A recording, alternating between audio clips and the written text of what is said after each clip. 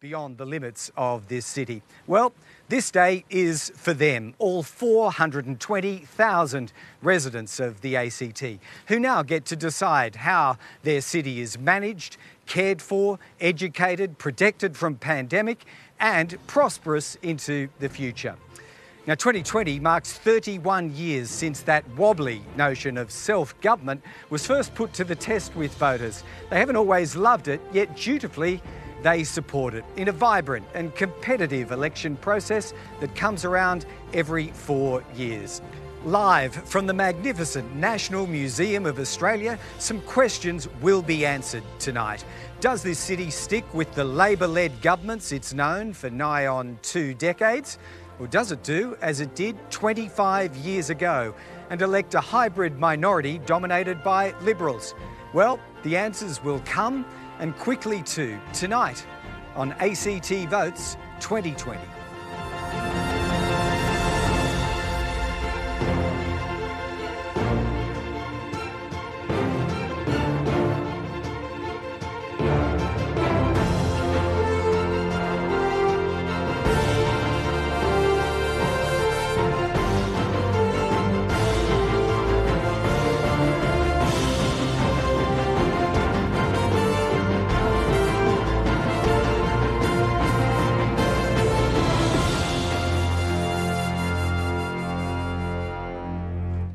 Hello and welcome to the Gandel Atrium of the National Museum of Australia on Acton Peninsula here in Canberra. I'm Greg Jennett, and tonight we'll bring you the results of an election that's been keenly contested by 137 candidates vying for the 25 seats in the 10th ACT Legislative Assembly. Now, in just under 30 minutes from now, polling places will close, and the 300,000 voters who should have cast a ballot in this election will have done so. So between now and then, we'll bring you insights and analysis from our team here, but also from our reporters and ABC News crews who are fanned out around the city at party gatherings. But first, to understand where this election will be won and lost, the ABC's chief election analyst, Antony Green, is back with us in the capital. And Antony, take us through the Assembly arithmetic. What is the starting position tonight? Well, there are 25 seats in the ACT's Legislative Assembly.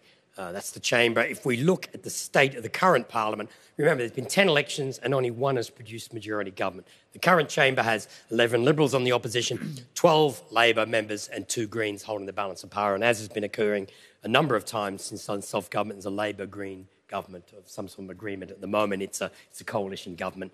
Can the Liberals gain an extra seat or two to get into government? The difficulty the Liberals have had in the last 20 years is there been no other party in the chamber. Every crossbench that's been elected has been more Labor-leaning, where Kate Carnell had a number of Conservative crossbench members. So that'll be interesting to watch if anybody else can get on the crossbench or if the Liberal Party can gain some extra seats. Yep, that's the mathematics. The magic number's 13 if anyone is to achieve a majority. Now, just briefly, we wanted to note at the outset that Antony's intending to keep across not one but 2 elections tonight, the other being in New Zealand. So same question again, Antony. What is the starting position in the race for power in the Beehive? Well, I know some people have been saying we should be covering the New Zealand election, but the ABC has a charter, unfortunately, as is horrible. But what's going to happen with the New Zealand election, unfortunately, it's not going to come up for me. Sure. The Labor Party is reliant currently in New Zealand on having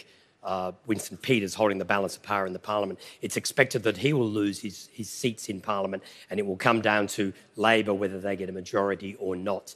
And it's not expected that the Nationals will be able to win this election. OK, we'll keep an eye on that, and Antony will get all these graphics and figures back on that screen in due course. Now, in this impressive atrium of the National Museum, we've assembled a panel of analysts and MLAs who will try to tease out the story behind the numbers that Antony's giving us. So bringing his vast knowledge and experience is Adam Shirley, presenter of ABC Radio Canberra's Mornings program, and no one has interviewed more of the key players than has Adam, both over the course of the campaign but also over the life of the now ending Assembly. Labor MLA Health Minister and recontesting Labor candidate for the seat of Kurrajong, Rachel Stephen-Smith. Thanks for joining us, Rachel. From the Liberal team, Vicky Dunn, who's bowing out tonight after a mammoth 19-year stretch in the Assembly.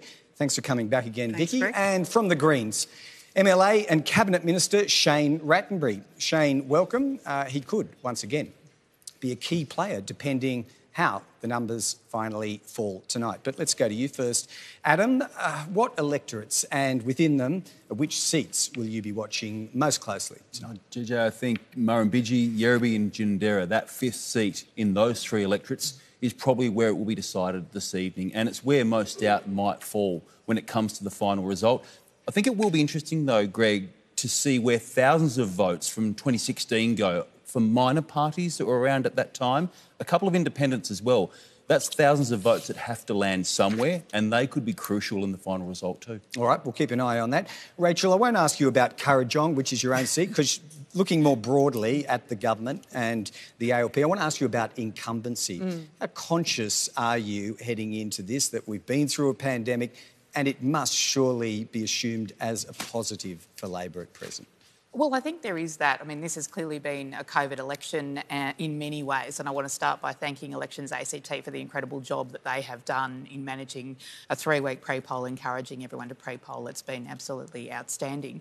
But I think incumbency is also interesting in relation to this election in how different it is to the 2016 election. Obviously, in 2016, the Assembly expanded from 17 to 25 members. There were effectively 8 empty seats plus a retiring member, so 9 empty seats. That's not been the case this time. We've only got 2 retiring members. So incumbency will be important in terms of experience in government, but also in terms of the individuals that get elected. Right down to individual candidates, including yourself. Vicky Dunn, you've sat on ABC election night broadcasts before and they haven't ended happily for the Liberals. What's going to work this time around? Look, we all know, Greg, that, and Antony touched on this, that the road to victory for the Liberals is a very narrow road. There aren't really recognisable parties that we can coalesce with or partner with in the way that the Labor Party has with the Greens. You effectively have a coalition. So we recognise that everything has to go right for us and that we are looking at, and our strategy has to be, for the most part, a strategy for majority government. And as Antony said, there's only been one majority government in the past, and there has never been a Liberal majority government. If Alistair pulls this off, he will be a hero of the Liberal Party forever. We'll have plenty of time to talk about that strategy, win, lose or draw as the night goes on. And finally, to you, Shane Rattenbury, you're going in with yourself and one other MLA. Your assessment of the difficulty of making up for something that Rachel's already addressed, and that is incumbency with the retirement of Caroline Lakutia. Yes, Caroline's been a terrific member of the Assembly over a couple of terms now, and obviously whenever you lose a sitting member, it does make it harder to retain the seat, particularly in this Hare-Clark system where personal recognition is such an important factor. And going to Adam's earlier point, these electorates are decided on very fine margins, often just a couple of hundred votes, and it really is the 5th seat in each electorate which determines the outcome. And so they will be the key seats to look at tonight. We're certainly hopeful to increase our numbers. It's quite challenging being just 2 in the Assembly and having to cover all of the issues and be in that central balance of power point with the deciding votes. Well, challenges are plenty across all of the parties. We'll keep across those, of course, in all our discussions tonight. But we do want to recap, because although COVID-19 threatened to interrupt this election, actually having a fixed date every 4 years means the parties could gear up for a long run towards this day. The ACT also has adopted this idea of a 3-week voting period rather than just a single election day, and that creates the need for parties to define their issues much earlier and then to deliver the almost endless lists of policies and promises on offer that come with campaigns. So our reporter, Susan McDonald, looks back on the issues, the offerings, and some of the points of conflict too in Campaign 2020. Forged in fire, Andrew Barr ushered in the election year managing a crisis not of his making. Thick smoke blanketed the city and flames loomed over the southern tip in Canberra's worst fire threat since 2003. Here at ESA headquarters, it was a hive of activity. The Chief Minister gave daily media briefings with a captive audience on social media. In the end, the city was spared, but a greater challenge lay ahead. COVID came to Canberra. Streets emptied and the health system wound down to the bare minimum. Under Labor, emergency department and elective surgery wait times have remained stubbornly poor. The government announced funding to catch up when the city came out of lockdown, and it's reminding voters of its long-promised expansion of the Canberra hospital that hasn't been delivered yet. The Liberals have a grander plan to reduce wait times and recruit more medical staff. Like everything, it comes at a cost. It wasn't until late in the campaign Alistair revealed the $1 billion price tag for his big promises, but not the economic modelling. His plan is to grow the pie, that is, grow the population and in turn revenue.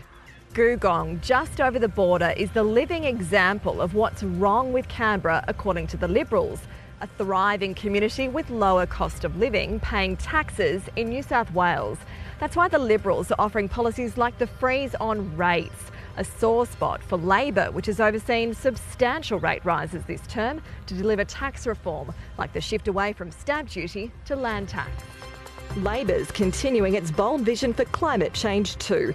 It has a big batteries plan, the Greens want Canberra gas-free sooner, and the Liberals' focus is 1 million more trees.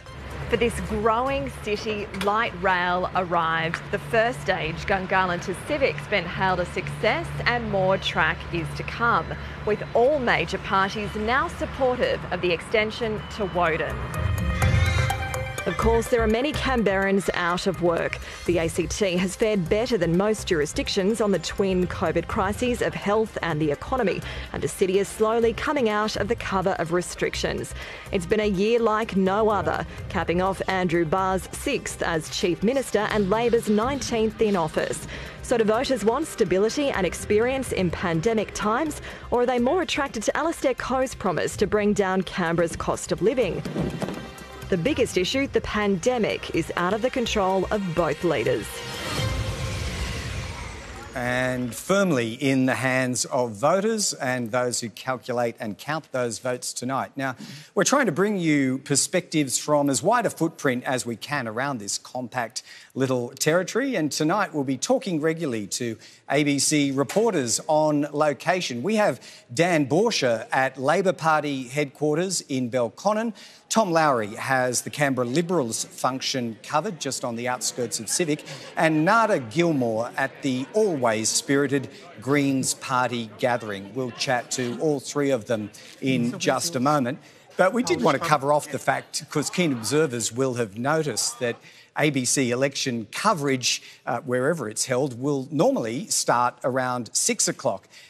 Now, the reason why we've gone a little earlier tonight is because of the awesome capacity of computers at the Electoral Commission to deliver a result. Well, what this means is that we're running a little ahead of the party members. So with that in mind, we will check in at those venues, even though the crowds that you'll see there will be fairly sparse at first. So let's go to Dan Borscher at the Labor Club in Belconnen. And Dan, just picking up on that point, I'm not going to ask you the traditional question, what's the vibe there, because I'm going to assume there isn't much of one yet. Yuma, good evening, Greg. No, I think that's fair to say that there's not much of a vibe here, given it's mostly media and party organisers preparing for the influx of members and candidates, in fact, and some of their family members who will be gathering here. But it certainly has been COVID-19 that keeps coming up in all the booths that I visited today. It's come up, it changed the way we vote. It also changed the way campaigning happened, and it's changed the way we gather to celebrate or or commiserate, depending on the outcomes. Now, I was speaking to some Labor sources earlier, and they were saying they're cautiously optimistic, but certainly not wanting to go as far as saying that this is in the bag, adding that 23 years is a big ask, and you've touched on that tonight already, and it's something that kept coming up for those punters who were casting their vote today on this final day. Trust is the other thing that's been a big driver. And interestingly, I met a lifelong Labor voter today, Erica, and she said to me that for the first time in her life, today she decided to vote for Liberals because she feels like she's not being heard. She doesn't trust the government, and she told me that she feels she's been lied to. Now, what's particularly interesting about that, aside from that massive shift in the position that she's taken and the reasons why, is that she's in the seat of Murrumbidgee, that we've heard tonight is one of the places that's going to be watched very closely. So certainly one of the issues that's coming up, and I'm sure we're going to hear more about that throughout the night, Greg. Yeah, we will be coming back to you, Dan. But just to round off on this one, the timings, I suppose, where you are, no one knows how long it's going to take to get a result, but we have gone a little early with our broadcast. Is there a given time that traditional campaign partying begins then? Look, that answer is how long is a piece of string, depending on what time we get that first dump of votes in from the Electoral Commission, and of course whether or not there's a call made or a call that needs to be made from here. So we're watching very closely. Some people are saying around the 7:30 mark. I'll have more for you, but we are likely in this time of COVID to be hearing some updates throughout the night here at the Belconnen Labor Club, because that's a part of protocols to make sure that everyone's informed about physical distancing and of course etiquette around touching and hand cleanliness and the like. All right. Well, just so you're across the detail from here. Yes, let's make sure we're not talking to you when that happens, Dan Borscher. We'll try and avoid that. Let's go to Tom Lowry. Here's our eyes and ears with the Canberra Liberals throughout the night. And Tom, we've already heard from Vicky Dunn acknowledging the enormity of the challenge for the Liberals. From those you've spoken to, do they think they're up to this challenge? Yeah, Greg, there's a real awareness of the mountain of a challenge ahead of them. I think Alistair said about 12 months ago in a speech to the press club that to be a Liberal in Canberra, you have to believe in miracles. And I can assure you, you'll have a party room full of people believing in miracles tonight. Look, it will be a seated affair, so a bit more of a subdued affair here tonight. But there is a real sense of... You'll see there's a few sound checks going on behind me as well. It will be a bit of a different kind of experience tonight because of that seated affair, but there's still plenty of anticipation. The campaigns believe that they've left absolutely everything out in the paddock. They could not have worked harder over the past 6 weeks, and they've had to because 2020's been a year of such enormous frustration for them because you've had those rolling disasters, the bushfires at the start of the year, the hailstorm that came after that, and the coronavirus pandemic, which really lifted the government's profile. You had people tuning in to Andrew Barr press conferences to find that if they could visit friends, visit their neighbours, go to restaurants and hotels and that kind of thing, and the opposition's had to capitalise on the little window it's had of this election campaign to get its ideas out there, to get its message across, see if it can convince those Labor voters to change their minds and give them a chance in government. So plenty of keen eyes in this room tonight to find out if they've done enough. Yeah, so just one follow-up, Tom, because I know you've been actively reporting the campaign, and the Liberal strategy is very much built around cost of living. Is there any anecdotal evidence, as you've been around the city today and in recent weeks, that is biting, that it has been an effective pinch point on the government? It is something that does come up a lot in our reporting, that people are seeing their rates bills climb and climb and climb. And a lot of people don't feel the other side of the ledger, which is the reductions in stamp duties, the tax reform that Andrew Barr has spent so much time talking about. So that does bite. Whether it bites in the areas or whether that issue cuts through across in the areas the Liberals need it to is another question, because it is sort of perhaps Liberal voters that are feeling the pinch more than anybody else, as these things tend to sort of hit higher income earners in particular. They suffer more than anybody anybody else. So it'll be interesting to see how that campaign works out. It has been an interesting Liberal campaign because it has been so narrow. They've only really talked about the cost of living, along with some other planning issues as well, I guess, but the cost of living above all else. Every press conference has started with, we want to make Canberra the best place to live, work and raise a family, and we want to lower taxes and better services. We want to put more money back into your pocket. So they've gone all in on a cost of living campaign in this election, and we'll see how it plays out for them. We will. Tom Lowry, some people call that tight, some people call it disciplined campaigning. Let's see how it goes. We'll be talking to Tom Lowry at the Liberal function before too long. And rounding out our coverage from the respective events, the Greens are a fairly passionate lot, I think it can be said, in this city. Their function tonight will be in Turner, where Nada Gilmore joins us live. And Nada, there's a little more activity I can discern where you are than at the two majors, perhaps making up for the fact that although the Greens are running big candidate fields, their prospects for seats are pretty limited. That's true, but you wouldn't know it, Greg. I think the Greens, out of all the parties, are ready to party tonight. This function was due to get underway at 6 p.m, but I think in this room that I'm standing in here at the Polish Club in O'Connor, we've actually reached capacity for COVID-safe restrictions. So it's filled up very quickly here today. People seem to be keen to catch up and talk about the campaign. And, the room is almost full. So I think it will be a spirited celebration here tonight, definitely. Yeah, and we spoke with Shane a little earlier. You probably heard it, Nada, that it's acknowledged how difficult Murrumbidgee might be. I suppose it's among the three brightest hopes for the Greens tonight. Anything you're picking up there about optimism, either there or in Ginninderra too, I suppose, is the other one?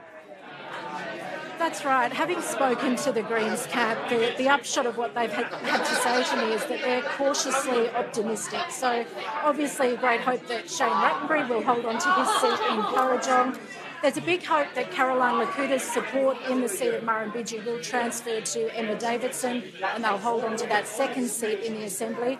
And they're also hearing positive things about Joe Clay in Ginninderra and also Jonathan Davis in Brindabella. So cautiously optimistic going into this, but they have said that this campaign has been unlike no other that they've ever experienced due to the COVID era, if you like. It's been harder to get a real feel of the electorate and where people are sitting. Also the fact that there's been so many early votes, it's kind of hard to judge whether or not where the votes have fallen. So they're certainly pinning their hopes on something, and as I said, people are well and truly here tonight to hear how it's all going to play out. Yep, well, we are all shooting a bit blind for the next 8 minutes at least, Nada, because that's when polls close, but thanks for your opening summary anyway. Nada Gilmore there at the Greens function at the Polish Club in Turner. Now, just a reminder that people can access results and analysis on ACT Votes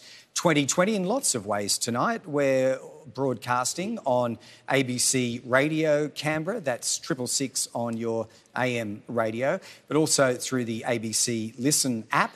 Then there's iView and streaming on Facebook Live too. And we're going to turn back to our panel now. And Rachel Stephen-Smith, I might start with you because we're all in this window before 6 o'clock talking about the power of the computer and the pioneering role, I suppose, that the Electoral Commission is playing here in the ACT. How does that change the way parties execute their campaigns?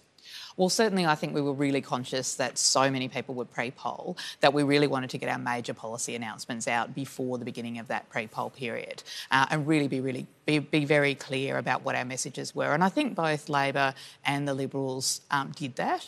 As others have commented, the Liberal Party have been very disciplined about their messaging and their campaign. But we were very clear. You've got to peak earlier, I guess. Yeah, is the point, absolutely. And that's why we really focused on getting our health and education policies out prior to that pre-poll period starting, because we know that those are really key issues that voters are interested in, want to know what the party plans for the next 4 years. Adam Shirley, before we go to Vicky Dunn for a first-hand perspective, we're talking about discipline and the really tightly targeted Liberal campaign. Is that the only card they really had to play, in your view, in trying to play catch-up politics against an incumbent government? Is it the strongest card in the deck? It's interesting, Greg. I don't think it's the only card they had to play by any stretch. Alistair Coe's been leading for 4 years. He's had an opportunity prior to that as an MLA to get a sense for what his and other electorates are going through, what matters to them. But it's quite clear that they were narrow-casting as far as their pitch to voters. Clear, straightforward phrases which they hope, after 19 years of Labor incumbency, will offer enough of an alternative, and that, to a degree, without their hands on the Treasury coffers, that they will be taken on trust, on faith nearly, that they can deliver some of the big spending promises that they are offering. Counter to that, Labor has had a patchy record in some areas, such as transport and such as health.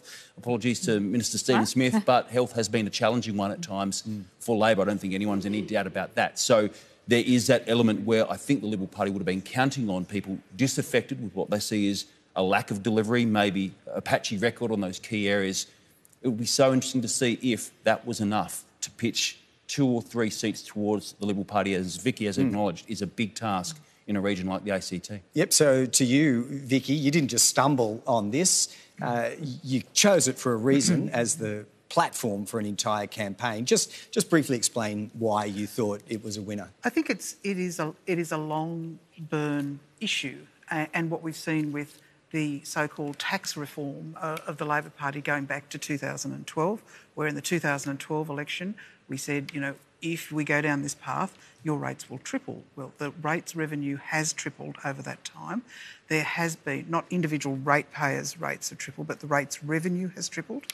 And there has been, you know, some tax reform, but the change in tax reform has been at the cost of homeowners and commercial business owners.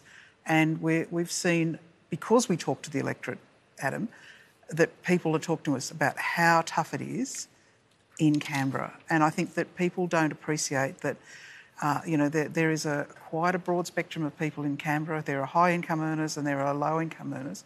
The cost of housing, the cost of rental are higher in the ACT than anywhere else in the country, and we pay high taxes, and we have, in many ways, quite low services, especially in the health space. And, you know, Rachel and I have been crossing swords over health for 4 years now.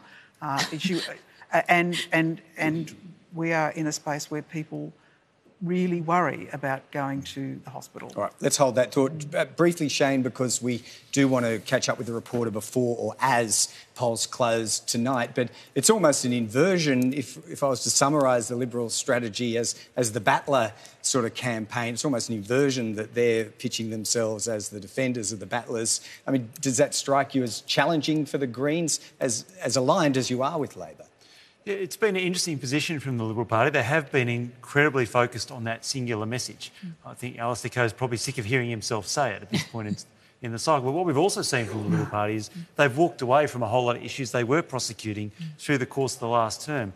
A number of policy areas they've simply either not spoken of or said, oh, look, that's not important to us anymore. And so I think one of the big question marks is if the Liberal Party are successful tonight, government is complex, there's many issues to address, and there's big question marks about where they stand on a lot of issues that are really important to Canberrans. All right, well, we can ask some of those questions. You may as well as the night goes on, Shane Rattenbury. But time's drawing in towards the close of polls, by my reckoning, in about 3 minutes from now. So the doors will be locked at 6 o'clock sharp, local time, at more than 80 polling places. And that's when the last stragglers will have voted, ending that 3 weeks of what they're now calling a voting period, not just a polling day. So our reporter, Tom Maddox, is at one of the polling places, in fact at Aranda Primary, which is within the Ginninderra electorate. So, Tom, what's the activity level been like at these polling stations, considering the very high rates of early voting this time around? Pretty quiet, Greg. Look, you're going to have to get in pretty quick if you want to cast your vote now. We've got a couple of minutes to go and the rain's starting to come down. But as you say, the officials are about to come out here with the phone the clock on his phone and lock the door. But it's been a pretty smooth and steady day across all the voting booths. Here at Aranda Primary School in Ginninderra, about 1,000 ballot papers are due to be counted. So in a few minutes, that scrutiny process will start, and that initial count of those ballot papers will begin before they hand over those paper ballots to the Electoral Commission for a formal count later tonight. But I have some numbers just in recent minutes. Just over 62,000 people cast their votes today as of about 20 minutes ago, and that makes it to a total of 277,000, which is about a 91% turnout this year, Greg, which is slightly up on the 2016 turnout of 88%. So a bit of a tick there from the Electoral Commission. All right, Tom Maddox, with the rain tumbling down upon you, we'll truncate this conversation and let you go and observe whatever happens at the tick of 6 o'clock there at Aranda Primary. We'll let Tom go because it is approaching 6 o'clock. In fact, let's get there precisely. It is 6 o'clock in Canberra right now. Just enough time before we start to focus in on any data feeds coming from the Electoral Commission to note that it's high season for elections in our region. That's all the way across the Pacific to the United States. So in between bringing you results on ACT votes tonight, we are trying to keep you up to date on what's happening across the Tasman in New Zealand. Jacinda Ardern and her Labor government are hot favourites to be re-elected, possibly in minority, against National leader Judith Collins in a poll that was slightly delayed by the pandemic. So our chief election analyst, Antony Green, is going to sneak a peek at the counting in New Zealand. And Antony, do we have any figures yet, or just a reflection on where they start from? Depends how you report these things in New Zealand, because Australia with compulsory voting is one of the few countries that reports percentage of votes, all votes, because most countries, not everybody votes. But in New Zealand, I think this is about 17% of the reporting centres that are counted. I think it's about a third of what they do in New Zealand. They count all the advance votes during the day and they report them after 7 o'clock local time. This is about a third of the advance vote, and Labor is over 50%, which would give them 65 seats in the 120-seat chamber and a majority.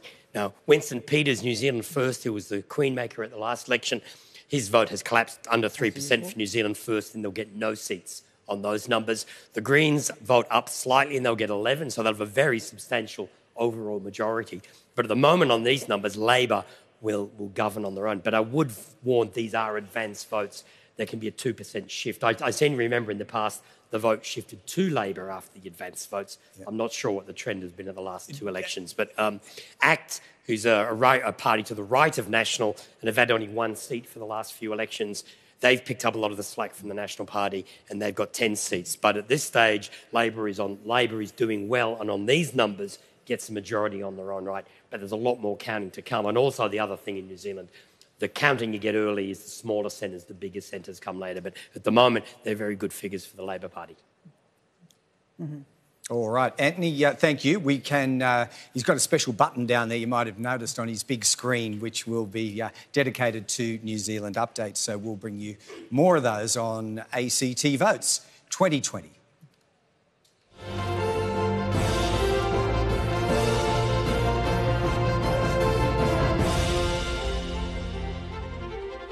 You're watching ACT Votes 2020 live from the National Museum of Australia, where we'll be standing by now that polls have closed to look for the earliest counts and data available from the ACT Election Commission. And if you're not familiar with the system here, it's in the race for 25 seats in the Legislative Assembly on a proportional representation system, with Hare Clark being the model for voting candidates in the ACT. So our Chief Election Analyst, Antony Green, is standing by to give you a bit of an overview, a summary, if you like, of where the numbers are at the outset and what to look for tonight. Antony? Well, we'll look at the starting position. We expect that we could start getting results in the first half hour. The big whacks of electronic votes they've promised us early. They said they'll get them all within the first hour or two.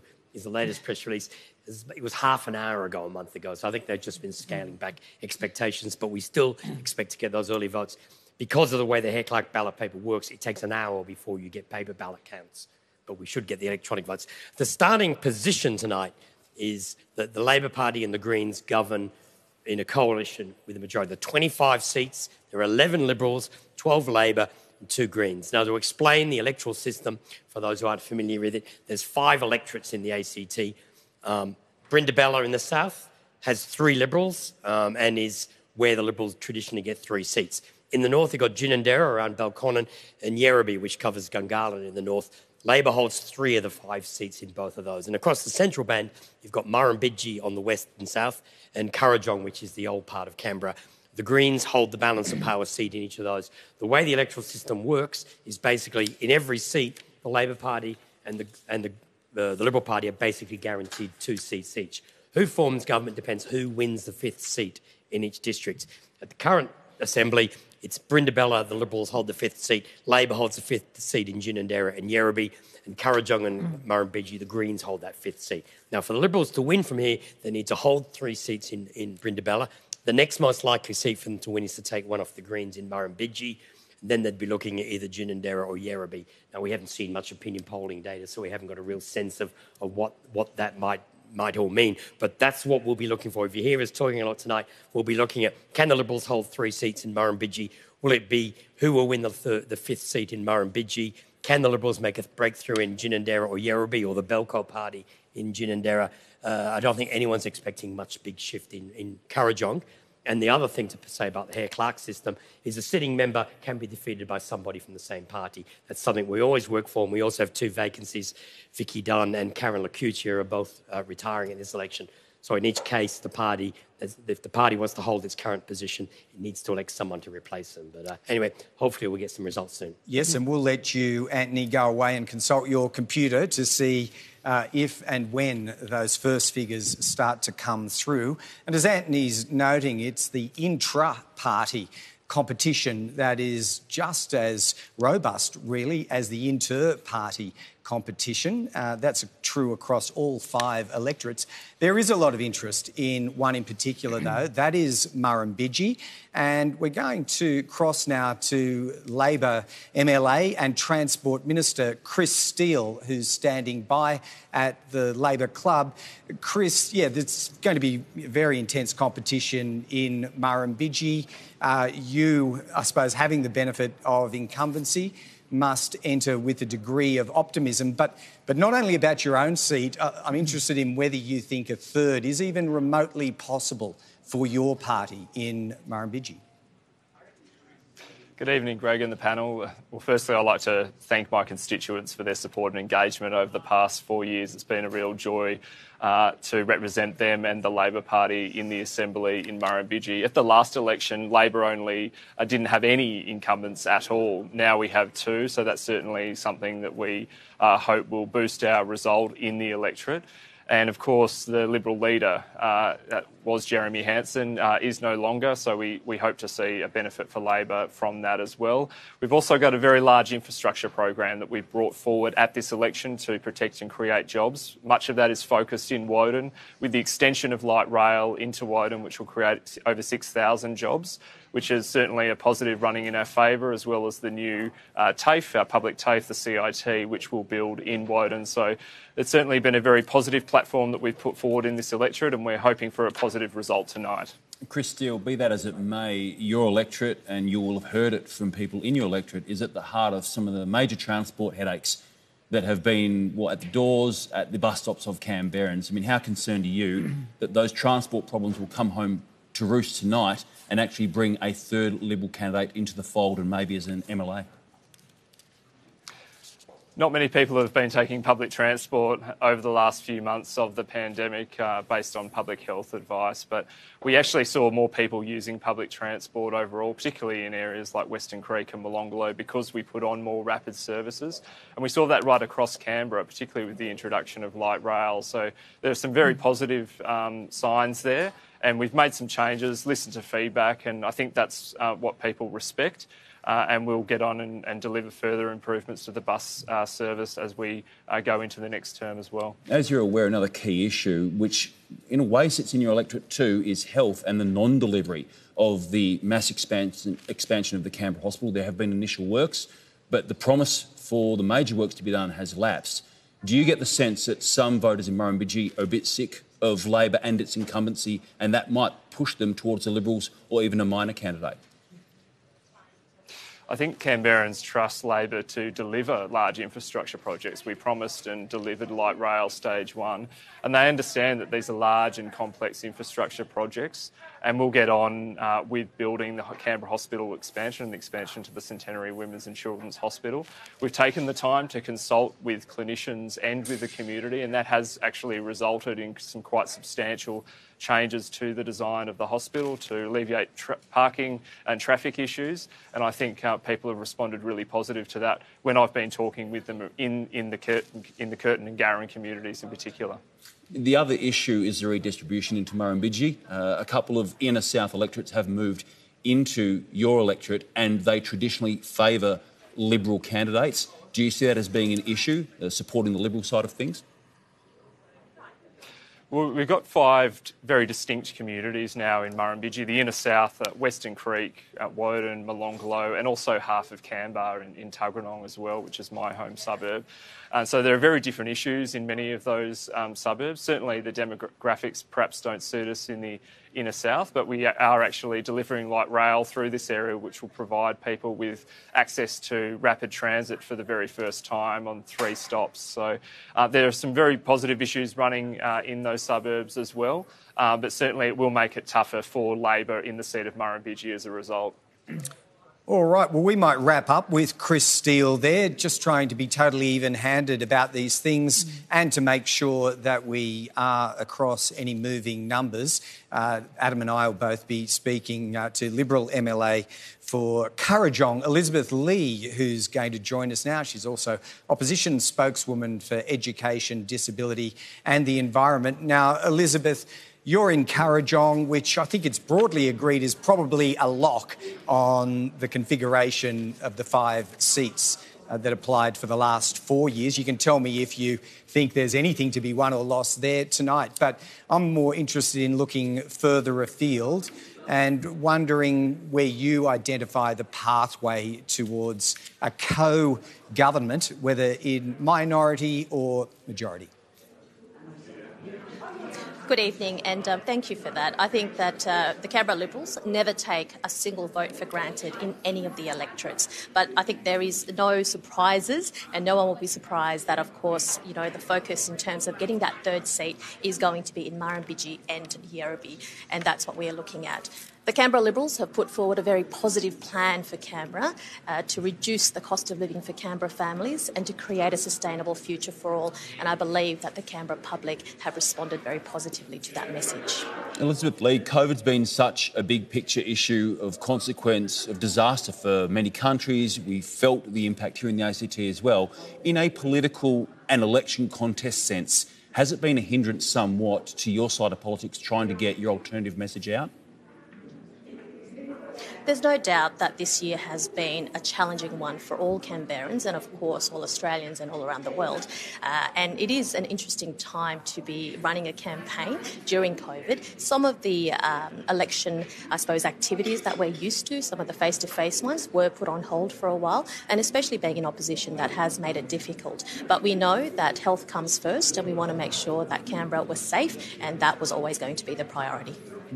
Looking at the issues that you think might swing it your way, as Greg was saying, beyond Kurrajong, do you think you made it stick enough with an explanation, not just an idea, on matters like rates, health and transport?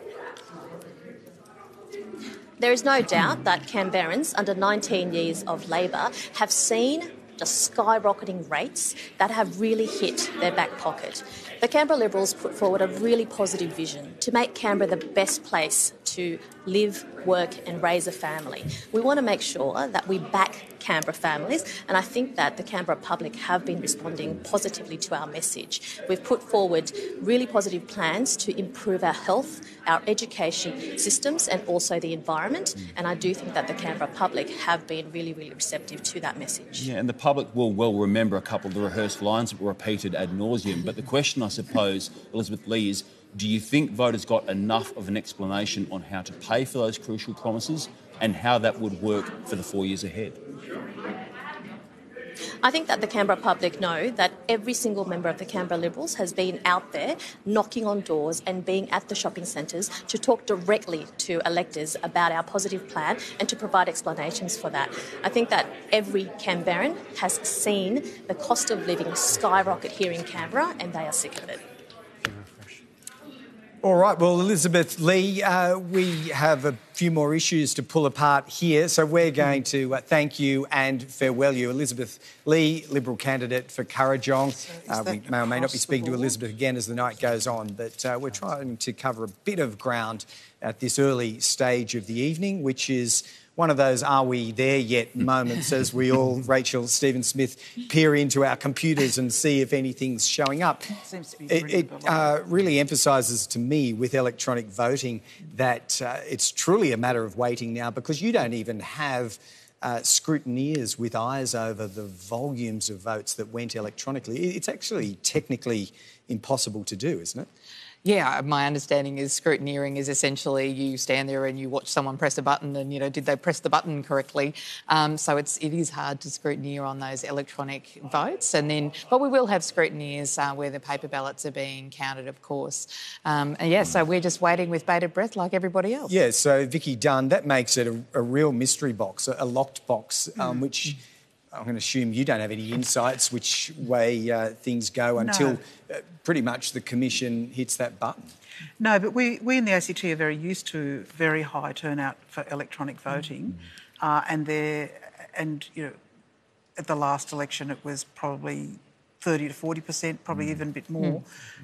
We understand that of the 70% of people who voted, about 80% of those voted electronically, so that they've got a big number of votes, and also the way that we voted electronically this time was a new system. It's a much improved system, and I think it was more user friendly, and I think that would have encouraged people to vote electronically.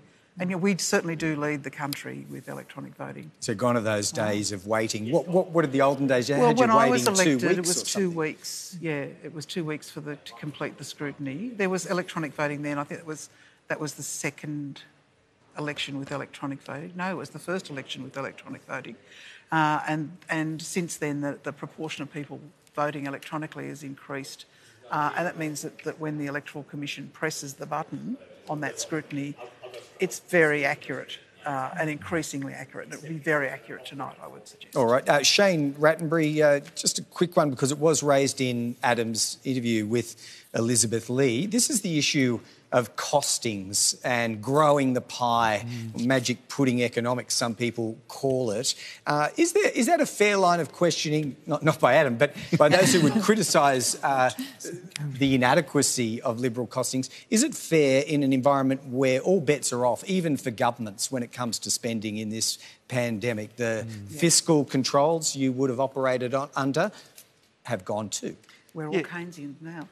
No, look, it has been an extraordinary time, and from a budget point of view, having sat in the Cabinet for the recent months, there's no doubt that it has been a time where all the budget projections have blown out.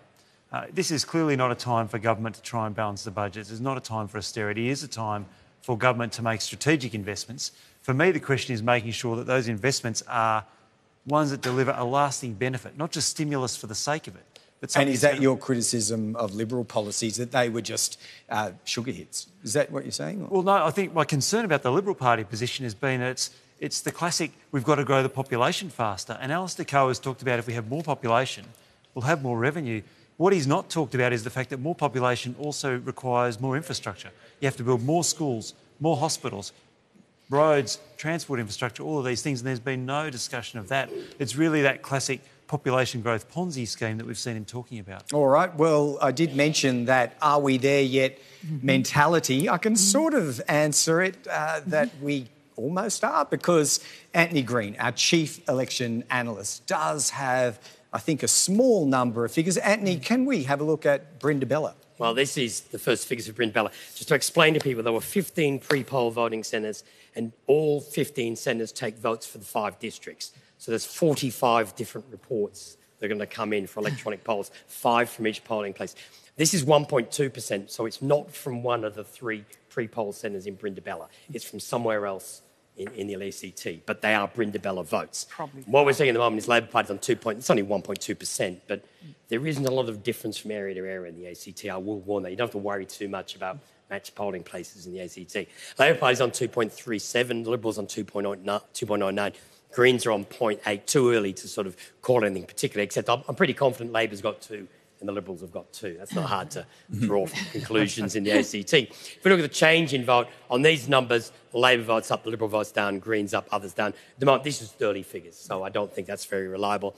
But what I'll do is just show people what the graphics we look through the night. As well as looking at the party totals, we look at the individual candidates. So Mark Parton is an MP for the Liberals, Nicole Lauder, and there's another Liberal candidate at the moment, Andrew Wall, who's down the bottom there. This may depend where they're from in the electorate. Joy Birch and Mick Gentleman are the 2 sitting Labor MPs, and Tamus Werner-Gibbings is the 3rd place Labor candidate and one who's competing. The Greens down here, Jonathan Davis on 0.29. This is the trick with Hare Clark, is that on the party totals, the Greens have got 0.8.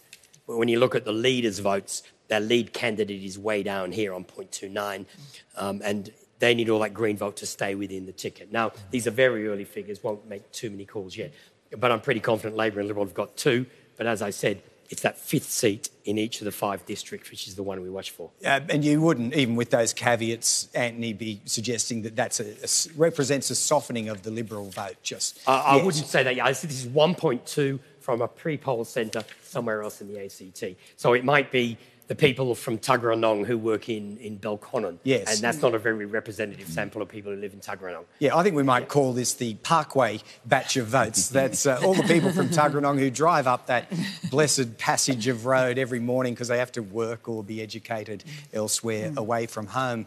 Adam Shirley, I'm not sure how many people fall into that category, but I suppose it's convenient to vote somewhere else if you've got the opportunity to. It certainly is, Greg. One interesting point to note about Brindabella, and it might add to the uncertainty around that 5th seat, traditionally an area where the Liberals do poll well and they get 3 members, but from the last election there's 0.5 of a quota to deal out from the Australian Sex Party. Now, they're not running in this election. That is a significant number of votes that could be really pivotal in terms of who ends up retaining or taking that 5th seat. So Brindabella's a bit of a sleeper in some ways, worth watching and keeping on to see where that nearly 3,700 votes will land. If we hear, and it is true to say, this is just a matter of 1,000 votes over the entire electorate, that's going to be pretty important in the scheme of things, I would say. Right. Well, here's a conversation I didn't think we were going to have, Rachel. When Sex Party voters have nowhere else to go, where do they end up? Well, I mean, no one knows really where they end up. And we've also seen, I think, a change in Brindabella in a couple of other areas. We've had a very strong policy commitment around Brindabella for Labor. We've got 2 strong incumbent candidates in Joy Birch and Mick Gentleman, and there have been some not very nice things said about Joy and Mick over the last couple of weeks, but they're both members who actually really strongly represent their constituents. And then Tamus Werner-Gibbings has obviously campaigned really hard as well. So we've had people out there on the ground. And of course, people in Brindabella really experienced firsthand the threat of bushfire in January this year, and they've really seen the Labor government step up with that experience, and Mick Gentleman is the Minister for Emergency Services. So I think there's a bunch of things that are going to be at play in Brindabella. If that were true, Vicky Dunn, that a crisis, in this case in the form of bushfires lapping into the valley, if that were advantageous to Labor, as Rachel suggests that it might be, why would it not be for incumbent MLAs, all 3 of them, that you have in Brindabella? I think that these figures are probably not worth worrying about. I actually think that Rachel is right, that although people have been critical of Mick and Joy, there is no doubt about the fact that they are strong local members and that will show up tonight. I've done this 6 times. Hare Clark is a really tough master, and you do to some extent eat your own. To some extent, you know, when I got elected by 54 votes against against another Liberal colleague, and it's a pretty hard thing to do. And there is, you know, if you're ambitious, you're going to be going after a sitting member's seat. Yeah, so that's the eat your own phenomenon. But looking at the fact that this is a high watermark seat for Liberals, having 3. You wouldn't want to see that trend in votes continue simply because if they did, you'd be back down to 2. Well, yeah, if that 1.2% translated across the board, you know, the election would be over, you know. But I don't think that that's the case. I think that Andrew Wall and Mark Parton and Nicole Lauder are, again, very hard-working local members, and I don't really expect to see Brindabella have a change of local members. Shane, any dissenting view on that? Do you think Brindabella is shaky? I mean, we're talking about Kurrajong and a couple of other seats pretty much being a lock. What do you think of Brindabella? Brindabella's an interesting electorate. That 8% Sex Party vote last time is, I think, the real wild card in this one. Certainly our candidate, Jonathan Davis, has been out there working incredibly hard. He's a big personality and he's made a real impression in the electorate. I've had spoken to some of the other candidates from the other parties who've sort of marked how strongly he's campaigned out there. And as Vicky touched on, Hare Clark is very much about the individuals. And so sometimes an individual can make a real impression and perhaps defy a broader party trend to really get themselves well known, recognised, and potentially winning a lot more votes than, you know, a historical party trend might suggest. Yeah, I think Tamus Werner-Gibbings is not no newbie in this either. He has a few campaigns under his belt. Now, we've been talking to Vicky Dunn, who is an outgoing MLA, retiring. There is... Outgoing is better than retiring. Okay, retiring, whatever. There is another who's heading for the exit tonight, and that's Carolyn Lakuta, who's with the Greens in Murrumbidgee. She's also tonight at the party function in the suburb of Turner. So, Caroline, welcome. You won't be leaving without having done a little heavy lifting for your party in Murrumbidgee. What's your assessment tonight as you head out the door of the chances of retaining? Because your name is a brand name and that's gone now. Look, first off, I want to just thank the people of Murrumbidgee for their support for me, and even more than that, for the support for the Greens. I think Emma Davidson, our candidate, has an excellent chance of retraining the seat. As I say to people, what's happening in Murrumbidgee is generational change. I'm getting a bit old and tired and, dare I say, cynical. Emma's the age of my daughter. She's a Murrumbidgee resident. She's been a campaigner for many, many years, and I think she'll be a great representative from Murrumbidgee, and I'm pretty hopeful that she will be elected. Carolyn Lakuta, we're getting some significant numbers coming through that Antony will explain to us very soon, but on your anecdotal evidence, how strong is support for the Greens in your electorate, given that you are retiring? Look, it was really different for me campaigning this time compared to 2016. 2016, people seemed really, really angry with the government, and I expected it to change. This time, people felt, wow, we are so lucky to be in the ACT from a COVID point of view, and there just didn't seem like an appetite for change. And I must admit, the people I spoke to, a lot of them talked to me about what my retirement plans were. So the vibe I got from the electorate of Murrumbidgee would be that things are likely to stay exactly as they are from a representational point of view there. Should things turn a little further in your direction, will you regret retiring at this point when you could have potentially had more influence into the next 4 years of government? Oh, well, yes. It's always really hard to choose when to leave. And yes, I have felt it would be bittersweet if we get a really good result. I'll be so frustrated that I wasn't there with more Greens, but also really pleased that I've been part of making sure there will be more Greens this time, if that is the case, or at least making sure that we keep the Greens representation, which is really, really important. 2 separate terms in your political career in the ACT, Carolyn Lakuta. Thank you for your time tonight. Congratulations on it.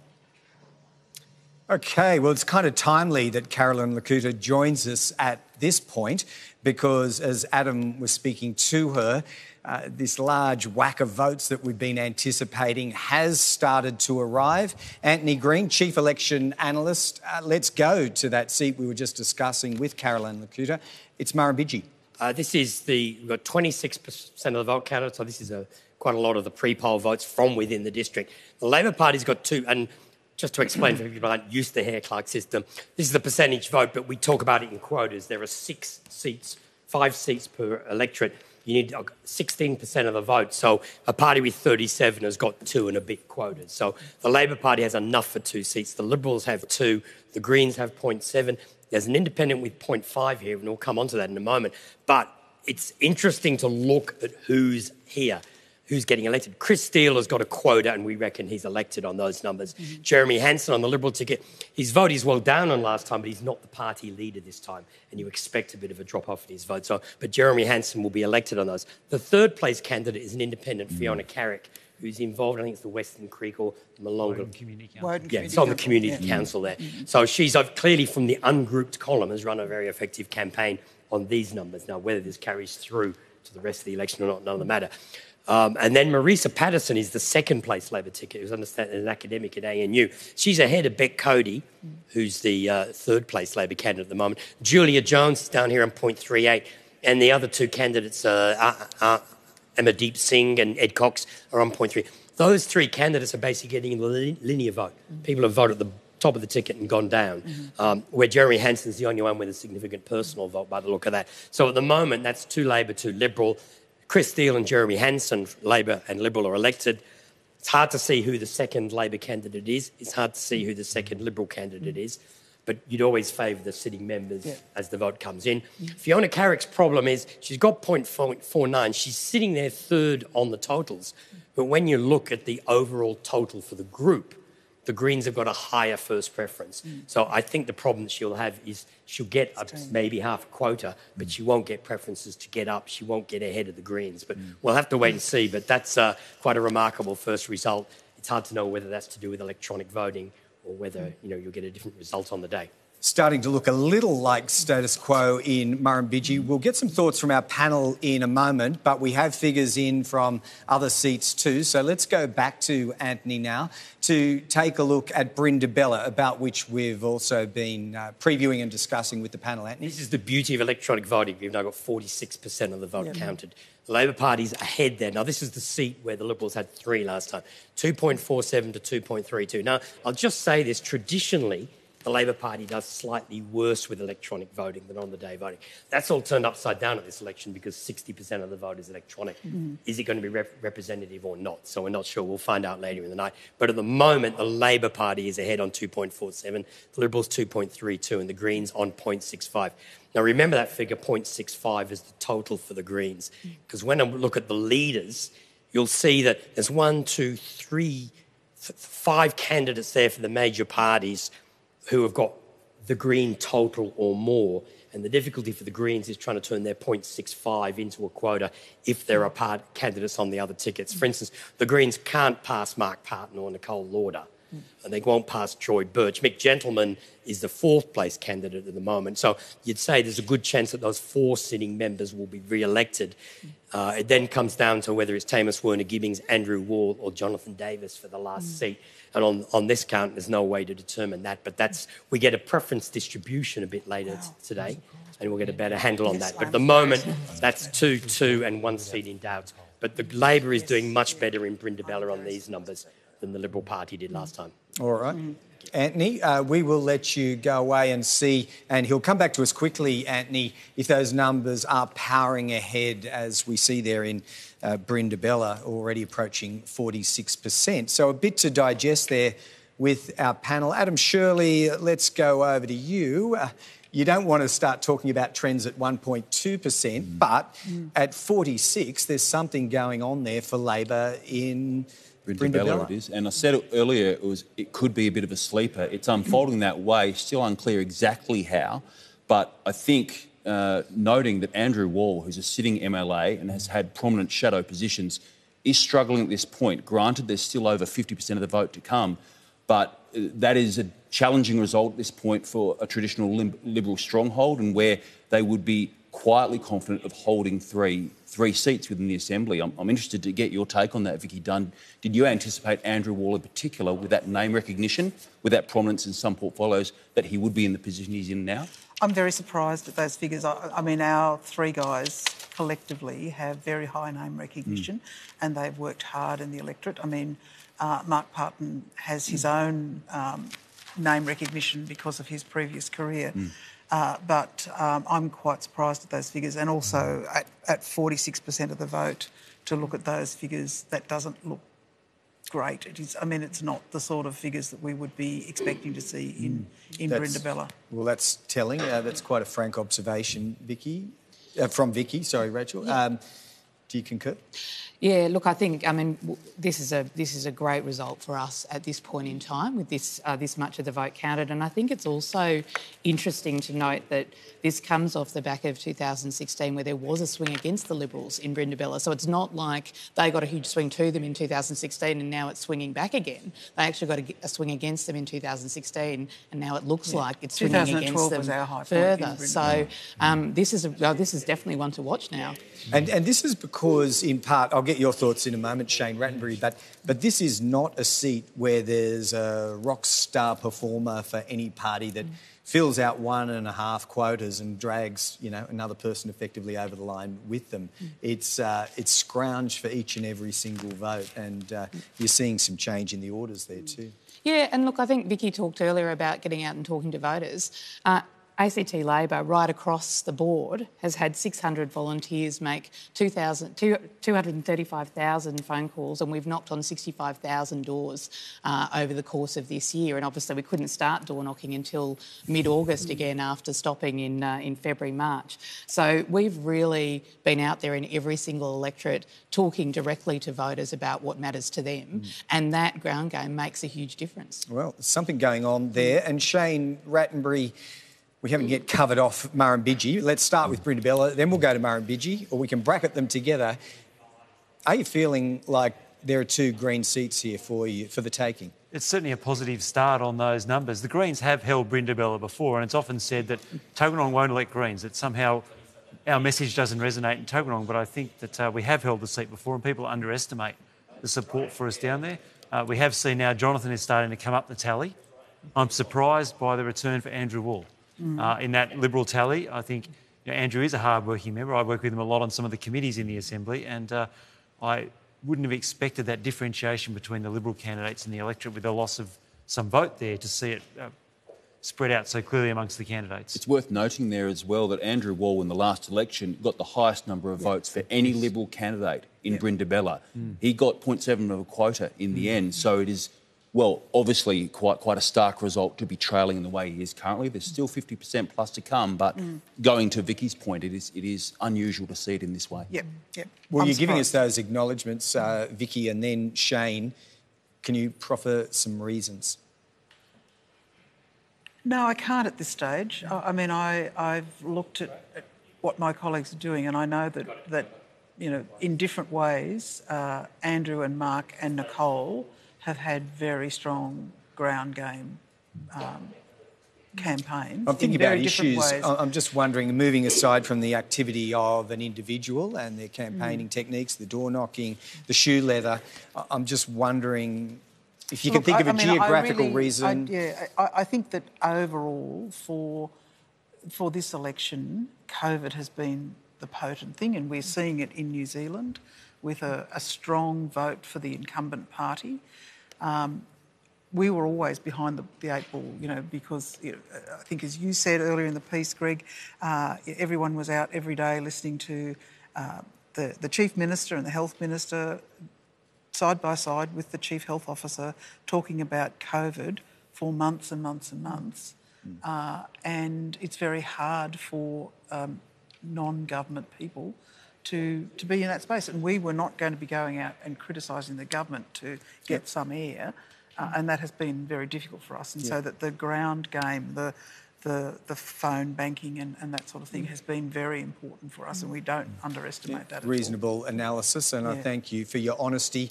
Back to Shane Rattenbury for some thoughts on issues and policies that might be at play in Brindabella. But you're watching ACT Votes 2020 live from the National Museum of Australia, where we're tracking tonight just not only the results of the ACT, but also another election happening across the Tasman in New Zealand, where the Ardern government is seeking re-election. And our chief election analyst, Antony Green, has an update in numbers there. So, Antony, let's go back to you for a tally from the Shaky Isles. Well, there's 3.5 million voters in New Zealand. They've counted 1.3 million votes, and they're all advance votes. They're not on-the-day votes. And at this stage, the Labor Party is consistently above 50%, which at the moment will give them 66 seats and majority. You need 61 for majority. And it should be pointed out, since MMP was introduced in 1996, no single party has won a majority government in its own right. John Key got very close once or twice for national, but no party's ever done it. So at the moment, Jacinda Ardern, a lot more county to come, but is very well positioned to get majority in her own right. The Greens are there as well with 8.2% and 11 seats. National 25.7 and 33 seats, a very poor result for them, and they've lost seats vote to right and left with the Association of Consumers and Taxpayers on 7.6% and 10 seats. Winston Peters, that great veteran of New Zealand politics who goes all the way back to Rob Muldoon in the 1970s when he was a protege of Muldoon, 2.3%, no seats. They fall under the 5% barrier. So having made Jacinda Ardern Prime Minister at the last election, when Labor won fewer seats, he chose to put Jacinda Ardern into government.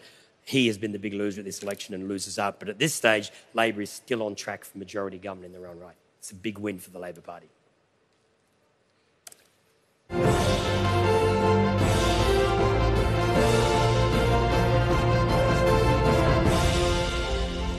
In pride of place at the National Museum of Australia, an important piece of cultural history. This is the outside broadcast van used by the ABC in 1956 to bring an eager nation live coverage of the Melbourne Olympic Games and the exploits of Betty Cuthbert, Dawn Fraser and Murray Rose. They were all covered in part by this Morris FE model van that was spectacularly fitted out with 3 cameras inside it. Well, we're operating with a slightly higher degree of technological sophistication, bringing you ACT Votes 2020 from the National Museum of Australia tonight, where vote tallies are building up quite quickly as predicted. We've had numbers in for Murrumbidgee and Brindabella, and we are midway through a discussion with our panel, including the ABC's Adam Shirley,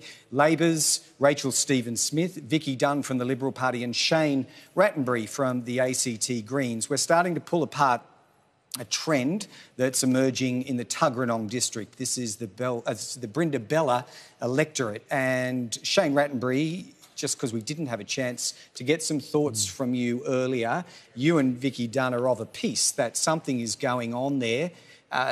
Vicky says it's pandemic politics. Incumbent governments are hard to knock the paint off in the sort of year we've had in 2020. Agree that would be a phenomenon at play in Brindabella? I think there's no doubt that the pandemic changed the ACT election this year. I think it mitigated against its time factor that was facing the ALP and to some extent by association the Greens. And the other interesting one I'm looking at, and it's coming through in the New Zealand result as well, is the challenge for smaller parties who are part of multi-party governments. The historical trend that we've seen right across the world is that the small parties tend to struggle in a subsequent election. We're seeing that, I think, with New Zealand first a little bit, although the Greens are holding their vote up. But you tend to see this trend where the smaller party, if the government goes well, the big party gets the credit. And if things go wrong, the smaller party tends to get punished. That's where I'm particularly pleased to see the New Zealand Greens holding up. We spent some time in New Zealand last year talking with them because they're in a similar situation to us, being cabinet ministers in a larger government. And so we're looking very closely at their results tonight and certainly have our fingers crossed for our Kiwi counterparts. Incumbency in a disaster is one thing, Shane Rattenbury, but there is still that element, particularly strong in people that will rung into the radio station that I work on. Many times I've spoken with members across different parties. The incumbency of Labor was keenly felt, and there was that big "it's time" question mark at the very least. Why is it in Brindabella, for instance, we're seeing a firmer result for the incumbents when some people might expect it to go the other way and the Liberals push for at least 3 seats and maybe a couple more in a couple of other electorates? That could go very specifically to the bushfire response earlier in the year, Adam, where the southern part of Canberra, for those watching from around the country, it was that southern seat of Brindabella that was in the direct firing line, potentially, of that very significant blaze right through the National Park. People were very frightened. They were thinking back to 2003, where Canberra was so heavily impacted by the fire. And I think there was a great response from our emergency services. And maybe, particularly with Mick Gentleman as the Emergency Services Minister, we are seeing that play out for the Labor Party in that part of the city. Well, let's get some perspective on the ground now from a Liberal MLA in Mark Parton. He's going to be joining us as a Brindabella MLA in just a moment. But before we go, let's go via Antony Green, first of all, just to revisit the numbers, and we might even see how Mark Parton's travelling. Antony? Well, there were the numbers we looked at a moment ago. The Labor Party on 2.47 quotas, Liberals 2.32, the Greens 0.65. When we look at the candidates that are leading, Joy Birch and Mark Parton, Nicole Lauder and Mick Gentleman are all ahead of the total of the Greens. So they are very strongly, highly likely to be elected. Tamus Werner-Gibbings and Andrew Wall from the Labor Party and the Liberal Party respectively are in a race with Jonathan Davis for the Greens for the final spot. So it's definitely two each, and Mark Parton himself as the leading person on that ticket. He and Nicole Lauder should be re-elected. The question at the moment is Andrew Wall is behind their numbers. And at this stage, we've got a lot more counting to come here in that seat. Antony, thank you. Well, let's go to the man himself, Mark Parton, Liberal MLA for Brindabella, also opposition spokesman for planning, housing, gaming, racing and assistant speaker. Yes, you do get a few portfolios thrown at you in the ACT ministries. Mark Parton, you finished in number 4 slot in Brindabella overall last time. Current indications are you've leapt up the ladder a few rungs, or at least 1 or 2. What's been the secret to your personal success before we get to questions about the party?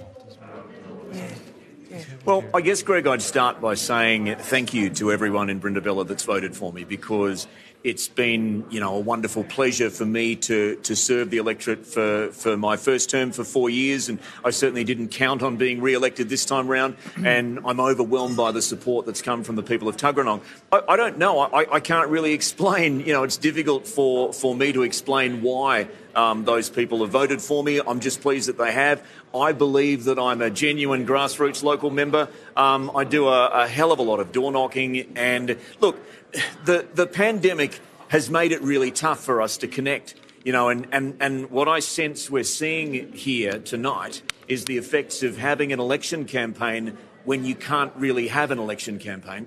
And I know that there's a lot of water still to pass under this bridge, and there's a lot of votes to be counted, but I would be lying if I said to you that we were happy and pleased with where we're sitting at the moment. It is a little disappointing. There's still a lot of votes to be counted, and we live in hope. But that was a long answer to a very short question, Greg. I'm sorry. We're going to look at your electorate a bit before we go a little broader, Mark Parton. Within the chamber, your side of politics was highly critical at times of Minister Mick Gentleman on emergency services, on policing, and yet he is polling relatively well above your own Andrew Wall, who did the best in Brindabella for the Liberals last election. Why is that? Look, I don't know, and I guess we'll drill down and have a look at these things, in the aftermath. I would say that points that have been made by this panel in the last few minutes, I think, are extremely pertinent. That we've had not one crisis, but 2 crises that we've faced in the ACT, and certainly the electorate of Brindabella was very much threatened by the bushfires. I mean, we could see them from all over the electorate, and there were times when it appeared that we'd have fire racing into the suburbs. And Mick is the Emergency Services Minister, and so he played a major frontline role day after day after day, informing people that's what governments do. Now, unfortunately, oppositions can't play that role. And so we're caught not even between a rock and a hard place, we're out the back somewhere, because we can't really be, certainly in times of an emergency, you don't want to be critical of what the government is doing. And that applies even more so when we got to the pandemic. Now, I know that those in Labor and the Greens will say that we have been critical of the government, and we have on a few occasions, but by and large, we've just been in step with what they've done, because that's what you would expect an elected member to do. And so I think what we're seeing here is the results of an election campaign when you couldn't really have an election campaign. You say that you've been in step with the government in the crisis response, but Alistair, your leader, at times has been critical of Labor and its response in COVID, particularly with restrictions. Was that an error or even a mistake, not even before the campaign, but from May, June and then into the campaign? No, I don't think it was a mistake. I think that what Alistair was doing was speaking on behalf of businesses and residents, particularly when we consider that at certain times during this pandemic response, New South Wales restrictions were eased much more quickly than ours. It's our job to stick up for people who are being left behind. And so that's what we were doing when we did make a bold decision to step out of that government line and say, well, hang on a second, this is not really working, and to put pressure on that to change. Now, ultimately, that hasn't paid off. But, I guess, again, we've got a lot of votes to count, and I certainly wouldn't rule out any result at this stage. There'll be broader discussions about both major parties and the Greens' campaign strategy. But given your former career was on making quite a song and a dance in radio, and successfully too, how critical or supportive have you been of the broader campaign that the Liberals have run, with the catchy slogans, a few of the stunts, but at times not the background or even the substance to explain them? Look, I think one of the things that's typified the Liberals in this term is a unification. I know there was apparently a bushfire that media spoke of late last year, but I didn't see much of that. So we have been a unified team. We've been a disciplined team. And certainly, even at this stage, I'm not prepared to be critical of that campaign. I think that enormous discipline was shown by all throughout. And as a campaign team, they grabbed onto the issues that they believed would get us over the line in terms of cost of living pressures and some of the other government's failures, and we continued to push in those spaces. Time will tell if we get to the end of the night and that hasn't worked, but we can pick that apart as we get more details in terms of these votes being counted. Was it a campaign style you would have run, Mark Parton? Matey, I was not in charge of the campaign. But that wasn't my question, though. So, look, it probably isn't the campaign style that I would have run, but you've got to understand that it's horses for courses, and I'm extremely pleased with the campaign that was run, and I think it was tailored around Alistair's skills, and I think I'm extremely happy with the campaign as it was run. You're leading the Liberal charge in your seat in Brindabella, Mark Parton. We thank you for your time tonight. Thank you. OK, so it's 6:51 in the nation's capital. That means polling places, polling booths closed fully 51 minutes ago, which puts us firmly in that window now of large volumes of votes starting to be crunched by the computer system run by Elections ACT. So to see exactly where we're up to at this point in the evening, let's go to Antony Green standing by his screen. Antony, for a bit of an overview first of all. An overview first of all, let's do this. Most of these votes are from Brindabella and Murrumbidgee from the south. So if we look at the overall vote, we're seeing Labor's on 39.7, Liberals 36.2, Greens 11.5, others 12.6.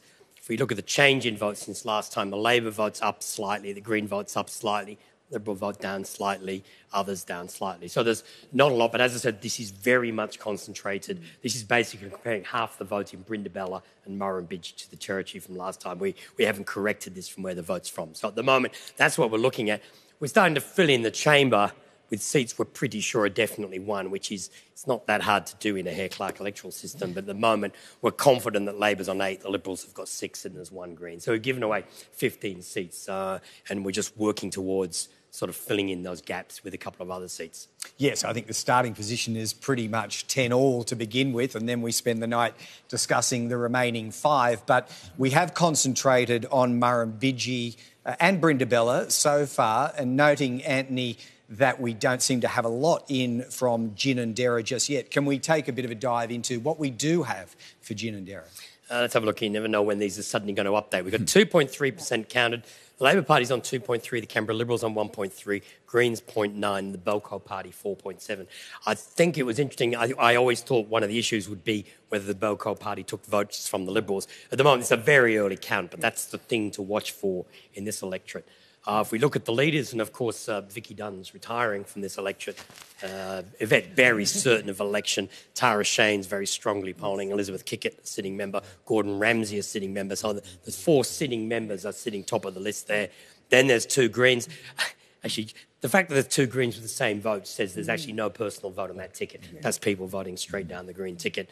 And then you're getting onto the other Liberals. Chick Henry is out polling Bill Stefaniak, which is a bit of a blow for Bill, I think, because Bill's got more than 15% 3 times, so that doesn't look good. But this is a very small count. It's you don't know. I think if this is an electronic vote, I think it's from Kippax. I'm not sure where Kippax is, but I'm not sure West Belconnen. Yep. It's in Belconnen. West Belconnen. West Belconnen. Well, that's where those votes are from anyway. So that's an interesting first set of figures there for that electorate. OK, and then that leaves 2 other seats unaddressed. I think Yerrabee might be a bit beyond us at the moment. So shall we take a dip into Kurrajong, which is your inner north and these days a little of the other side of the lake as well. Antony, what have we got for Kurrajong? Well, this has gone to 27%. That was a huge jump then. The Labor Party's on 2.39 quotas. The Greens on 1.63. The Liberals are only 1.29. It's a very poor result at the moment. Now, these are all electronic votes. Is there a difference between on the days and electronics? But at the moment, that's a very strong result for the Greens and a very poor result for the Liberals. But I suspect this may reflect the type of vote. But let's have a look at who's leading. And Andrew Barr's got 1.4 quotas, easily elected. Shane Rattenbury's got 0.9, will be elected. Elizabeth Lee's got half a quota and will be elected. The fact that Rebecca Vassarotti's on 0.45, so I mean she's actually 4th at the moment and she's 2nd on the Green ticket. And in fact, it's very significant. If the second Green is doing well on the votes, then Shane Rattenbury's not going to get elected on the first preferences. It'll be interesting to see how many votes leak into the ticket with 2 candidates there. Rachel Stephen-Smith, now on roughly the same votes as the others, but I would point out Andrew Barr's got 1.4 quotas in his own right. The tendency when a leader is there is their tickets, their preferences tend to flow to the other sitting members. So while Rachel Stephen-Smith there is on 0.33, I think she's a bit more secure than just a third of a quota. I'm glad you think so. So I would expect Andrew Barr's preferences will flow that way. I'm more confident than you. But certainly, if you go back to the party titles, you would say with Kurrajong 2-2-1 normally. At the moment, it's definitely 2 Labor. 1.6, if that stays that way for the Greens, that's a real worry for the Liberal Party. And the Canberra Liberals are running 1.39. They will not get 2 seats from 1.29. So that's a seat we'll be coming back to through the evening. Well, can I suggest, Vicky Dunn, that would represent, I'll come to you in a moment, Vicky, that would represent a major upset because I think as a panel we started out in broad agreement that Kurrajong was a lock, that it'd be 2-2 and Mr Rattenbury over here. Let's go to our 2 resident experts on Kurrajong. Rachel, are you prepared to contemplate the possibility of a Liberal loss there on those numbers? Well, we've been campaigning really hard, and I know the Greens have as well. We've had really, really hard-working campaigns on the ground. Maddie Northam and Jacob Ingram have worked incredibly hard, and Judy Anderson, who was only named as one of our candidates relatively late, has also worked incredibly hard since she was named. And I've had people out there making calls. I've been knocking on doors myself. And I think the other point I wanted to make that I think is relevant right across the board is yes, we've had a lot of airtime through COVID and for Andrew through the bushfires, but I think that's not just been about getting faces on television. I think it's also been about people getting to know Andrew Barr and realising actually he's incredibly competent. He is a lot more likeable than I think people probably thought he was in 2016. As he's talked more and as people have been able to hear more about who he is and what he stands for and the way that he governs, people have increased their level of confidence in Andrew Barr as a leader. And that's reflected in his own He has increased his own vote as well, yeah, that's right. Yep. Shane Rattenbury, can I ask you the same question as Rachel? You're back, congratulations, but the second Liberal seat looks a little shaky, would you suggest? Look, it's a deliberate strategy. We've targeted this seat in this election for exactly this reason and heavily promoted our second candidate quite deliberately, in some ways, sought to cannibalise a little bit of my vote to try and make sure Rebecca is further up the pile as that cut-up process starts.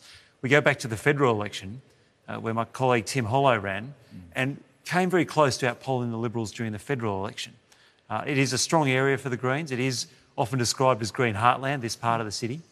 It's where we get our best voters, the numbers are showing. But we have had a deliberate targeting of this seat to try and get the outcome that we're seeing on these early numbers. Now, as we've all talked about, there is distance to go, but this is reflecting what we have sought to do in this seat. The other point I'd make about the Greens and Rebecca Vassalotti's relatively good showing to this point is she's someone who has got some name recognition. We've talked about how that's a really important part of an ACT election. Vicky will attest to that, given her long career and her name recognition in Ginninderra. Rebecca Vassallotti has served leading a variety of not-for-profit and community organisations. She's already had a crack at a couple of elections, so she will be a name that at least is somewhat familiar to wavering Kurrajong voters, wavering whichever way they might go. So perhaps there might be an inkling of let's give her a go. We kind of know who she is. Let's see what else she's got. All right, Adam, thank you. Vicky, we did cut you off just to go to the Kurrajong candidates first of all. One of the things I was thinking about is that there is a high electronic vote, but I'm actually wondering whether that cuts off demographically, that older voters are less inclined to vote. And if that is the case, I don't know.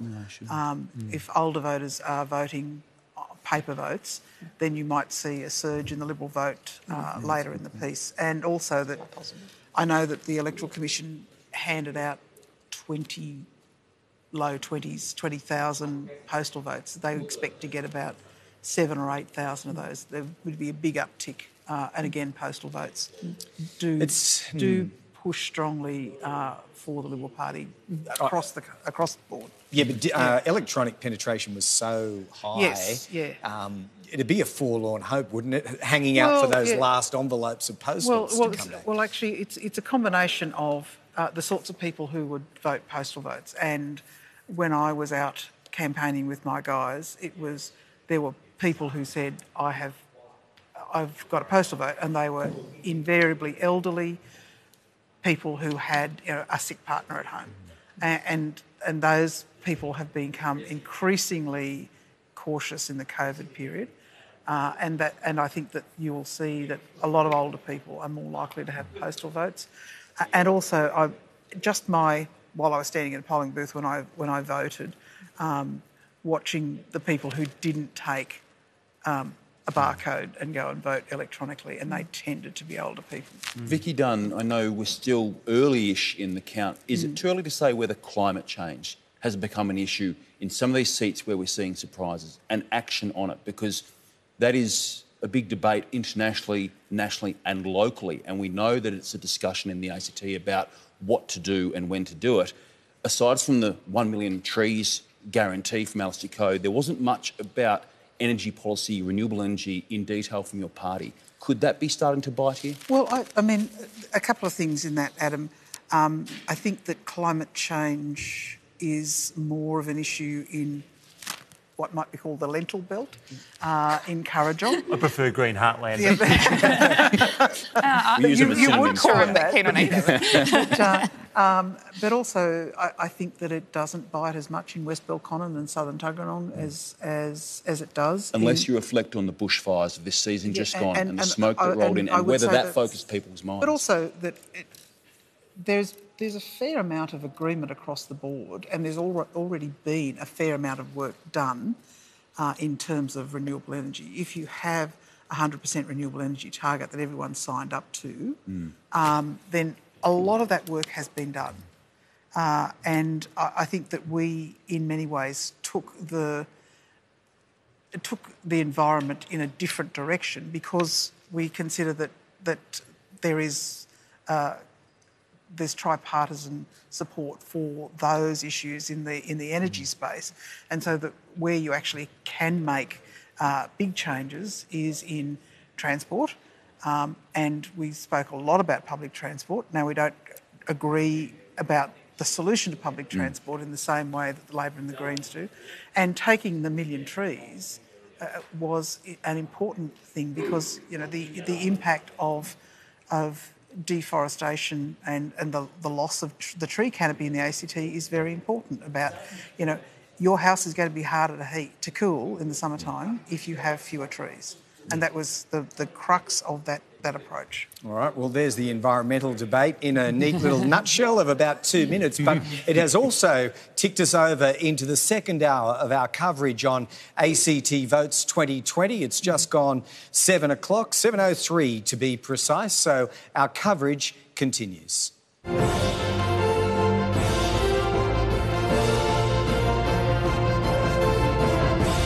Shimmering under a kaleidoscope of colour inside the National Museum of Australia, the Aussie Dream Machine.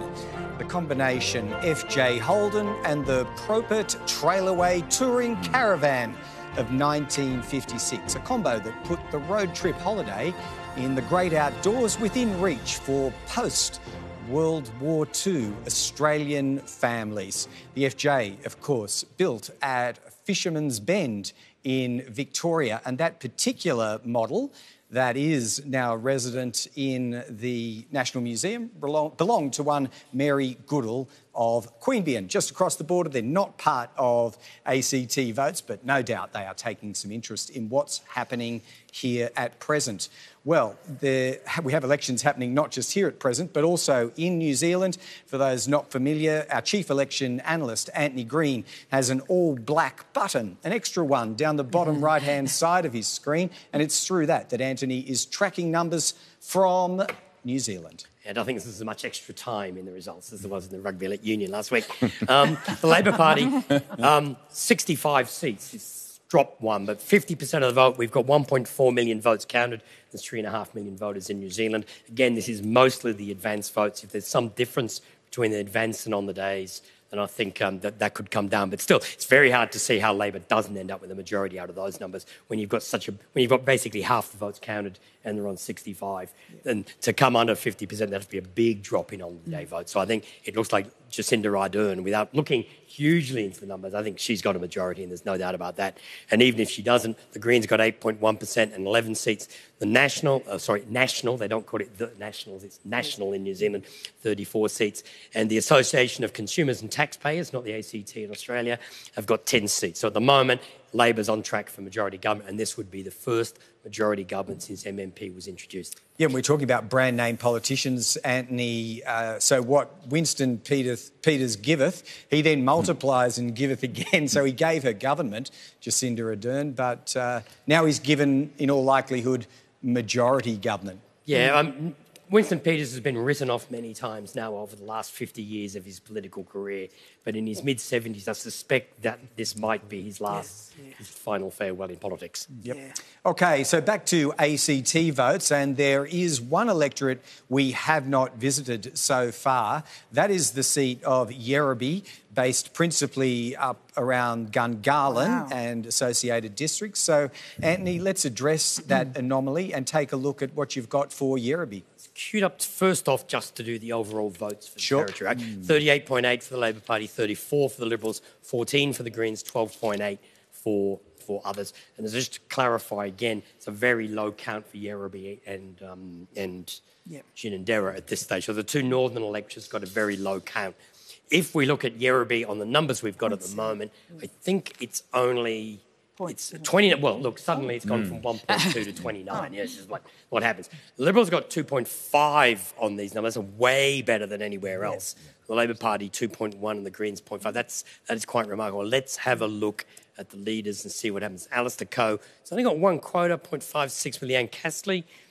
James Milligan on 0.48. So depending on how the others all go and how the preferences flow, there's a chance the Liberals could get 3 in Yarrabee, which is at odds with what we've seen elsewhere. So we'll see what happens. Michael Pedersen is leading on 0.6, Susan Orr on 0.45, Deepak Raj Gupta, who was elected at the recount, he's the third place candidate there. Just let me look at those party totals again. That's 2.53 for the Liberals, 2.1 for Labor. In that case, Deepak Raj Gupta would probably be defeated, and 0.53 for the Greens. But that's a potential third seat for the Liberals, which I didn't expect to see. Well, this is going in all sorts of confounding and, in some senses, contradictory directions. We'll discuss that with our panel soon. We also want to speak to Mick Gentleman, MLA, from Brindabella very shortly. Yes. So, Antony, before we do that, why don't we pop back down to Brindabella? We haven't been there for 15, 20 minutes or so, and see what is the latest from the southernmost electorate. Antony? 2.47 quotas for Labor, 2.32 for the Liberals, and 0.65 for the Greens. On those figures, it would be more likely between Labor and the Greens for the final seat. But let's look at the actual candidates. Joy Birch on 0.7 will be elected. Mark Parton, Nicole Lauder and Mick Gentleman, they're all on above 0.6. And the way preferences work, they will all be elected. Beyond that, it's between Tamus Werder-Gibbings, Andrew Wall and Jonathan Davis from the Greens for that final spot. There's no clear trend yet on those numbers. More counting to come, plus the preference distribution. But at the moment, Joy Birch, Mark Parton, Nicole Lauder and Mick Gentleman have been elected, we consider. All right, well, that will be music to the ears of Mick Gentleman, I'm sure. Although, Mick, you do have Tamus Werner-Gibbings snapping at your heels there. I'm going to assume that you're not counting anything as in the bag just yet.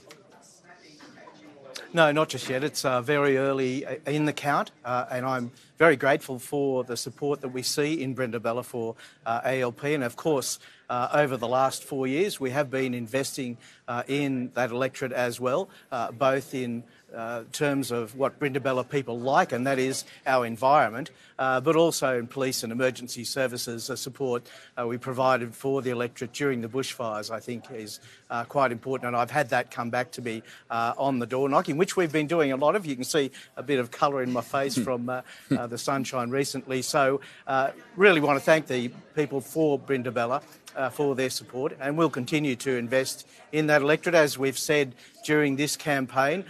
More upgrades for infrastructure around Lake Tuggeranong, more for the lake itself. Of course, school upgrades as well. More police on the street, more emergency services in our firefighters, and of course our paramedics as well. Better slip, slop, slap next time, Mick Gentleman. Just on incumbency through COVID times and through the bushfires, which you referenced.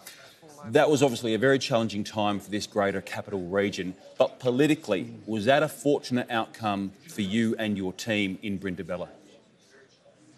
I wouldn't use those terms at all. No, I think we all did the job that we were expected to do.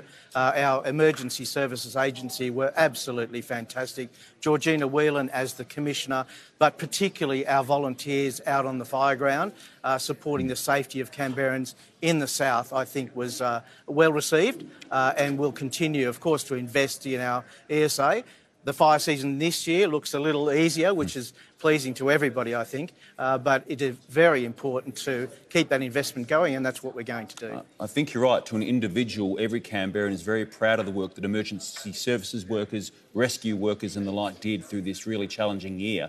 But politically, did that make your job to try and get re-elected easier?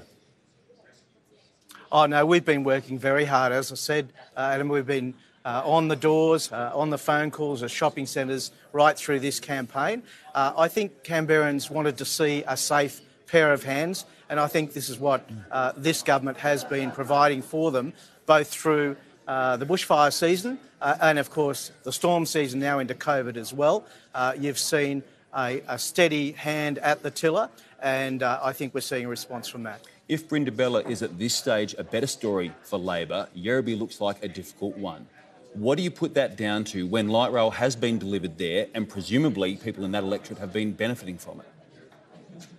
Oh, I think it's something that I need to look at. I haven't seen the numbers for Yarrabee, or even the full count for Brindabella isn't concluded yet, so we're still a way off, and I won't make any forecasts into why that's occurred and how it will come out at the end of the night. But I'm not talking about a forecast here. With about a quarter of the vote counted in Yarrabee, there seems to be a strong move away from Labor. I'm wondering if you have had a read as a minister on why that might be. No, I haven't, Adam. No, I've been concentrating in my electorate during this campaign, so I haven't had a look at the results for Yarrabee yet. Mick, gentlemen, it sounds like things are optimistic in your neck of the woods. We'll see how the rest of it unfolds across the ACT. Thank you for your time tonight. Thanks very much. OK, so a bit to pick through as we see the overall vote count in ACT Votes 2020. As I glance towards my dashboard, hovering at around 28%. So that's territory-wide. Yes, there are disparities between the 5 individual electorates, but we're climbing into the business part of the night here, and there are a few intriguing stories. Rachel Stephen-Smith, Yarrabee is the one that's blown me away because you go to build them a tram line, you go to 3-4 years later, they look like going to the other guys. This is shaky.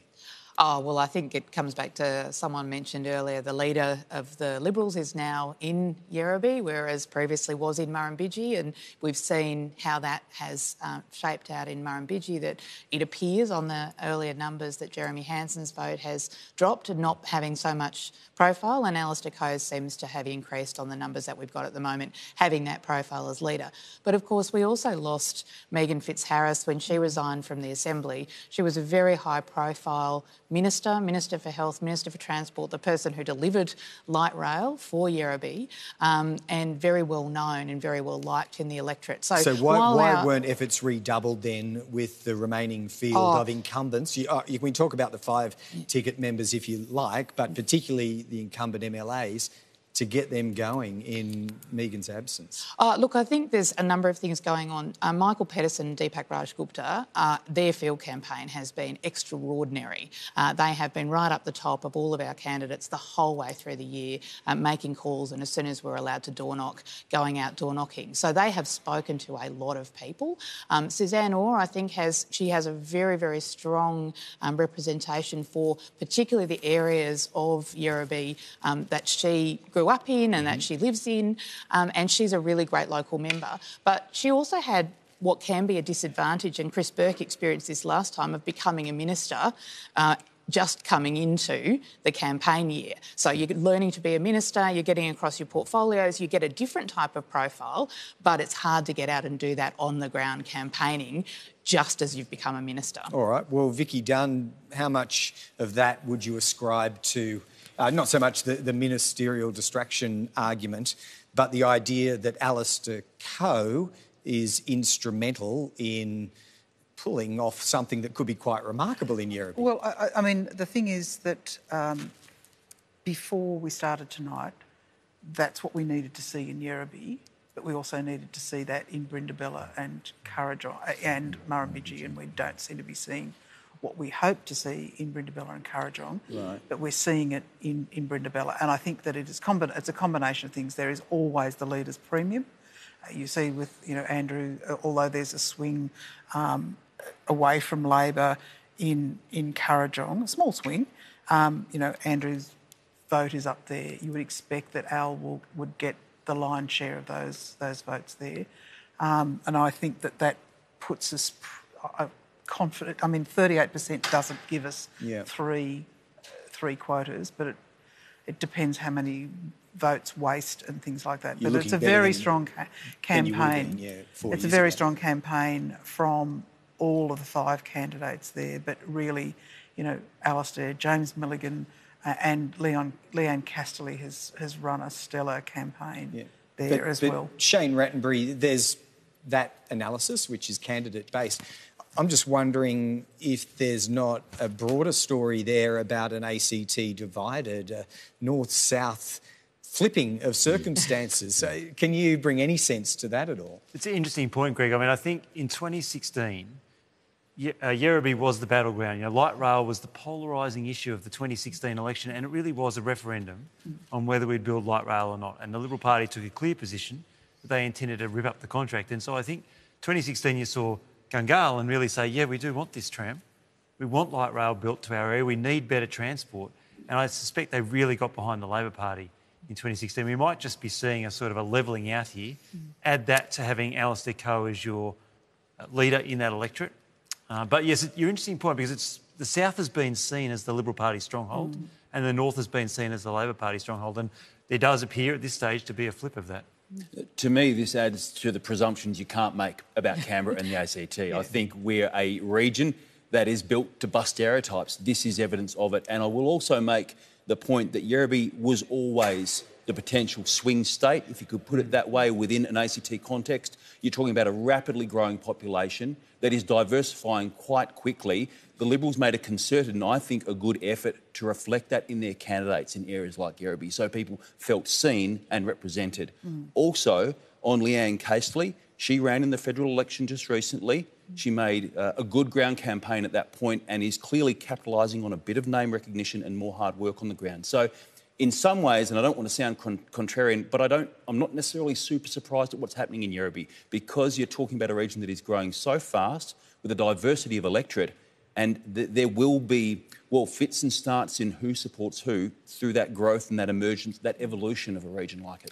Yep, reasonable analysis as ever from Adam Shirley, and we'll be revisiting the questions around Werribee a bit later. Shane's almost suggesting, whether he meant it or not, that there might be something quite transactional here about what voters look for, they receive, and then they go elsewhere. We'll pull that apart as the night goes on. But the night is ploughing onwards and upwards towards 30% of the vote counted, so why not go back to our Chief Election Analyst, Antony Green. Antony, with a summary at the outset. We'll look at the... I didn't want that, I wanted the primary vote. We've got 28% counted. It's about 45 in Brindabella, about 30 in Currajong, Murrumbidgee and Werribee, but it's only 4% in Ginninderra for some reason. But 38.8 for Labor, 34 for the Liberal Party, 14 for the Greens, 12.8 for others. And if we have a look at the change in vote that's occurred, the Labor votes up a little, Liberals down, Greens up, others down 1.7. I'd have to go and look at the figures for Werribee, but those figures... just to say... Alistair Coe's got one quota. It's not a huge figure for a leader. It's actually some of the other candidates on the ticket have attracted votes. It's not all his increase. So it's not him dragging the vote in for him. It seems the Liberal vote is up generically, but that may be a construct of the electronic votes. We'll have to have a look. But at this stage, that's what it looks like. And if we have just a quick look at the chamber, the seats we're definitely giving away is we are giving... no, that's the last election. It's one of the seats won. We're giving Labor 10 and the Greens 1 and the Liberals 8. So the Labor and the Greens need another 2 seats to continue in government. But at the moment, Ginninderra, we haven't given much in Ginninderra, and there's a lot more counting to come in some of these seats. All right, so still 6 seats unaccounted for, but that's what Antony's at this stage in the evening. We've been hearing from Shane Rattenbury, but we're also going to hear in just a moment from his counterpart in Rebecca Vassarotti, who's standing by. She's in the Currajong electorate alongside Shane Rattenbury as a running mate. So why don't we, Antony, before speaking to Rebecca Vassarotti, take another look at latest from Currajong. It's funny when you're doing an election like this and here in Currajong you've got something which looks nothing like in Werribee next door. Much more. You may expect a little more homogeneity over the ACT. We're not seeing on the figures at the moment. Maybe it's a construct of election. Up to 43.9. It's a big jump since our last look. Labor's on 2.3. The Liberals on 1.66. The Greens on 1.3. So the Liberal vote has come up because they were in third place a little while back.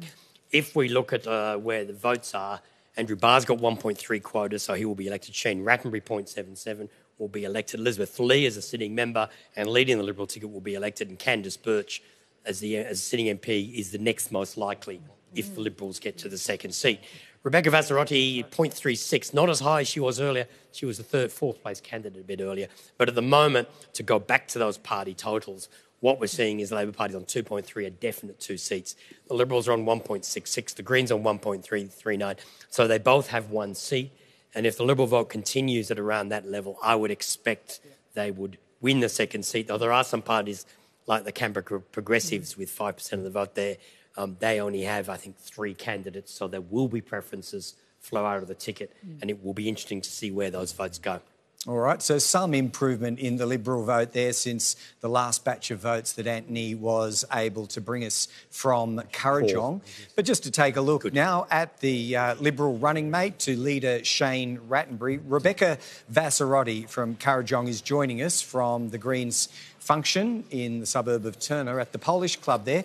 Rebecca, it's a solid personal campaign you've run, possibly at the expense of Shane Rattenbury. Am I seeing the makings of a succession plan here somewhere? Look, the Greens campaign was absolutely a team campaign. We were really clear that we were in this as a team. And so, you know, we've had an extraordinary contribution from Shane, and we were really keen to show the Kurrajong voters that we had a strong team and a really good, good range of people that could represent the community.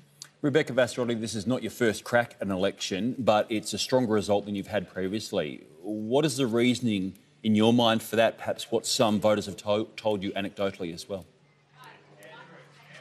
Well, look, this is a very different campaign, and we really understood that we had a lot to offer the Kurrajong and the Canberra community. This is a campaign that we've had a really strong policy platform. We've delivered a really strong vision to the community in terms of the Canberra that we want to see in the future, and not going back to where we were before, but creating a better normal. We've had hundreds of volunteers that have been working really hard. So again, I go back to the fact that this really is a team effort.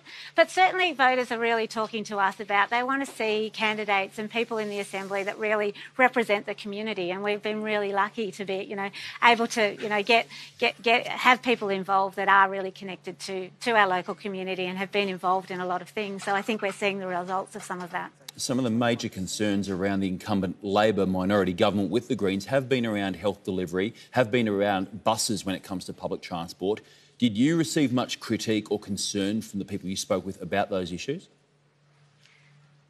Look, what we really heard throughout the campaign is the Greens can play a really constructive role in government.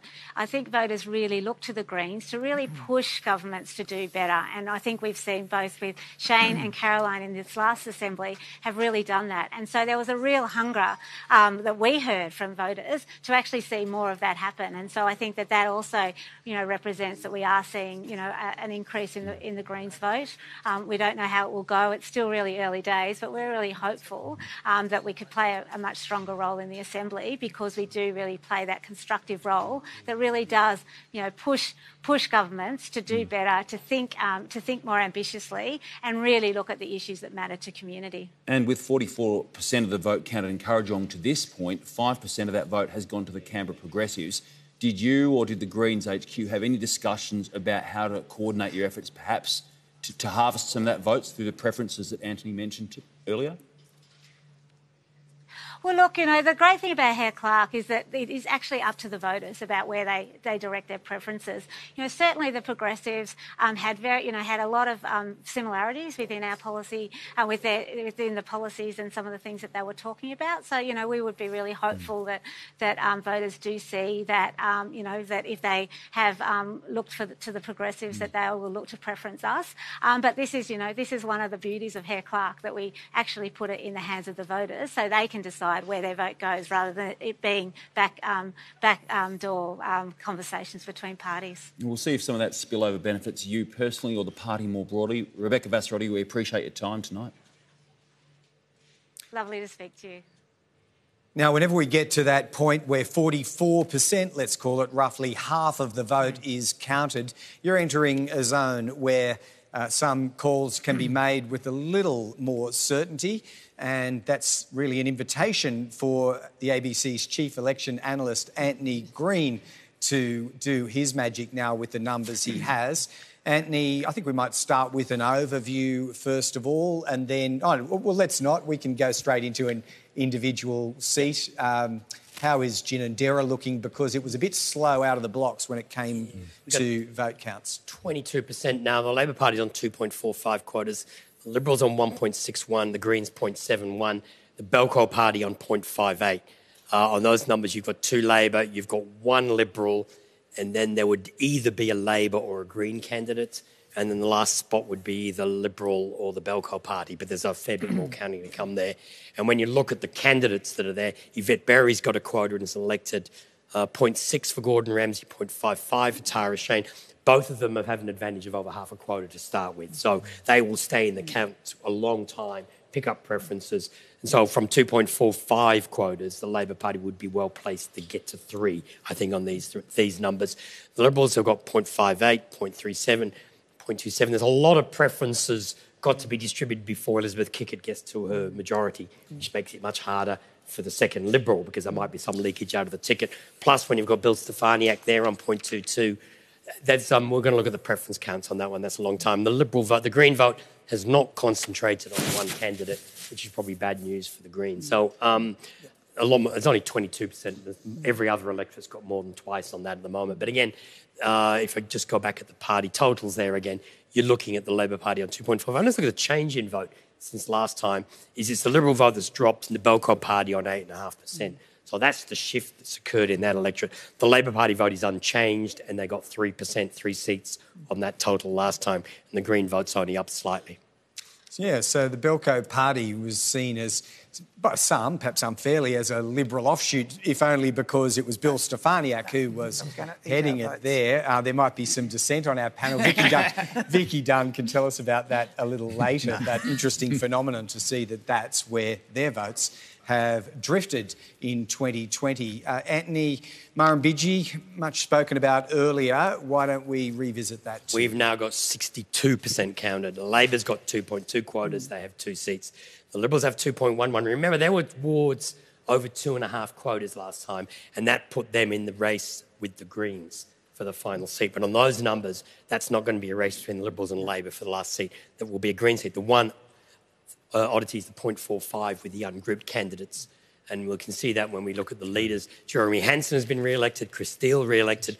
Marisa Patterson is ahead of Beck Cody, who's a sitting member. So if it's possible that Beck Cody will not get back. You often get a lot of transfers between female candidates by voters, but they're both women. They're both female women. So Tim Dobson and Brendan Long are the other 2 Labor candidates. I'm not sure if there's a factional reason why they might favour one or the other, but at the moment, Beck Cody is in danger of losing her seat. Emma Davidson is leading the Green ticket. She's in 4th place at the moment. 0.71 is the overall total, so those Green preferences have to stay within the ticket. And then there's Fiona Carrick. I can't see how she's got 0.41, 6.9%. It's a very, very good result for a candidate in the ungrouped column. But if you're in the ungrouped column, you need preferences from somewhere, and I don't think there's anywhere that's going to give her preferences to be in the race to catch up with the Greens on 0.7 or any of the Labor candidates on over half a quota. So to me, that looks like 2 Labor, 2 Liberal, strong chance of a Greens at this stage in Murrumbidgee. Yep, so that's a consolidation story or a repetitious story almost in Murrumbidgee, if that's the way it plays. Why don't we now, before getting some thoughts from our panel in just a moment, go back, Antony, and take a look at the electorate that had some heads spinning only 15 to 20 minutes ago. I was going to take us to Yerrabee, but do you want to... I forgot to mention something. Jeremy Hansen's got 0.9, but Julia Jones is the other sitting Liberal MP. She's only just ahead of 2 other Liberal candidates. Now, she's not going to get a flow on from Jeremy Hansen as she did last time. Remember, he got over 20% of the vote last time as the leader. And remember also last time in Murrumbidgee, there were only 2 sitting members and they were both Liberals. There was no sitting Labor MP, there was no Greens MP. So I think that maybe explains why the Liberal vote has dropped, because Jeremy Hansen hasn't had the same profile. Plus, there's been more competition. But, yeah, I just forgot to mention that Julia Jones is down here amongst the other Liberal candidates, so there's a lot of counting to come there. Yerrabee was the electorate we were talking about. I thought I'd better go back and clear it up. 44% now. The Liberal vote started to drop down, 2.43. Labor on 2.11. The Greens on 0.49. The Labor Party, the DLP on 2.8, 2.28 quotas. They had column 1 on the ballot paper. The Labor, DLP and the Liberal Democrats, when they appear on the left-hand side of the ballot paper, always do better when they're to the left of the major party than they are to the right. And so if Labor loses some votes, they'll point to the Labor Party DLP there. Dave Pollard, who's run a couple of times as an independent, has his own group this time and has 3% of the vote. If we look at the leaders' votes, Alistair Coe slipped under a quota. The last leader to not get a quota was Wayne Berry. Just sort of drop that in there. Alistair Coe, 0.95. Michael Pedersen on 0.58. Leanne Castley is second on the Liberal ticket, ahead of James Milligan. And she's doing quite well against James Milligan. So there's another possibility of a sitting member being defeated there. It's a matter of how much of the Liberal how much the Liberal vote stays above 2 quotas. Suzanne Orr on 0.5. If the Labor Party only win 2, I think that Michael Pedersen and Suzanne Orr would be favoured and Deepak Raj Gupta would lose his seat. So 44.5, that's probably all the electronic votes. We should get a distribution of preferences on some of these seats soon. But that's up to date with everything we've got at the moment. Well, that's a slightly different picture in complexion to the one that first had some jaws dropping around here. I think the panel might agree the perils of peaking too early on some of these numbers. That's right. Vicky Dunn, there's clearly going to be, an improvement, I suppose, for your party in Yerrabee, but an open question on whether you can turn the tables on that third seat vis-a-vis Labor. I think that's right. And we are doing better. And I think that Rachel is right that last time it was the Tram and Megan, because Megan Fitzharris had sort of bankable niceness, which is something that you can't. It's so powerful in an election campaign, and I don't think that the Labor ticket shines in the way that it did the last time. And I think that we had the same problem last time.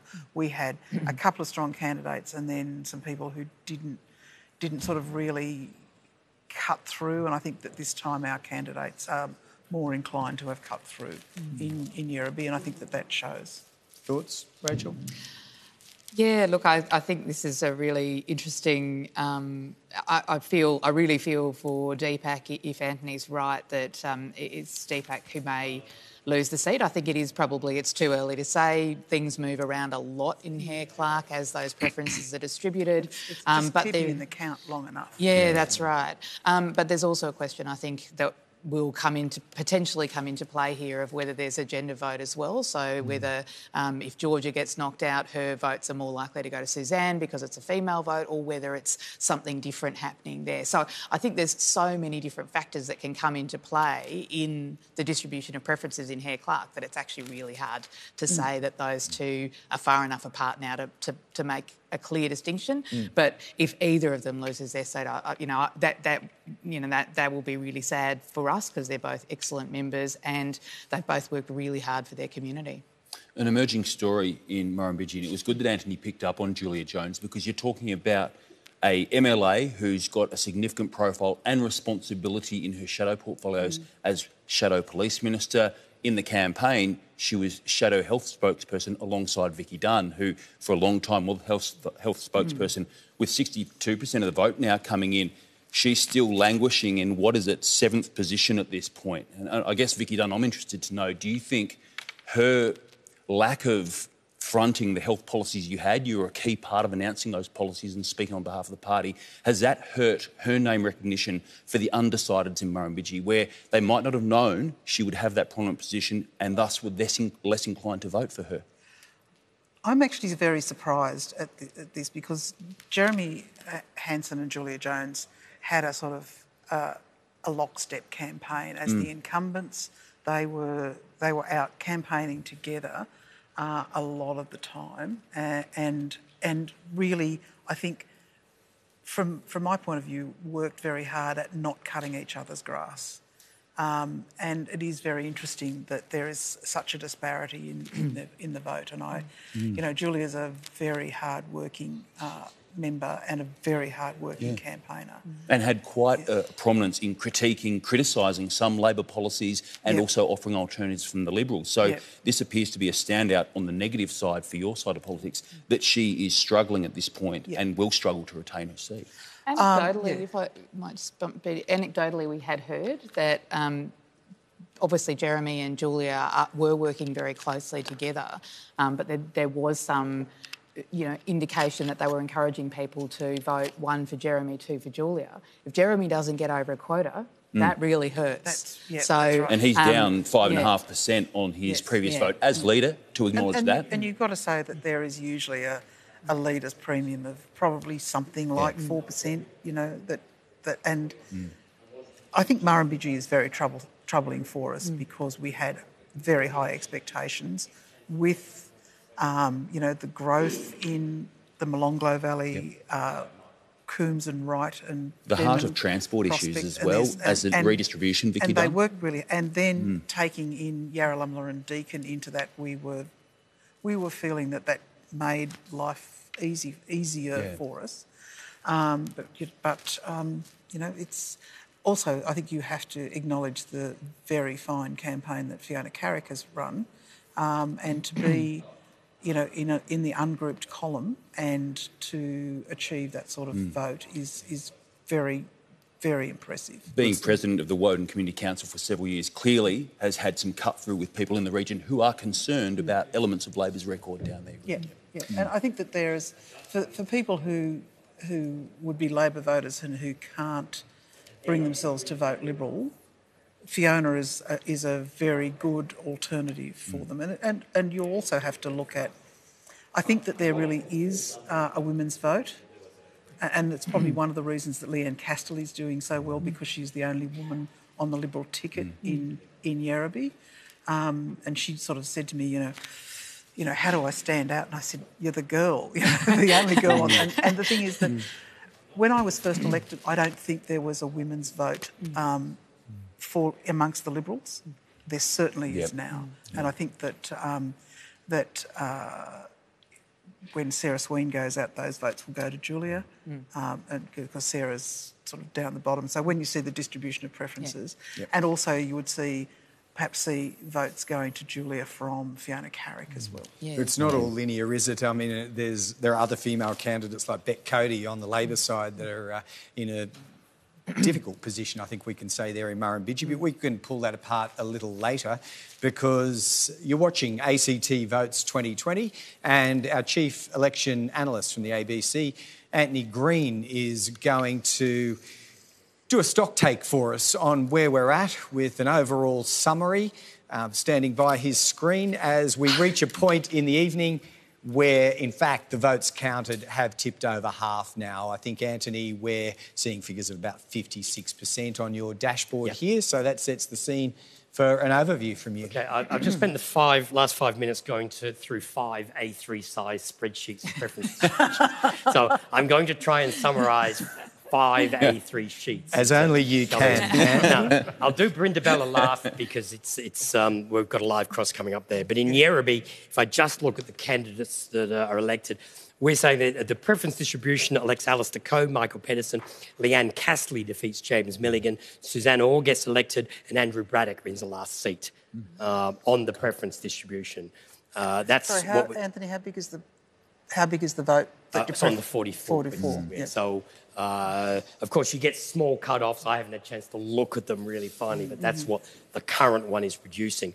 If you look at what's the next, Murrumbidgee, at the moment on the leaders, it's saying Jeremy Hansen is elected. I missed who was the second Liberal elected. Chris Steele, Marisa Patterson and Emma Davidson would win the seat at the moment on the current distribution of preferences. Kurrajong is a real boil-over because on the current distribution, only Elizabeth Lee gets elected as a Liberal and you get 2 Greens, Andrew Barr and Rachel Stevens-Smith. Now, I find I thought you were about to say it was a real boil-over because I lost my seat. No. Because from the party totals, well, the Greens got 1.4, 1.6. There are obviously preferences which are helping the Greens, and there are 2 Greens in at the same time, which helps the count. But at the moment, that's what he produces. But as I said, there's a lot more counting to come. Ginninderra, at the moment, again, let's just look at the party totals here because the Liberal vote's a bit low and the Greens are on 0.78. At the moment, the distribution of preferences elects 3 Labor members, Yvette Berry, Tara Shane, Gordon Ramsay, Elizabeth Kickett gets elected and Joe Clay, the Green.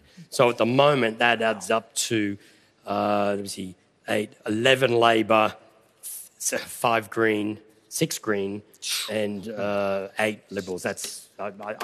I think those numbers are a bit skewed. Yeah. But that's what the preference distribution is producing. So electronic voting has given us a result which I think we might have to wait for the manual paper votes to be counted. And the last seat, which I didn't do then, was Brindabella, of course. And as we've got across, I'll say what the party tells us. Labor's on 2.47, Liberals on 2.31, the Greens on 0.63, and it comes out in terms of who's elected. Joy Birch, Mick Gentleman and Tamus Worman-Gibbings from the Labor ticket, and Mark Parton and Nicole Lauder from the Liberal ticket. So it's a Labor gain from the Liberals in Brindabella. Yeah, there's a bit to get through there, which we will, but because Antony has steered us in the direction of Brindabella, Nicole Lauder is standing by to speak to us from there. And Nicole, it looks like you're back. Whether you're prepared to accept that or not is up to you, but in difficult circumstances, to say the least, for your party. Can I get you to put some explanation around what's gone on in the entire Brindabella electorate? Look, it's been a difficult campaign for everyone. We've had the pandemic, of course, this year, which has given the Chief Minister and the Health Minister, so the Labor ministers, every opportunity to be on TV every night. So it's been really difficult for the opposition to gain traction, as well as many other issues earlier in the year, the smoke, the bushfires, the hailstorm. It was just such a strange year for everyone. And it curtailed our, traditional campaigning. There's still a long way to go, I think. I refer to my previous campaigns where it took quite some time before I was elected. So I guess I'm not in that state right now where I'd say, I'm celebrating being elected. I would like to wait and make sure everything falls into place through the preference process. Nicole Lauder, a lot's been spoken about, and you've mentioned it again, incumbency through times of crisis. But from your perspective in Brindabella, what positive or negative impact has the campaign style led by Alistair Coe had on the way voters have so far been found to put their vote? Well, it's an interesting question, and obviously something that's going to have weeks, if not months, of review and soul-searching after the election for all parties involved. I feel from my perspective, this is my third campaign. I felt it was the best organised and best run campaign I've been involved in. And, while at the moment it looks like I may be elected, I think, there's some reasons why that may be the case for me personally. Potentially maybe a little bit of a bump from being deputy leader, even though I'm sort of a bit media shy. I haven't focused a lot on increasing that profile. I think being one of the more high-profile women, if you like, on our ticket, would like to hope that the work I've done in the past few years has stood me in good stead, and certainly the really hard work of my team who've been absolutely tireless in their efforts. So if I get elected, I think those are some of the reasons why that would be the case. Your campaign, that of many candidates of the Liberals, was disciplined and it was focused. I don't think there's any doubt about that. But was there enough of the how and why, as opposed to just the what, given the ACT electorate, whether there's a chippy, a tradie, a PhD candidate or a university lecturer, always asks why, not just what? Well, look, I think there was. I didn't find an issue with the way that the campaign was run.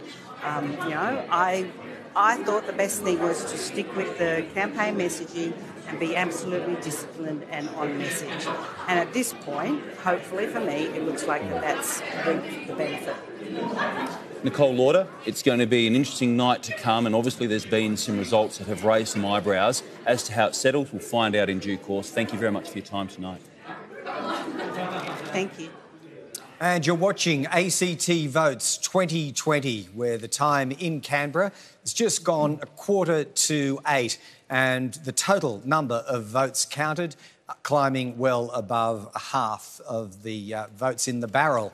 And all of this, for the numerically minded, is to elect 25 MLAs to the ACT Legislative Assembly for the next 5 years.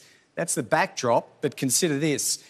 In adding up to 25 seats, Antony Green, the ABC's chief election analyst, has given us the word boil over in connection with one seat, and then he's suggested to us ALP 11, Libs 8, Greens 6.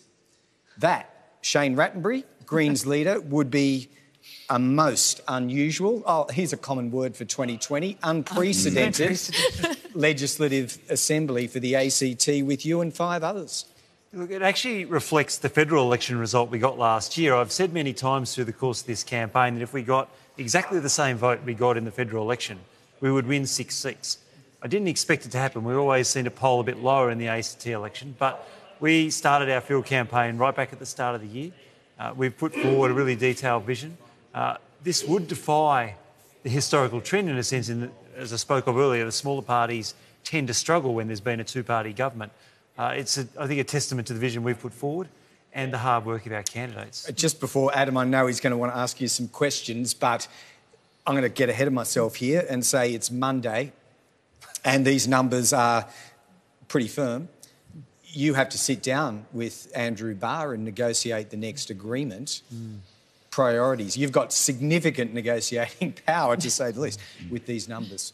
Look, it is very straightforward. We've put out all our policies out there in the election. We always say that's what it's about for us. It's one of the reasons we said early in the campaign we would not be able to support the Liberal Party to form government if we were in that balance of power situation, because there was a real difference in our policies.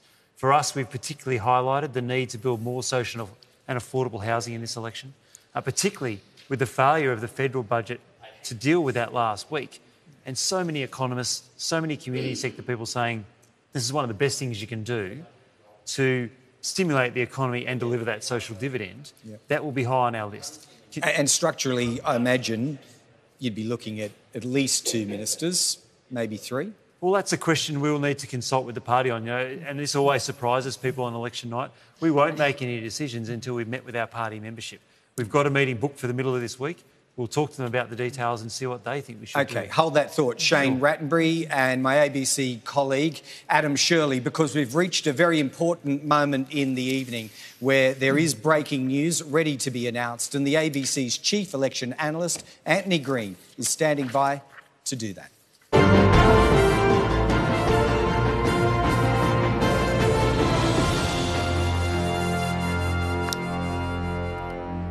Well, I think, look, we're looking at the chamber as to what the overall position is at the moment.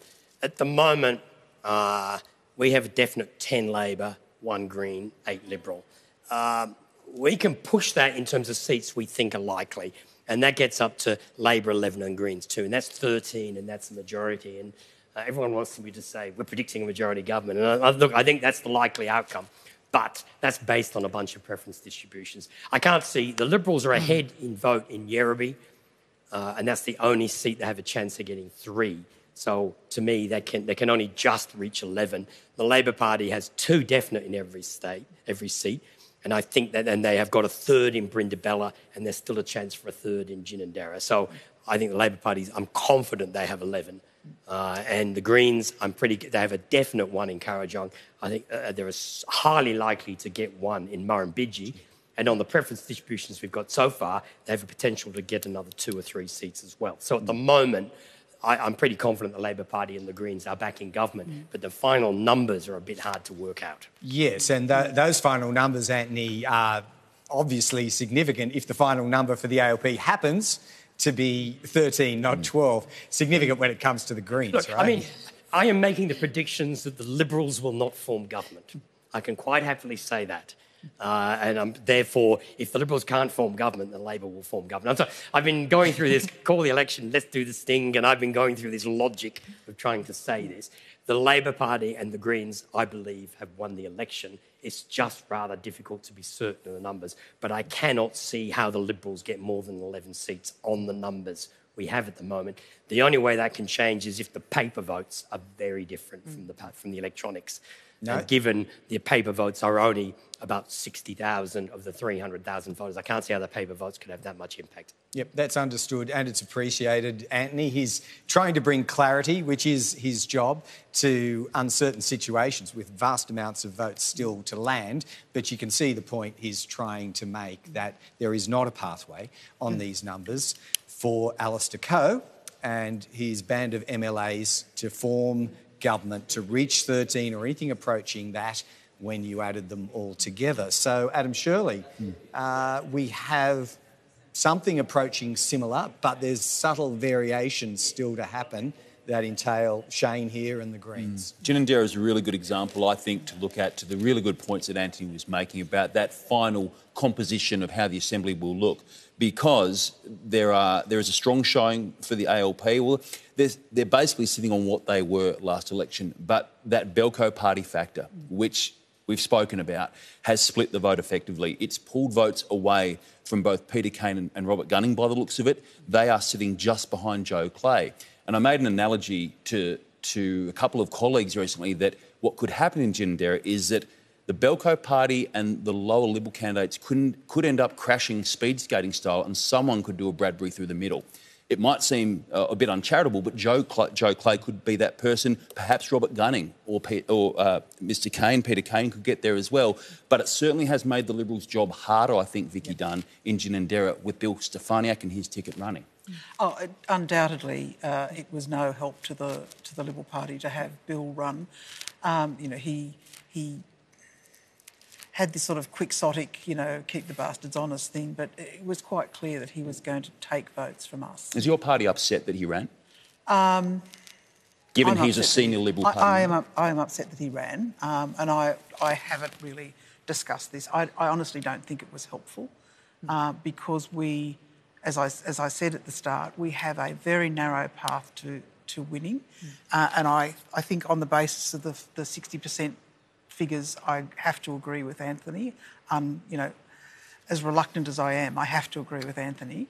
And would it be too strong to suggest it was selfish of Bill Stefaniak? I think it was misguided. I think it was misguided because he, and you can see from the Jennett vote, he carved out, 4 or 5% of our vote, and it makes it hard for that second person to get through. I'm moderately comfortable because that those votes will come back into the Liberal column, and therefore I don't think that we're in a situation where we're going to lose a seat in Jennett.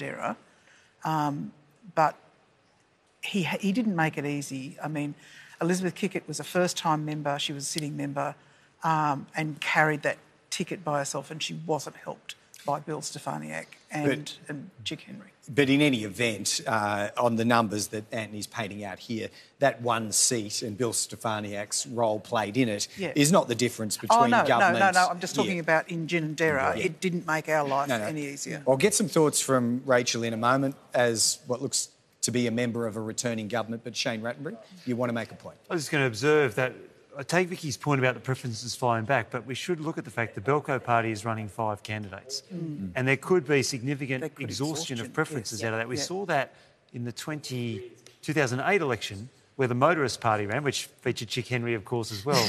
They ran 5 candidates in all the electorates, and so many of their votes died. It actually led to Caroline Lakuta winning the second seat in what was the old central seat of Molongla at that time. So I think that is a risk for the Liberal Party, that the Belko party might do the same thing this time. But also it means that the last person elected is probably going to be elected without a quota.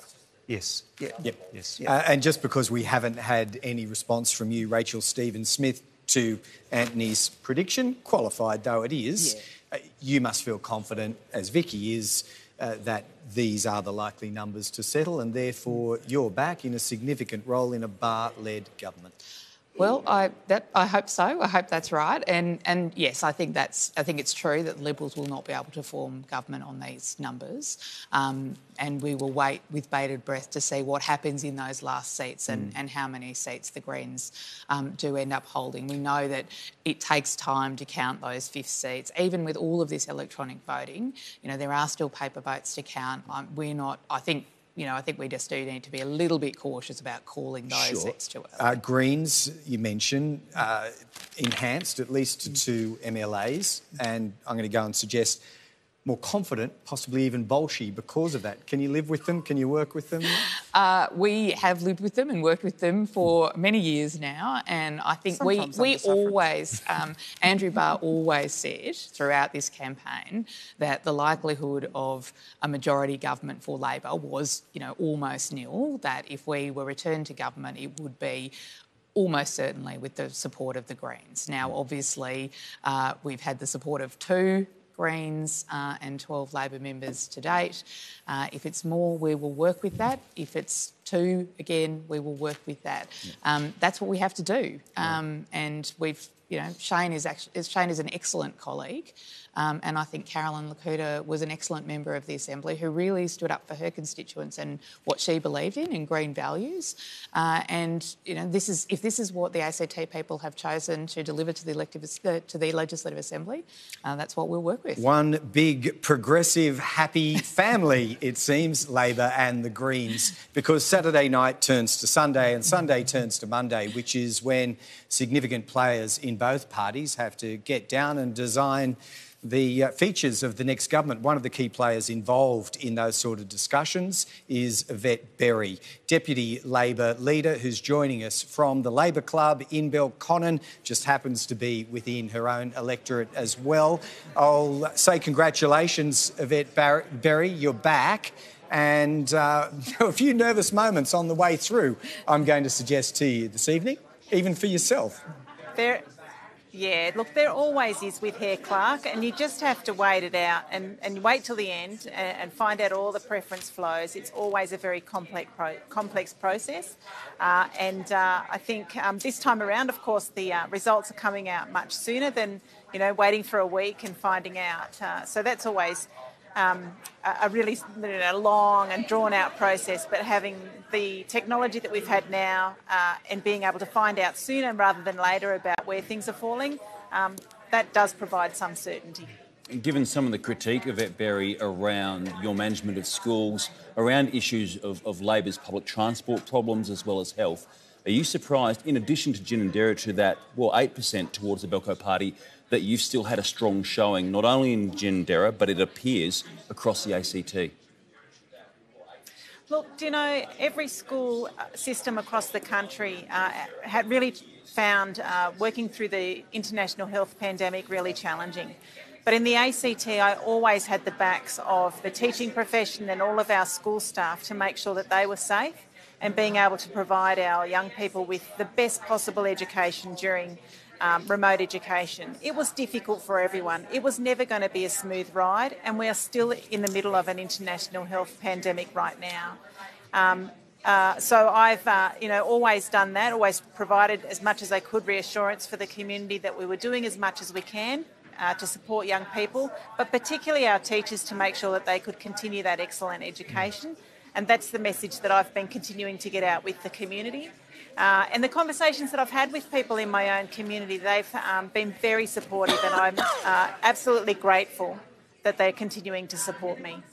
Tara Shane, who's currently running second behind you on the ticket on 2/3 of the votes counted, has had a 4.5% swing towards her. Is it time that she got elevated to the ministry?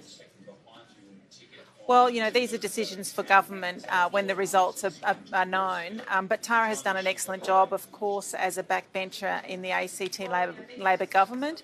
Backbencher's role is really that role of getting out and spreading the Labor message amongst the community, and Tara has done that diligently, and she's been a really great colleague in the Assembly. She's done amazing work as part of the ACT Labor team, and really drawn some really strong support from the Ginninderra electorate. And I've been happy to work with her over the last 4 years. Let's presume for now, because the numbers are going this way, that you'll form a minority or even majority government for the next 4 years.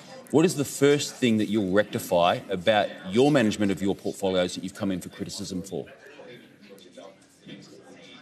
Well, I'll continue to do what I've been doing over the last 4 years, which is making sure that our school systems are as equitable as possible, making sure that people in housing are supported to maintain their tenancies, and supporting people on low income so that they actually get a decent crack at happiness.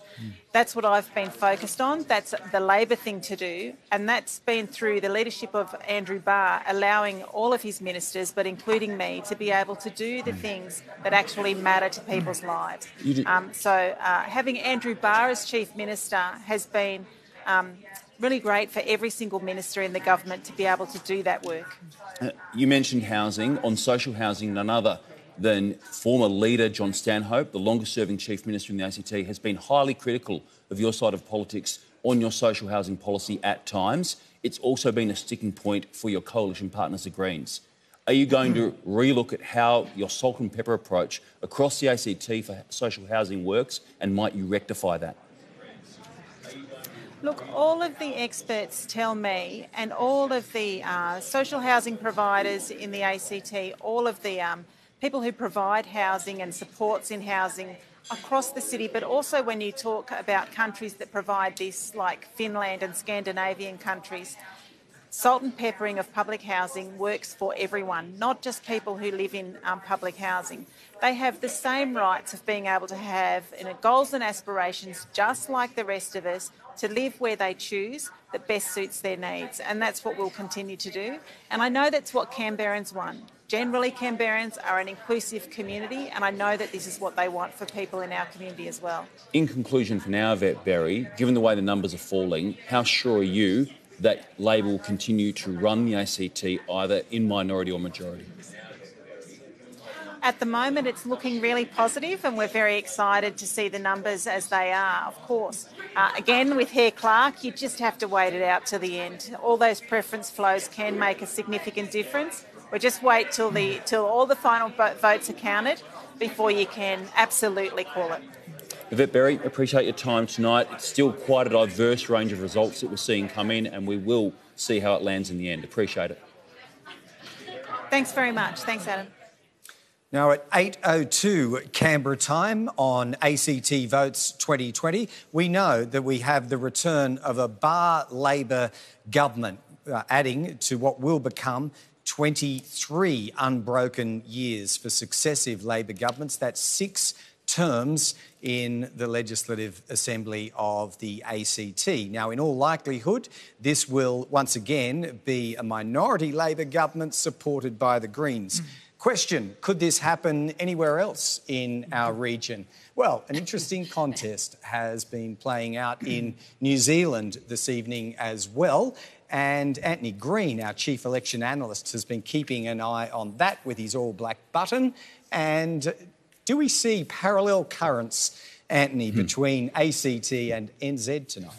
Well, I know there used to be an international flight between Canberra and Wellington, but That's I don't see there's a lot of connection between the two, to be honest.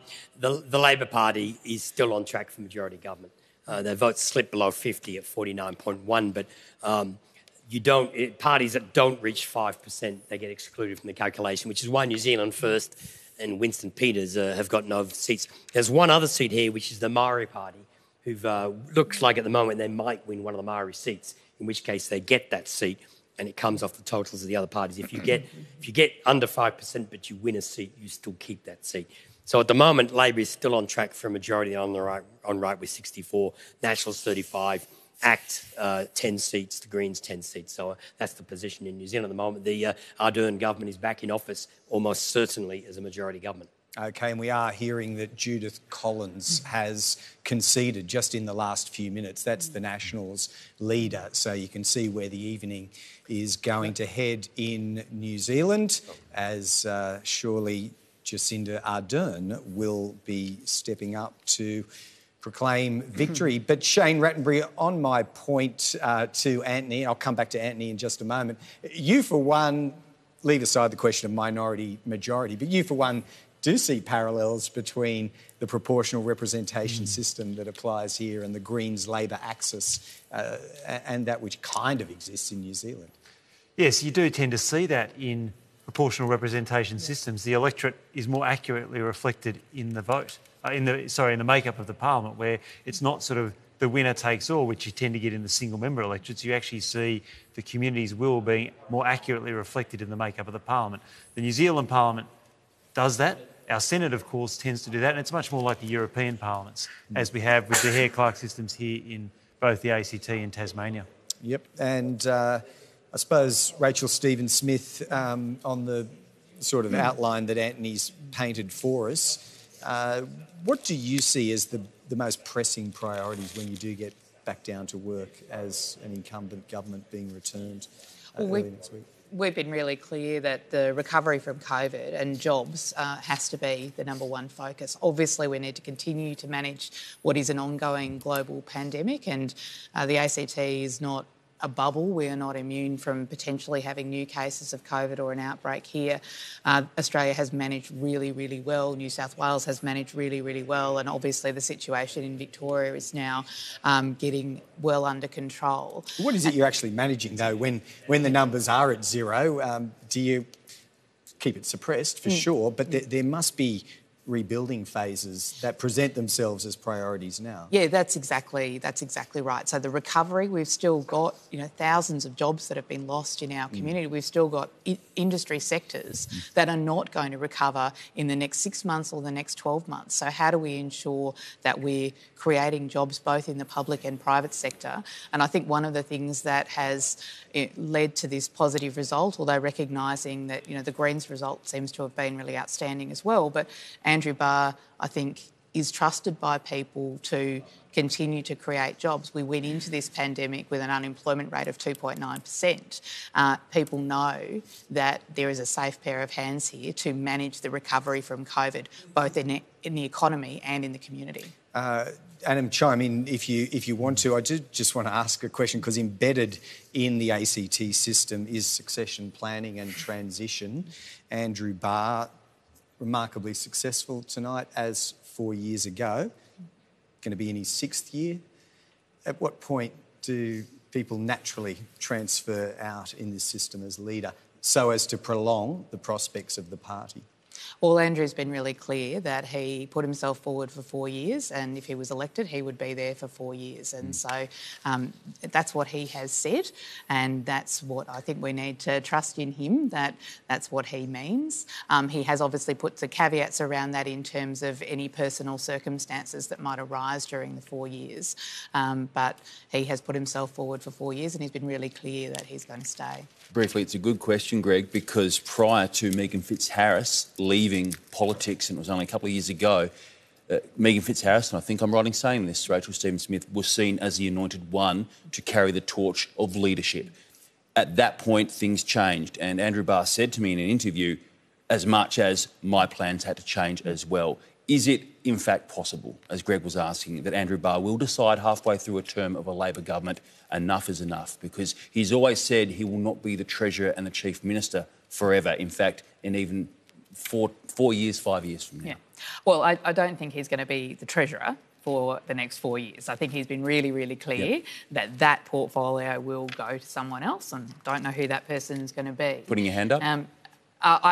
We have also had a conversation about how awkward it can be for the Health Minister to also be the Treasurer. So I'm assuming that I will keep the health portfolio if I am on the distribution of preferences re-elected.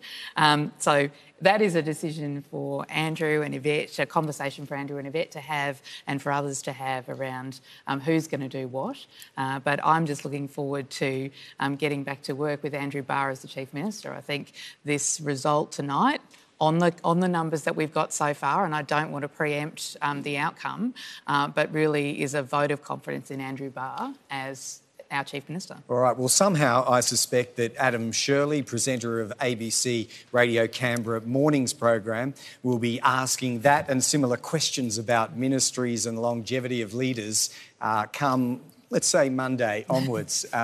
We do want to check back in with Antony Green, though, to update us on some individual electorate figures. I think you want to start with Jennett.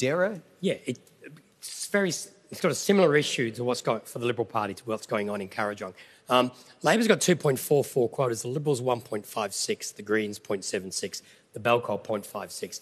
Now, the problem for the Liberal Party is its highest polling candidate has only got 0.54 and the next one 0.32. If you're going to have 1.56 of quota, you need one of your candidates to be in about 0.8. You need to be able to fill that first quota and then have it left over. And at the moment, the one candidate isn't high enough, and the second candidate's getting knocked out too early. On the current distribution of preferences, the Liberals' second candidate gets knocked out. They're just not high enough in the count individually. And also, the Belcourt Party's preferences, about a huge slice of them, exhaust rather, because there's sort of 5 candidates. People have gone 1 to 5. They don't flow to the Liberal Party, which doesn't help. The Labor Party has got 0.96, 0.69 for Tara Shane, 0.96 for Vet Berry, Gordon Ramsay 0.52, and then there's other votes there. they're coalescing to get 3 seats, and Gordon Ramsay at the moment is the last candidate elected, and Joe Clay's elected. There's enough preferences coming up through the Green ticket, and then a few leakages to get the Greens to the last seat. Now, that might not play out the same way, but at the moment, the problem the Liberal Party are having is that their lead candidate is very low, and that's making it hard for them to fill the second seat when they're well short of 2 quotas. And something similar is going on in Kurrajong. If you look at the party totals in Kurrajong, Labor's on 2.31, the Liberals on 1.57 and the Greens on 1.45. Now, some other parties here, like the Canberra Progressives, have got 0.3 of a quota, 5% of the vote. If you look at the leaders, Andrew Barr is elected on the preference distribution. Rachel Stephen-Smith will be leads to know she gets elected on the surplus. So Rachel Stephen-Smith is the second elected Labor candidate. Shane Rattenbury is on 0.8 and stays in the count for a long time, as does Rebecca Bassarotti on 0.39. They get quite a strong flow of preferences when the last Canberra Progressive candidate gets excluded, which helps. But again, the lead Liberal candidate's only got 0.56, and there's a bit of leakage out of the ticket. And so the second Liberal gets excluded before the end of the count. And so that's their problem. If one of their lead candidate was more toward 0.7, 0.8, it might be a bit easier for the second candidate. But we're in a better position there, Anthony, because both the lead candidates are close together, whereas in Ginninderra, there's a big gap. So I think that these, Elizabeth and Candice, are safer than the second Liberal in Ginninderra. But it's still troubling. There's not many people there who are going to have preferences towards the Liberals rather than the Greens, and the Greens start on 1.45. Yeah, that's right. And that's their problem now. That's 58%. It is, and of course there are Labor preferences which help the Greens as well. Yep. There's a 2.3 quota. Once Rachel Stephen-Smith is elected, the third Just keep place... repeating that, Anthony. I like that. She likes to say that. Then Maddie Norton goes out. OK. Antony, could you also take us to Murrumbidgee? We have Jeremy Hanson standing by, so we might check in on Murrumbidgee first on the way to Jeremy Hanson. Party totals there are 2.2 for the Labor Party, 2.09 for the Liberals and 0.73 for the Greens. Again, the independents there on 0.46. If you look at the candidates that are leading, Jeremy Hanson is re-elected on 0.88. His vote's not as high as last time. He doesn't have the leadership in his favour this time. Plus, last time, only Jeremy Hanson and Julia Johns were the only sitting members in that seat. This time, there's 2 Labor sitting members as well. And of those, Chris Steele is re-elected. Now, at the moment, Beck Cody is defeated by Marisa Patterson. This is always a peculiarity of Hare Clark, that the electors might vote somebody else in instead of you. And at this stage, it looks like Beck Cody is losing to Marisa Patterson. At the moment, she's the second elected Labor member. And after that, Emma Davidson on 0.43 is, as I said, the Green total is overall 0.73 quotas. The independent, despite polling well, let me see, Fiona Carrick, it's got 0.42 of a quota. She can't get elected from there. It's too low. And with the Green vote coalescing up to Emma Davidson at the moment, that's turning into 2 Labor, 2 Liberal, 1 Green, without much doubt. OK, Antony, thank you so much. Word has reached us that Andrew Barr, the Chief Minister, is making his way towards the venue, that is the Labor Club in Belconnen, from which he would make a speech later this evening. Regular viewers of election nights know the convention tends not to be that the victor would go first. So he's at least moving to that location, and that starts to put us in a zone where speeches can be expected at some time. All of that prelude to introducing Jeremy Hanson.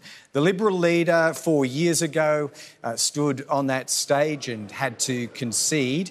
He's back in the Assembly again in the seat of Murrumbidgee, as Antony Green just explained. Jeremy Hanson, we're at that time of night for Liberals where the difficult questions may now come. Here's one for you. What went so wrong with this campaign? Yeah, look, I think it was actually a very strong campaign, and, we had a great team, a wonderful bunch of candidates. I think our message was very positive about change and about the future. But these are difficult times, with the bushfires and then COVID. And what was a very negative campaign run by the Labor Party, obviously that's thrown up its challenges. But, there's a lot of votes to be counted and there are preferences to be distributed. So, it's not over till it's over. But obviously it does look challenging. You've led the Liberal Party before, Mr Hanson. You've come close but lost an election before. would you have run the same campaign style and substance as what your leader Alistair Coe did? Look, I think it was a good campaign. I think that, we presented a positive plan for the future about the better services that are needed in this town. We've seen a lot of neglect over the last 19 years. And across the board, be it in health or education or the cost of living, Canberrans aren't happy with what's happening. So I accept that, there has been a vote at this stage that looks like one that is possibly going to be continuing with the government. But as I said, there's a lot of votes to be counted. But I don't for a moment think that there's a satisfaction out there with the government. But there is a lot of nervousness about COVID, a lot of concern, rising from the bushfires.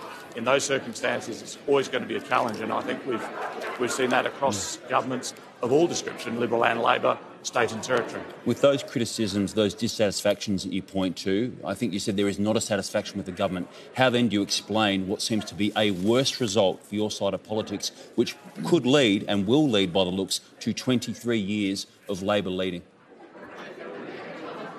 Yeah, as I said, I think it's challenging times, and I think that with COVID, it's clear that a lot of the swing voters, people who are, wondering whether it's time to change their vote, have had a decision to make. And in the circumstances where you see across the board, in Victoria and New South Wales and other places, and you see the polling, incumbent governments are, the beneficiaries in a sense, because people are looking for stability. So if you're in opposition, presenting new faces, presenting a new agenda, presenting new positives, new agenda, no matter how positive, it's always going to be challenging in those circumstances. So just to clarify, is it purely incumbency during disasters that you're sheeting this loss down to, if in fact that's what it will be? Look, if the preference flow doesn't favour us, then obviously the Liberal Party will go through a process and look at what the factors were, where we may have done better, where we could have picked up votes, and that's a process, I suppose, that will happen if we are unsuccessful. But, at this stage, I'm very much looking at where those preferences flow. A lot of the seats are too close to call, so we've got to see how that all plays out. Could you have done a better job than Mr Coe this last 4 years, and do you want the leadership back? Look, I can assure you no one's focused on leadership issues. Everyone's focused on the result tonight. We've all worked very strongly together as a team. And that's one of the great privileges that I've had. In my own seat of Murrumbidgee, I think we've had the best group of candidates for that seat that I've ever seen. Now, it doesn't look like we're going to get the third seat that we wanted. That doesn't mean they weren't a fantastic group of people and that we ran a good campaign. And I think across the board, I think it's been a good effort by the Liberal Party. But it's, we've always been up against it in the circumstances that we've seen, not just in Canberra, but across Australia, regardless of which government is in power. At the moment, the current situation favours incumbents. Jeremy Hanson, more discussions to be had in the wash-up and some difficult questions to continue to face. Thank you for your time this evening. Thanks very much. OK, so a reluctant Jeremy Hanson, not fully wishing to concede, certainly not wishing to jump ahead of his leader, Alistair Coe. We don't have any intelligence for you on Mr Coe's intentions nor his movements, but we will keep you up to date as soon as any information starts to reach us about what's going on at Liberal HQ.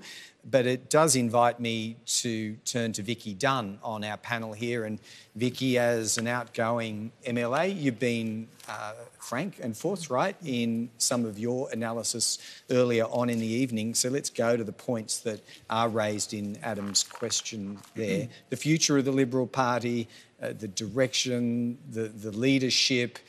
How sweeping do you expect the changes to be coming out of tonight? Look, I think that, as I said before, Greg, I actually agree with Antony's analysis and that we can't win from here. I think I also agree with Jeremy that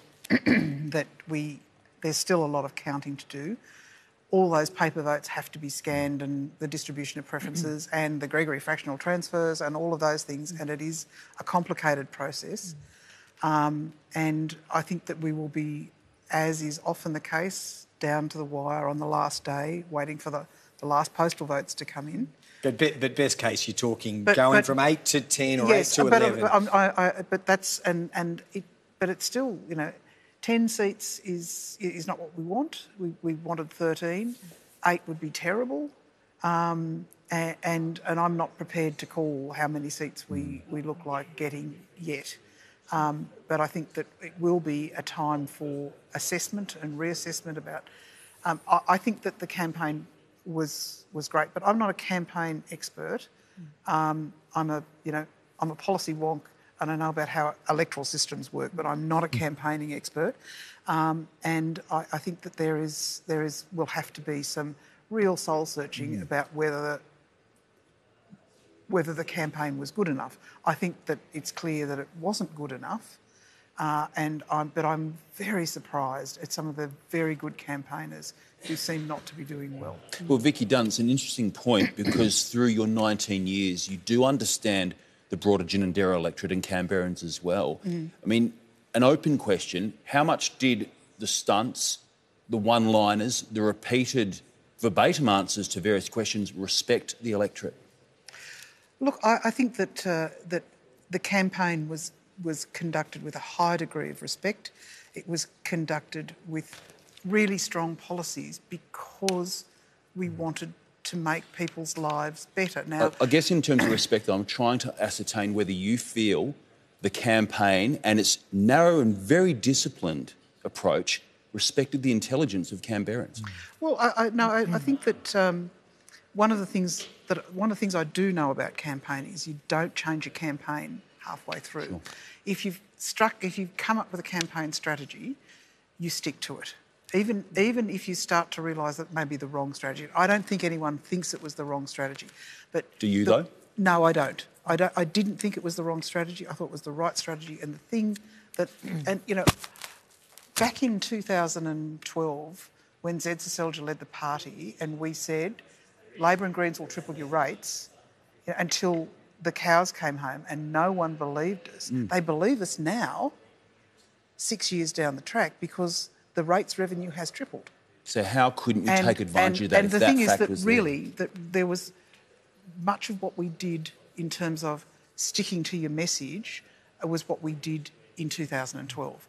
And I think that is a testament to the campaign team, because without incumbency and without the position, without the sort of the boost that COVID gave an incumbent government, and you've seen it with Jacinda Ardern, I mean, the National Party in New Zealand made no traction this year, apart from the fact that they were pretty hopeless.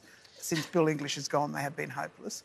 But the other parties don't make any traction in a crisis like this. And I think that combined, that is why you have to have a very strong campaign that sticks to its message. Looks like your colleagues on the panel are pretty keen to incorporate their comments into this. Yeah, I'm sure Shane will disagree. I think the thing we've seen is Alistair has stuck in such a disciplined way to his single message that I actually think it started to become a bit embarrassing at some point. If we go to the leaders' debate, which you, of course, moderated at, and the very first question out of the box, you asked Alistair a quite direct question, and he went straight to the campaign message, and he so clearly did not answer the question that I think it started to become a credibility issue as the campaign went on.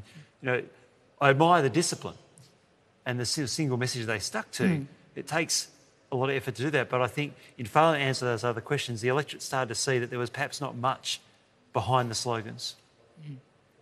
I think I disagree. I just build on what Shane said. I think you asked earlier, Adam, about it was very clear what the Liberals were promising, but not clear why. I think what wasn't clear was how. So how do you lower taxes, deliver better services, don't have more debt? Alistair Coe entirely failed to answer that question every single time he was asked, and he was asked at every single press conference, and he failed to answer that question. No one ever asked the Labor Party. No one believed the growing the pie answer because it just didn't make sense. It didn't add up. And it probably also didn't really play to some of the people who would have wanted to vote Liberal but who don't actually want our population to be growing rapidly. So it's kind of was a negative message for those It was very people. interesting, though, but no one ever asked the Greens how they're going to pay for that. And no one ever asked Andrew Barr how he going to... I did press both the leaders at various occasions about whether it was debt, whether it was increase in taxes, those sort of matters, to try and pay for these sorts of things. So that was, I think, a recurrent issue with all major parties, which goes to the heart in the COVID time, Greg, how this stuff happens when we're all under financial pressure some people a lot more than others. Yeah, sure, and you can talk about pies growing, but the sheer fact of this pandemic is that borders are closed. Interstate migration is of itself difficult, and unless Canberrans start becoming particularly amorous, you're then looking at natural reproduction to do the work for you. So I'm not sure what the economists would tell us about all of that, but there were always a few challenges to making the economics stack up on some of those promises, I suppose. But we are reaching that point in the night where all eyes will turn to the relevant functions of each of the two major parties. We have reporters at both, of course. Dan Borscher is at the Labor Club in Belconnen, and Tom Lowry is keeping across the Liberal function at one of the hotels near Civic. So let's hear from them about what they're picking up on the ground. Dan, to you first of all. Word reached us, I assume, from you about the movement of Andrew Barr towards the club. But take us back a step from there. I think it was about 10 to 8 that Antony Green made his prediction about the return of a Barr Labor government. How was that greeted? Greg, there were ecstatic scenes here at the Labor Belconnen Club where there was enormous applause, people standing up, all very COVID safe, I might add, and really making the point and starting to talk about the future. I could see smiles and grins on people's faces where before that there had been a little bit perhaps of angst, a bit of not knowing exactly what was going on, particularly because the numbers, Greg, have been coming through so quickly. They've been rushing through and everyone's been glued to your coverage right here. Now, in addition to this, we know that the Chief Minister, Andrew Barr, is right now on his way here to the Labor Belconnen Club, along with his husband, Antony, his mum and his dad, his brother and sister-in-law, as well as their 2 small children. You've probably seen those kids in the campaign throughout the last couple of weeks. They've become quite a staple of some of the media reporting. Now, my understanding is, Greg, when they arrive here at this club, they'll be heading upstairs to a room to meet with the staff of Mr Barr. They'll be looking at the speeches, starting to think about framing that. We are told there's a special song for the arrival of Andrew Barr to this event right here.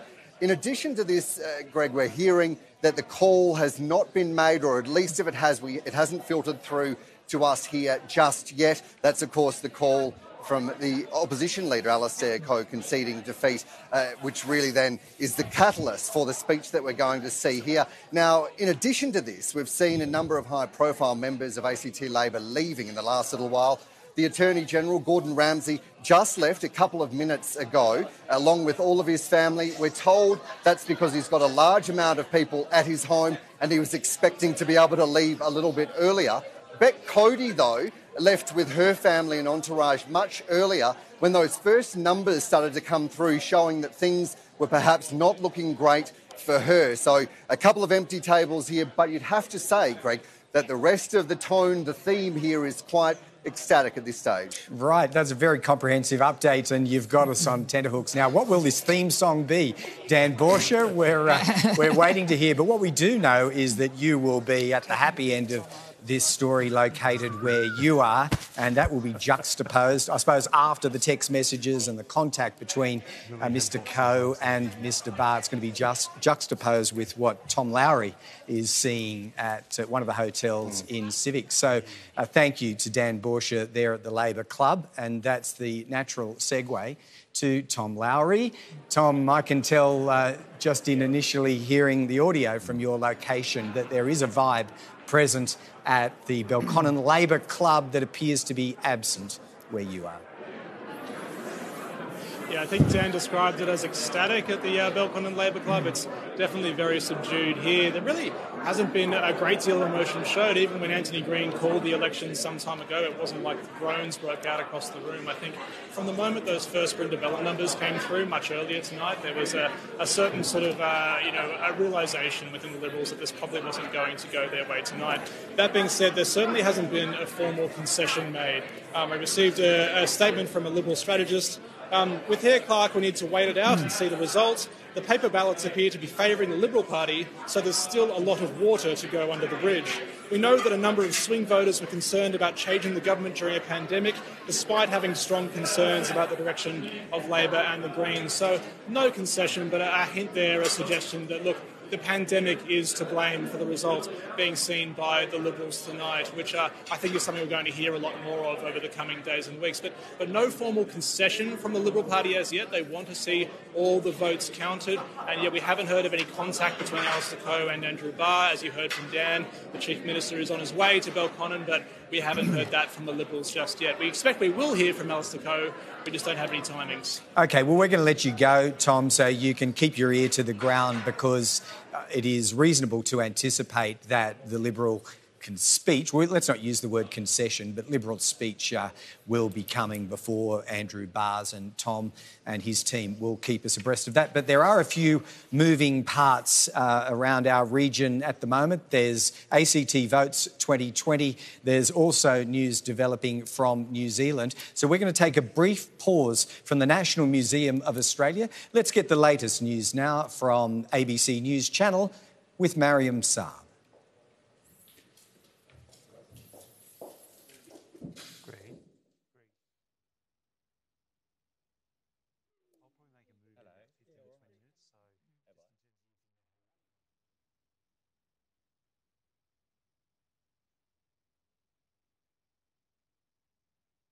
About 15 or 20 minutes. Yeah, I'm sure that's totally acceptable to us. It'd be nice to farewell you on air rather than just have you vanish. So let's take... that's one that I'd mentioned. Thank you, mate. So can we just check? We'll check upstairs. 15 minutes. Shane would like to make a move. Hopefully we're finished this news update by then, and we can farewell him on air. I thought they were even looking at seats. Yeah, it has. Is this news update long enough for us to go to the Oh, thank you. Thanks, mate. Let me check. A question from Rachel to Arthur or the truck. Does she have time to bust a move to the loo in this update? Rachel. Oh, no, fine. Yeah, exactly. That's fine. I thought that was the case. And Greg's just doing I mean, he's just A1 in terms of the director moving it. Real vindication. A little bit flat. There's a lot of foreign there these days. Too much. Thanks, man. I've got half my eye on you a lot. It might not look like it, but often I've got half my eye on you. Just to the point.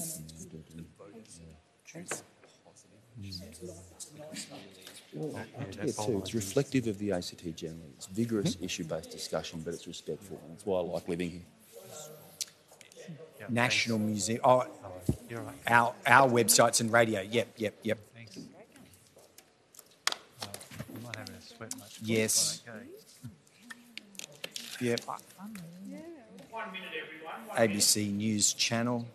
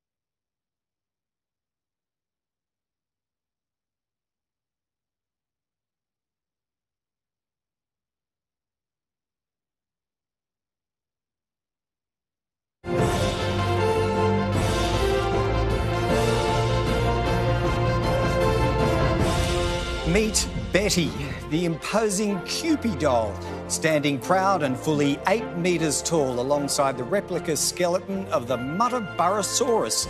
Betty was one of a dozen Cupies who spun their way around Homebush Stadium at the 2000 Olympic Games in Sydney, draped in a kilometre of fabric. Some may remember that she and her fellow Cupies twirled to the strains of John Paul Young singing Love is in the Air. Sambas were danced and conga lines of top-flight international athletes made their way around the stadium. You're watching ACT Votes from the National Museum of Australia, where we have a returned Barr Labor government, and we cannot say that there'll be any conga line dancing either here at the museum, maybe a little at the Labor Club tonight. Let's see what happens over there. But the call has been made. The numbers, while a little sketchy around the edges, point in the view of our chief election analyst, Antony Green, to the certain re-election of a Labor government for 6 consecutive Assembly terms. So that's the frame for all of this. Antony Green, why don't you take us back with the summary and then into a few seats?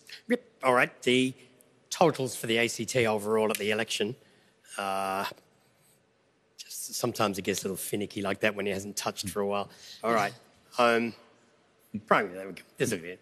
That was an operator error. 38.4 for the Labor Party, 33.1 for the Liberals, 13.8% for the Greens, 14.7 for others. And if you look at the change in vote, the Labor vote's roughly static. It's been a drop for the Liberal Party and a rise for the Greens, a lot of that in the central seats, though the Greens have done well in Brindabella and other areas as well. If we look at the chamber, we're starting to sort of firm up on which seats we're giving away. We're giving the Labor Party a definite 10 seats, the Greens 3, and we're saying that we're highly likely that Labor goes up to 11, Greens 3, and that gives 14 of the 25 members. So it'll be a slight increase on the majority at the moment. The Greens gain a seat. The Labor Party may gain, we think, has gained a seat as well. They might have lost one in Yerrabee, gained one in Brindabella, but there's a bit more to and fro to go there. The difficulty is the Liberal Party has gone backwards in several seats. And it can't win 3 seats in any of the 5 electorates. Just a few comments on members we're saying have elected. We're pretty confident that Tamus Werner-Gibbings is the new member for Brindabella, replacing Andrew Wall from the Liberal Party. Emma Davidson replaces Karen Lakucha in Murrumbidgee. Marisa Patterson replaces Beck Cody on the Labor ticket in Murrumbidgee. And in Yerrabee, we think Andrew Braddock will win the final seat for the Greens in Yerrabee. Some defeated members, as I mentioned, Beck Cody and Andrew Wall have been defeated. And I'm not sure, we haven't got any more listed as possibles, but at the moment, that's what the overall position is. Filling in the dots there, but the Labor Party's definitely back with the Greens in the balance of power, an improved position for the Greens. And I think by the end of the count, the Liberals would have gone slightly backwards in seats. Yep, that's a really enhanced position for the Greens, which invites a conversation with Shane Rattenbury, the Greens leader, who is soon heading off to the Polish club in Turner. This is where their function will be. We'll also be chatting while he makes his way there to our reporter, Nada Gilmore, who's standing by. Just before we introduce Shane Rattenbury, though, word has reached us that Andrew Barr, the Chief Minister, has arrived at the Labor Club in Belconnen, and as Dan Borscher explained a little earlier, the expectation was that he would go into private room and await some further developments before delivering a speech. Possibly around 9 o'clock, we're hearing that the Alistair the Liberal leader, may be making his speech, so you can set your clock forward from there as far as the Chief Minister is concerned. So, Shane Rattenbury, before we bid you farewell for the evening, congratulations. This is, you're not going to say unexpected, but it is a really solid result. Emma Davidson, Andrew Braddock and yourself, 3 Greens, powerful position. Yeah, look, we're very pleased with this result, obviously, Greg, and with a couple of other seats still on the balance. I think that earlier Antony was talking about possibly Rebecca Vassarotti joining me in Kurrajong. And I still think Joe Clay's a chance in Ginninderra. So it points to us having a strong team. One of the struggles, as I said earlier, in just having 2 members is being able to work on everything we'd want to work on. This will give us much more capability to represent the views. I think it's, for us, a real endorsement of having bold ideas, putting forward a really positive agenda. We've been very clear about the fact that there is a role for government in this city, and it probably countered that opposition of small government, which is what we've seen from the Liberal Party. I think also the federal budget did not help the Liberal Party in terms of this town. We saw a federal budget that was all about the trickle-down effect. It promoted gas as a climate response, which it clearly is not. Gas is simply another fossil fuel. We've campaigned strongly to phase out gas in this city.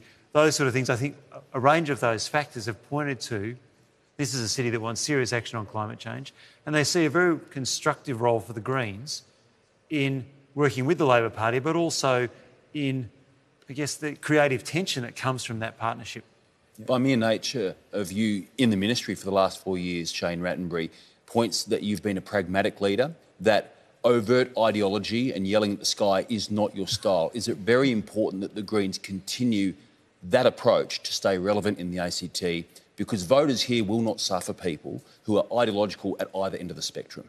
Yeah, we've always taken that balance of power responsibility very seriously, Adam. It is a significant weight, one we take with a degree of humility, but understanding the significance of it. Similarly, the role in Cabinet, it's still quite new for the Greens. There have not been many Green Cabinet ministers across the country. There's probably, I think, only 3 of us so far. And so that's also been a learning journey for us. We've worked very hard to make sure that we delivered to reflect the opportunity we've been given in the Cabinet. Have you made mistakes in that journey as well, as far as your execution of policy, the things you have or have not done in the ministry? I think you have to always be honest with yourself. And I look back at some things and I wish I'd done them differently or done them a bit better. Nothing particular strings to mind. I don't think there's been any significant missteps, but there are always things where we can learn better. Through this campaign, we've had very strong feedback from the community that's both been supportive, but they've also been clear with us that they expect us to push the government. They expect us to raise community voices, to raise some of those controversial issues, whether it's been issues of planning and development, which there's a lot of frustration within the city. You share the Liberals' concern with that. You're on a somewhat unity ticket with that sort of thing. We are not getting the planning outcomes we need in this city. People are frustrated by the rate of development and particularly the nature of some of the developments, the loss of green space. That's something that's very dear to our heart, but we've struggled to make an impact on that. We'll carry that feedback forward. That last point then, should you end up holding balance of power, will you be seeking, even demanding 2 members to be ministers, not just you? Look, that is something we will need to consult with our party with this week. We will have a meeting of the members. It's one of the real privileges of being a member of the Greens. We don't just make these decisions in the parliamentary rooms. We'll actually sit in a community meeting room here in Canberra one night this week and consult with our members about their expectations, whether they want us to continue in the Cabinet or not, whether we should go to the crossbench. These are the discussions that we need to have as a party and with our members before making a final decision. It's also about having that conversation with the Labor Party and what they want to do going forward and building a 4-year agenda. This is not about the next few weeks. This is about the next 4 years and making sure we have a stable and productive government for this city. Just to pick up your point before we let you go, Shane, clearly it is a decision for the members, but your preference when it comes to sitting on the crossbench or being in the tent, just to put it explicitly, your preference is to be in the Cabinet, in the tent. Well, I've sat in the Cabinet for 2 terms now. It is an enormous privilege and there's great opportunity in holding those ministerial portfolios in terms of not only having the ideas, but the opportunity to implement them and do it in a way that, as the Greens, we think we do bring a different flavour to that. And we are very encouraged and frankly humbled by this result tonight in terms of the endorsement from the community of the role we have played. Yep, one more for you. I just want to interrupt this conversation to say that our reporters out in the field have established that Alistair Coe has conceded, is what I'm trying to say. I don't know by what means, but it's not a speech, quite obviously. It was a phone call, text message, I believe a phone conversation to the Chief Minister, Andrew Barr. So Alistair Coe has made a private concession to his counterpart, and that will pave the way inevitably for him to make his way to the Liberal function, and then we would bring you the public version of that, or whichever way that Mr Coe chooses to express it. So just on portfolios, sorry Shane, you've spoken about your frustrations about planning. Is that a role you'd like to take on? I mean, Greens as a planning minister, it's not easy to calculate in my mind. I think it would be a very challenging task. I think if it was to happen, there would need to be a clear understanding between the Labor Party and the Greens of the reforms that need to be made. We have, of course, ourselves brought legislation forward this term to make reforms this past term in the planning system, and they were defeated by the Labor and Liberal Party combining together. And this has been, for us, one of the areas of real frustration. So I think both parties, the Labor and the Greens, have had really strong feedback, especially in Kurrajong, this election, about people's concern about planning issues. And we're going to have to sit down and have a discussion about what changes we're going to be making, because there has to be change in this space. All right. Well, all of that lies ahead for you in the negotiating room. But first comes a party grouping that's very eager to see their leader arrive at their function. So thank you for your analysis and for your time, Shane Rattenbury. Once again, not the first election panel that Shane has joined the ABC for on ACT votes, but we do appreciate your time and best of luck for the rest of tonight and the years ahead. Thanks very much, Greg. I think there's a pretty good vibe going up at the party, so I'm keen to get over there. OK, just because you mentioned that, we're going to check in on it. Let's fact-check that, as they say, with Nada Gilmore, our reporter at the Greens function at the Polish Club, I believe. Nada, the atmosphere, Shane Rattenbury's talking it up ahead of his arrival. I think he's passing the fact-check right now, Nada. She can't hear a thing. OK, let's give Nada... Go on, Nada. Needless to say, you said earlier about a conga line of dancing. I wouldn't rule it out here tonight. The Greens are one very happy party in the ACT tonight. The swing to the Greens from the very early votes that were coming in, there's been cheers erupting here throughout the night. I said going in that they were quietly optimistic. I don't know. I think they had some inside information, because the predictions that they were telling me even yesterday have turned out to be fairly close to the mark. So big celebrations here tonight, and they are definitely looking forward to the arrival of their leader, Shane Rattenbury. Yeah, so nothing quiet. There they go again. Nothing quiet about their optimism at this stage of the evening. What about... Not anymore. No, I don't know whether you'll pick them up, Nada, but whether there's any likelihood of the other successful candidates showing up there. So we're talking about Emma Davidson and Andrew Braddock. I imagine they would get a ringing endorsement if they were able to make it to the venue around the time that Shane Rattenbury does. Yeah, I think most are here. I know Emma Davidson definitely is here. She's been mingling around the room and looking more than quietly optimistic, I would say, at this point. So it's been a good night for all. And yes, the candidates have been here since early on in the night. Supporters, their campaign teams, everybody here has been very upbeat all night. It really says something, I think, about the way the Greens campaign as well, because something you notice in the ACT is there are no call flutes lining the roads representing the Greens' faces, but they are out there in the community and they are getting their policies through by door knocking, talking to the community, and that's what they've been telling me tonight, certainly, that it's very much an electorate-based campaign, and they've obviously run a strong campaign because it certainly has broken through in this election. Yeah, it worked all right, and they're looking like 3 MLAs. But earlier in the evening when you were there, Nada, I know it was highly qualified, but Antony was even stabbing at numbers that might have had them, you know, up above 5 on some preliminary figures. I'm just interested to hear how that might have been received when it looked like the tide was lifting even higher for the Greens. As I said, Greg, from the very first votes, I think when we had 1.2%, the first results up on the screen, the reaction from this room has not changed. It's been enthusiastic all night. I think they've seen the level of the swing towards the Greens this election, and they're very happy. OK, well, there's a bit to happen there, because anyone who knows Canberra knows that it's a pretty short drive in what I imagine is an electric vehicle. I'm not sure what Shane Rattenbury does drive, but he needs to make it from the National Museum here to where you are, Nada, and our job will be to juggle all the events that are coming up, and there are a few of them. So we'll be attempting to bring the Shane Rattenbury speech via your club there, Nada. That's the Polish club, but we'll let you go, and please keep us informed when it's time to come back. I think they have some other speeches planned, so you should be fine. All right, no, thanks, Nada. And as we farewell Nada Gilmore, we are reminded by our Liberal panel member in Vicky Dunn that all is in place for Alistair Coe to make a speech at what is anticipated to be 9 o'clock at a hotel just on the edges of Civic. So you can see a shot if you're watching any of the televised forms of ACT votes. If not, I'll describe it to you. Socially distanced Liberal members in blue shirts at this QT hotel on the outskirts of Civic. They look fairly subdued, it might be said, as they await Alistair Coe's arrival and the speech that we will be endeavouring to bring live. And then on the other side of the televised screen, this is for the people not following our coverage on ABC Radio Canberra or on the ABC's Listen app, perhaps through iView, through ABC TV or through the news channel. We can describe the Labor Club in Belconnen on the left side of the screen.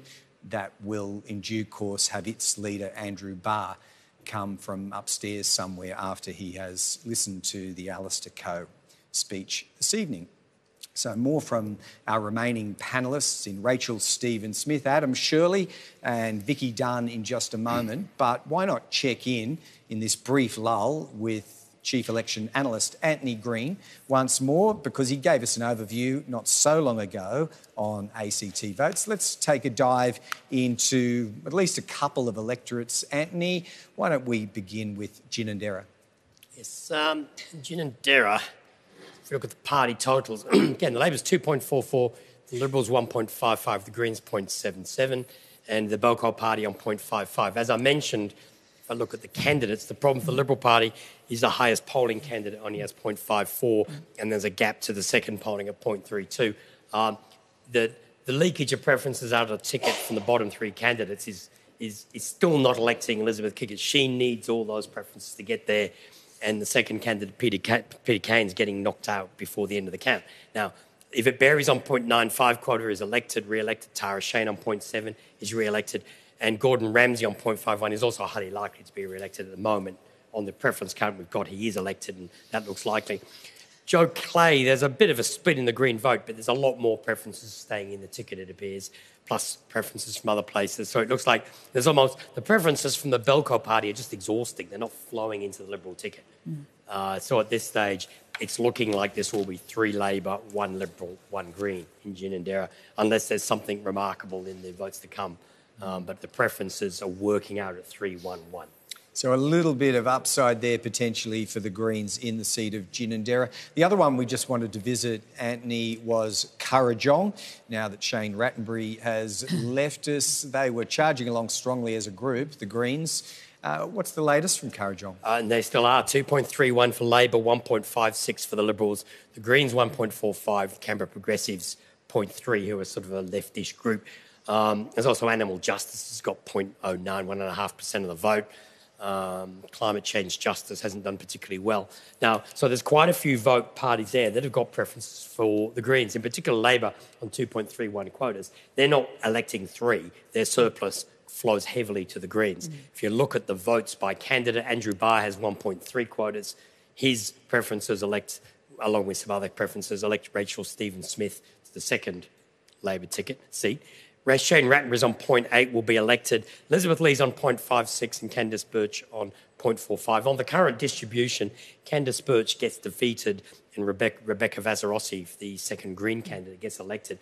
And that's because there's such a surplus from Labor and from parties like the Canberra Progressives are just flowing to the Greens. And if you look at the overall party totals, 1.56 versus 1.45, the Greens have got a better split of their vote with one candidate on 0.8. Once he reaches a quota, it's just coalescing for the Greens slightly better. Now, unless, on the votes to come, that changes slightly. But the issue is just simply if the Liberals are struggling to win 2 seats in Kurrajong and Ginninderra, that's their problem. And it's just their vote has been too far below 2 quotas, and there just hasn't been a lead candidate attracting enough of the votes. Which invites a question, I think, to Rachel Stephen-Smith as a successful or seemingly successfully re-elected MLA for Kurrajong. It's a question that is, again, about Andrew Barr. He's lifting all boats there, the importance of that big name in any seat, but particularly in Kurrajong. If we go back to the questions that Adam was asking earlier about that day, whenever it comes, when he moves on. There's a power of work to be done by others in Kurrajong, including yourself, to counteract this Andrew Barr factor over the next 4 years. I'm not saying it's happening, by the way. It's a very hypothetical question. But Yeah. Oh, look, I mean, it's, I look at that and I think, I only got that, that much of a quota. But it is very difficult when you've got the Chief Minister in your electorate, because he will, he will attract those votes. And I'm told that the preference flow is flowing to me, and I'm being reassured that I'm okay. Do you work for that, by the way, or is that why is that a feature of preference flows, that they do come to you? Purely your it's own name recognition. Yeah. It's absolutely name recognition in Hare Clark. There's no doubt about that. I think if I can just segue away from your question about Andrew, because I'm not going to answer it anyway, as you probably know. I just wanted to go back to something that Shane was saying actually around planning and development. I know that, the Liberals have really based their campaign on cost of living and rates, but when I knock on the doors in Kurrajong, I do get that occasionally. I also get people saying you've got to continue with tax reform, it's a very sensible policy, but the negative that I get about Labor as a long-term government has been about planning and development. And even though we have a planning review, and even though Gordon Ramsay as Minister for Building Quality has been doing a lot of work, we've done a lot of work over the next 2 years, we have a lot of reforms still to implement around building quality and around planning reform. There is that, I think, has fed into that it's time factor for Labor, but people not being confident to vote for the Liberal Party at this point in time.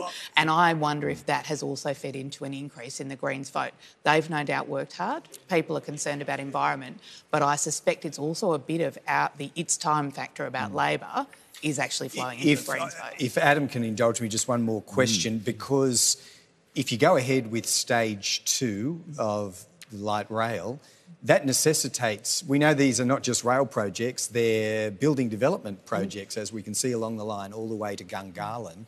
There's going to be an awful lot more planning on your plate, development on your plate, if that line goes ahead.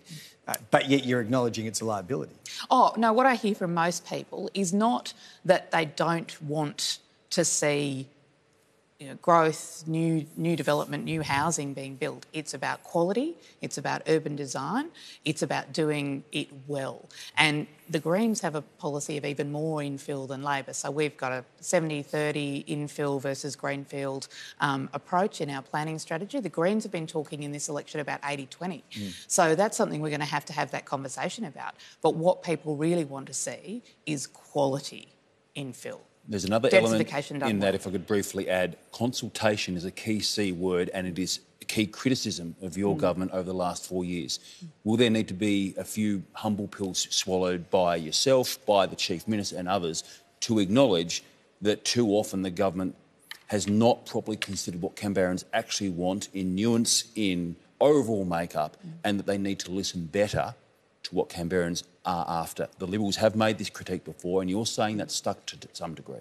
Yeah, look, I think that has, and I think there's been a lot of work done to change the way that we've consulted with the community. We've tried a whole lot of different things, from citizens' juries through the online community panel, so engaging with younger people than would necessarily come to some of the evening meetings or engage in traditional forms of consultation. What about the Canberrans who've grown up here, who've lived here, are now senior age and feel left out of where Canberra's going? And I think there is a genuine issue and a real dichotomy in our community around those people who have a real affinity for the place that they have lived, maybe the place that they've grown up, but certainly the place they've lived for a long time. And what I've said when I was Minister for Urban Renewal and speaking to the Property Council in that regard is it is part of your identity where you live. So if you see that being threatened, of course you're going to react really strongly to that. Is it time for Labor to respect that more, though? Well, I think the problem is that when we actually go out and consult with the broad range of community, that's not the only voice we hear. And so we do need to be better at having the whole conversation and being really transparent. We've tried really hard. We've put everything online that we hear, but we still get the feedback of, well, that's not really what you heard because you didn't agree with us at the end of the day. And that is a challenge in any planning system, but it's something that I think we can at least ameliorate through a better system. Vicky Dunn, again, time for a bit of introspection about the Liberal Party. You've been a servant of it for so long, and we are, roughly in the zone of when Alistair Coe is expected to stand and make a speech. Let's call it a concession speech. I imagine it will be, and viewers who are watching our coverage, you will see that we will be going to it live when he enters that room. But the Liberal brand in the ACT and that divide, which exists everywhere, it must be said, in the Liberal Party between Conservative and moderate. How successful, as an insider to the last Assembly party room, has Alistair Coe been in blurring those lines and those divisions within the party room? Or is this still a fault line within Canberra Liberals? I actually don't think it's a fault line. I think that I remember when I was first in the Liberal Party, someone said to me, tell me about the factions in the ACT Liberal Party. And there really aren't factions. There are people who roll up their sleeves and get on with things. And they might not agree on all the social issues. But actually, it's very interesting that, the things that sort of the litmus test things that make you a conservative or a progressive, they are not the issues that we have dealt with in the last Assembly. They have not been the issues that we have dealt with in this election campaign. Cost of living. The cost of living is not an issue that's conservative or progressive. But in many ways, you could say it's very progressive because we're concerned about the people who are not making it, and there are, the people on the bottom 2 percentiles in the ACT, it's still a significant number of people, and they are doing it tough because this is an expensive town. OK, well, you will start to see on ACT votes.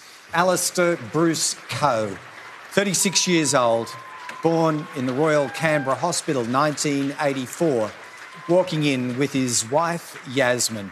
They're also the parents of 2 children, Annabelle and Angus. This is a difficult place to be for any leader on election night, defeated, but able to muster a few words for supporters and party faithful.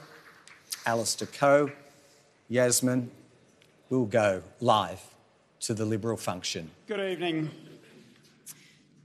Tonight marks the end of a tough campaign in a tough year. 2020 has seen bushfires, hail, COVID, and of course an ACT election. I can confirm that I have called Andrew Barr and I have congratulated him on the campaign that he ran, because by all accounts it is highly likely that we have seen the return of a Labor Greens government. I wish him and his team and his husband Antony all the very best for the future. Of course, so many people worked so hard to win government tonight. Of course, it has turned out that it is not to be. I want to thank the wonderful team of candidates that we have right across the ACT. You have all done an extraordinary job in extraordinary circumstances.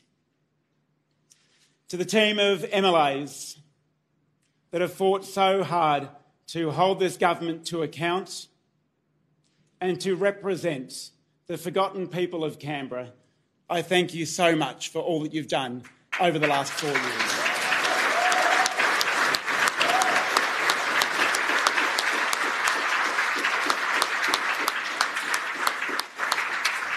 I particularly want to thank all the families of the MLAs and the candidates who often ride this journey tougher than the candidate themselves. As MLAs and candidates, we at least have the opportunity to have a voice. But for the candidates' families, it is often very, very lonely. I thank you for the support that you've given us along the way.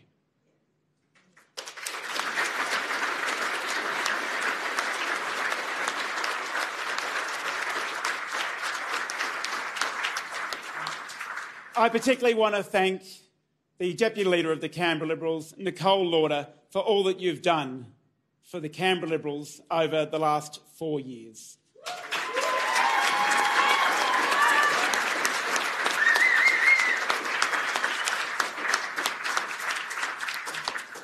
Nicole has been a tower of strength for me, and she represents Brindabella with distinction. And I congratulate you on your result tonight, Nicole.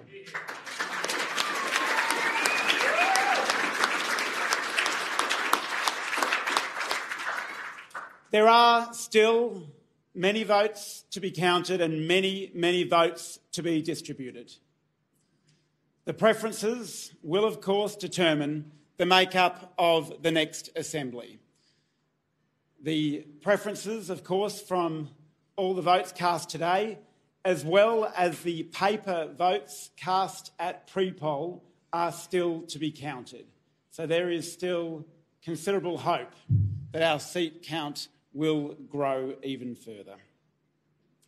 I want to thank John Ciesler and the Management Committee for all that you've done to steer us through this time.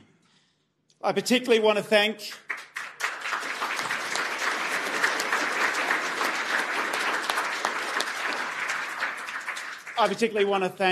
Josh Manawatu for all that he has done to run the most professional Liberal Party campaign we've ever seen.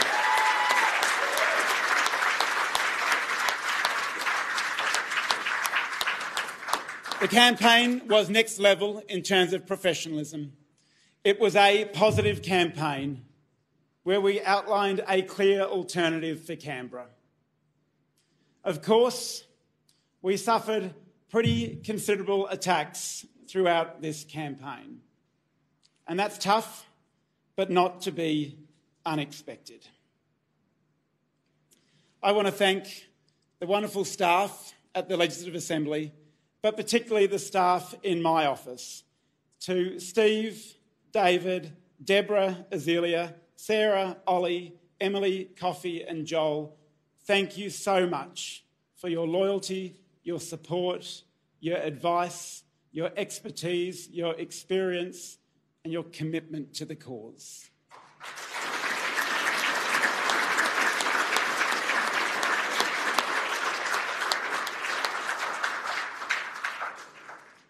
And I am, of course, eternally grateful for the extraordinary support that I have received from Yasmin and my kids Angus and Annabelle.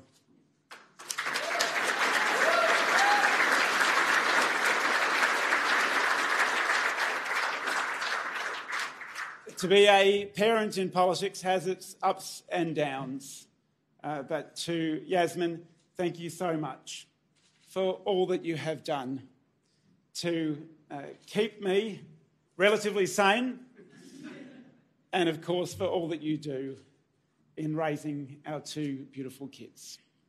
I also want to thank my parents, Bruce and Barbara, and my parents-in-law,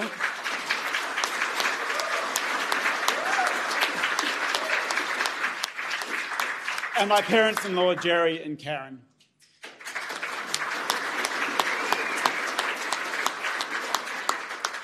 Grandparents of Canberra do a lot of heavy lifting, and I am so grateful for the wonderful role that they play in our children's lives and, of course, in our lives as well. My passion to make Canberra the best place to live, work and raise a family burns strong. We all have an obligation to do absolutely everything we can to make this place more affordable, especially for those that are doing it tough. When I was elected to the leadership of the Canberra Liberals 4 years ago, I said that Canberra was at risk of becoming a two-paced society. One pace where people can keep up with the cost of living, and another that is increasingly falling behind.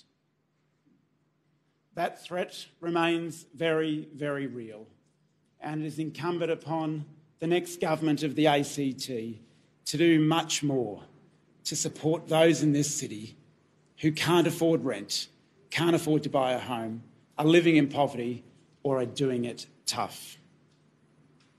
Tonight, I thank the tens of thousands of people that voted Liberal. I know to be a Liberal in Canberra is not easy. I thank you all for flying the flag. I thank you all for the confidence, optimism and positivity that you've given this campaign. I joined this party 20 years ago. It is a party for the forgotten people. It's a party that represents the broad spectrum of people in this city. We are a diverse party and our candidates reflect that. We have to continue to do all we can to make sure that we represent a continually diverse Canberra. Our campaign was true to our values. It was positive. We advocated to empower people. We advocated to empower families. We advocated to empower communities. We must continue to do all that we can to make Canberra the best place to live, work and raise a family. It has been an honour to be the leader of the Canberra Liberals. It is the greatest honour of my life. I thank you so much for giving me this wonderful opportunity. I wish the Canberra Liberals all the very best over the years ahead. I look forward to being part of that journey and I look forward to doing everything we can to hold this government to account. Thank you.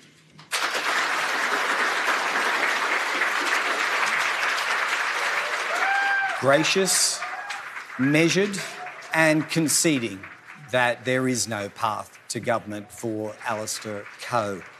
And the Canberra Liberals, a party that he joined in 2000 and was mentored and encouraged at the time by a then prominent Canberra Liberal in Bill Stefaniak. He's a young man at 36. Is Alistair Coe? But what is left hanging at the end of that speech is a question about whether he, or indeed his party, sees an ongoing role for him as leader in the new 10th ACT Legislative Assembly. On the way through, you know, he did talk about a campaign that had been based on Liberal Party values. He felt they stayed true to those and that they were positive as much as they could be. It's been an honour to be leader of the Canberra Liberals, he said, as he leaves the venue or perhaps just chooses to mix and mingle with a few supporters, still flanked by his wife Yasmin. It is, as we said on the way in, a difficult place to be. So we'll hear from Antony Green in a moment and we'll obviously be keeping an eye on what's coming in from Belconnen, with the last major missing piece of the puzzle being Chief Minister Andrew Barr's speech, and we'll be bringing that to you live, of course. Thoughts from all our panel, but Vicky Dunn, I'll start with you. How did those final sentences reach your ears? It didn't sound like someone emboldened to say, I'll be back. It kind of spoke about having a role because he's here for the next 4 years, clearly. Well, I think that today is not the time to make decisions about your future. I mean, I think that there's often a perception that if the campaign doesn't work, that you should go, and I disagree with that entirely. There is, Alistair, and as you said, he's articulate, he's compassionate. He's well supported. Alistair and Yasmin have conducted their entire marriage in the public sphere. I mean, Alistair was a single man when he was elected. He's now married and he has 2 children. And there's also a lot for him to give. He's only 36. I'm old enough to be his mother, and I would. Some perspective. and that's the great thing about the campaign, about the Liberal Party ticket. It's full of bright young people. And there's a few sort of grey heads and grey beards as well. And I think that's a really good I'm sure there's a place place to for be. grey heads somewhere, Vicky. Oh, absolutely. He says. Adam, and I think it's a great place to be. But this is not the time for making decisions about what you do for the next 4 years. No, I accept that, and I pick up on that point, Adam Shirley, because there's just this received wisdom that a defeat is automatically the end for leader, and so the churn goes on. Whether it's federal, whether it's here in Canberra, it need not always go that way. Not necessarily in this case, and Vicky makes a really salient point about the relative youth of Alistair Coe and that he has been a man in a hurry with momentum behind him as well. So reserve judgment on where it could go for the leadership at this point. But Vicky Dunn, I want to reference the campaign again, and you spoke of Alistair Coe's intelligence, I think his empathy as well.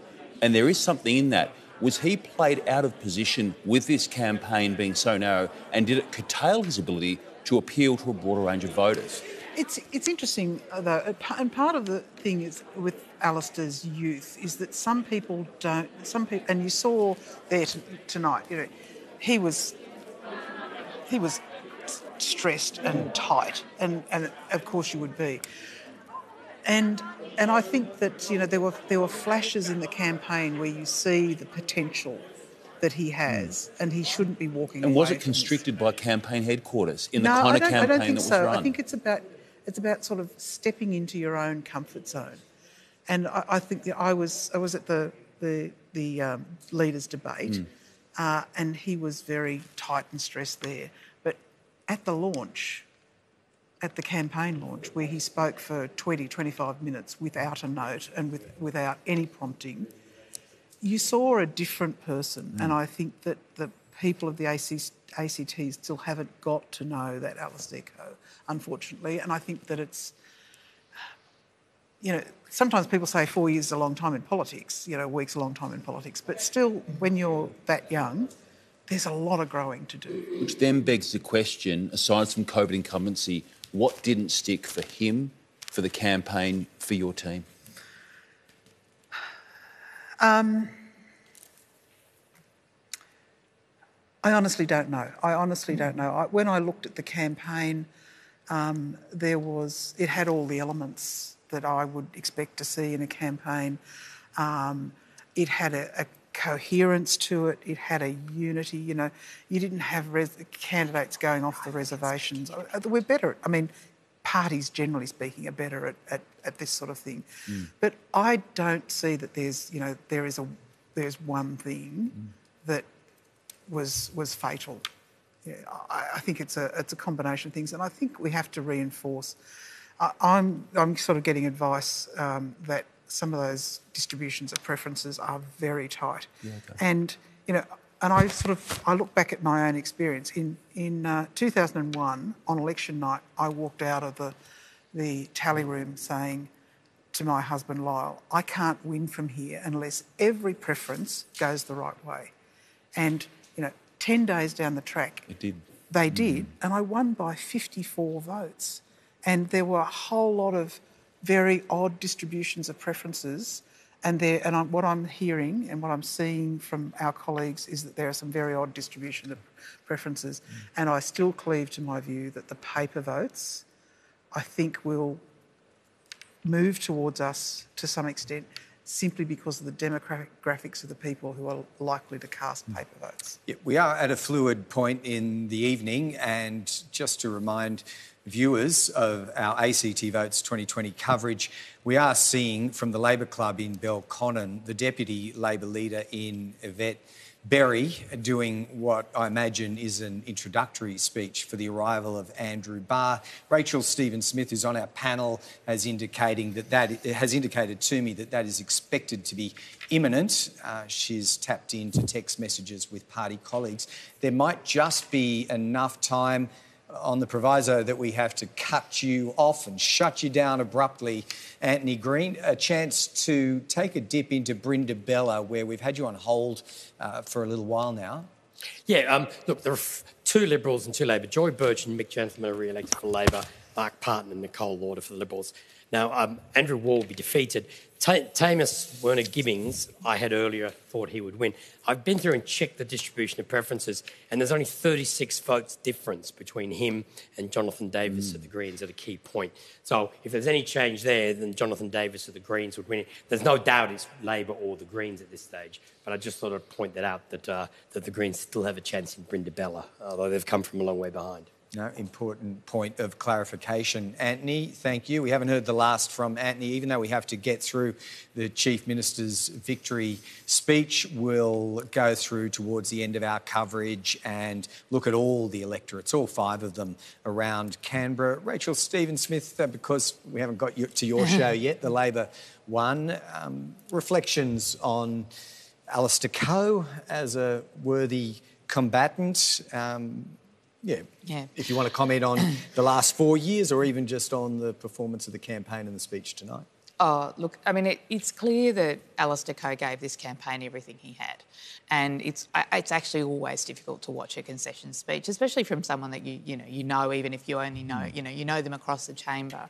And Alistair is a decent person, and it's hard to watch people speaking, who his heart's broken and when you lose an election like this, and he's really given it everything he had. But I think it is different in going to the conversation about whether people stand down after an election loss. I think it's different if you lose an election from opposition than if you lose an election from government. I think it's hard to go from... Yes. I don't want to jinx any future decisions that might be made by anybody, but going from being the leader, the Prime Minister or the Chief Minister, to opposition leader is really one thing. Going from opposition leader to opposition leader is a completely different thing. It can be done. It can be done. Shorten did it. And so I think, Vicky's right. Obviously it's the Liberal Party decision and it's Alistair's decision, but I don't think anyone should be rushing him into that decision. I don't think that would be right. I think he's done everything he could. I do think, though, that the Liberal Party does need to think about whether Alistair Coe represents the values that they need to project to the ACT community to win government in this town. And this is a very progressive territory. And we have heard, it's not just us saying it, it's what we hear from people as we go out and talk to voters, that Alistair Coe doesn't represent the progressive values of this city. Now, that might not be fair, and I'm sure Vicky would say that's not a fair characterisation of how Alistair Coe would govern, but it is the values that he represents don't necessarily represent the progressive values of our city. And I think people see a disconnect there. And I think that is something that he's going to have to reflect on and the Liberals are going to have to reflect on as they work through who might be the leader for the next 4 years. Is that even possible, though, Vicky Dunn, that the Canberra Liberals can find, to use Rachel's word, a progressive leader, while also being true to the values to which Alistair Coe just spoke? Well, I think that the interesting thing is that our party room is full of people who are true to Liberal values, who are true to... But are they progressive? In tune with the rhythms of this city? I think some of them, I would be characterised as conservative and others would be characterised as not so conservative. But the thing is that the issue is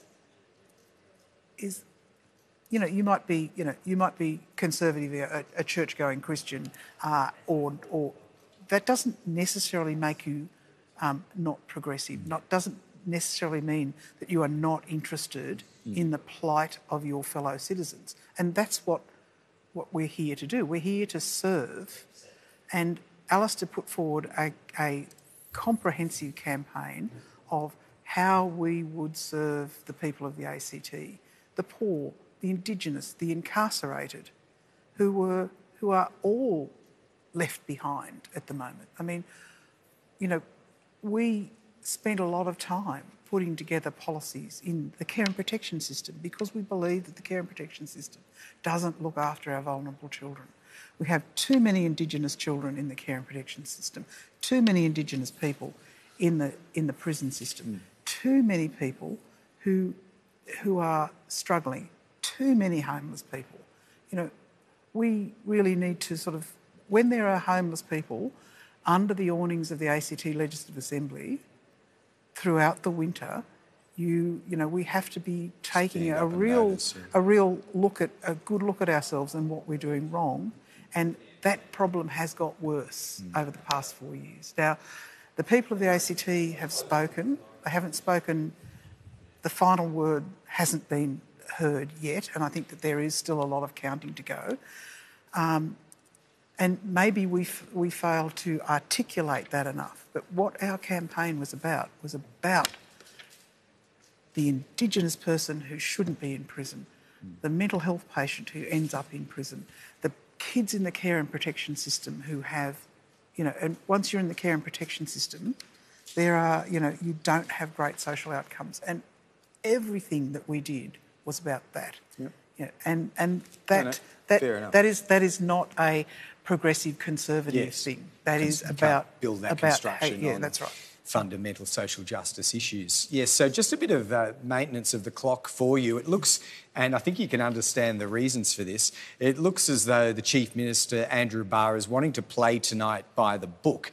How is that expressed? Well, it's expressed by holding fire on your victory speech until another important player this evening in Greens leader Shane Rattenbury is given time to make his speech. I don't call it a victory speech, but he's doing that. Let's go to Shane Rattenbury live. How are you all?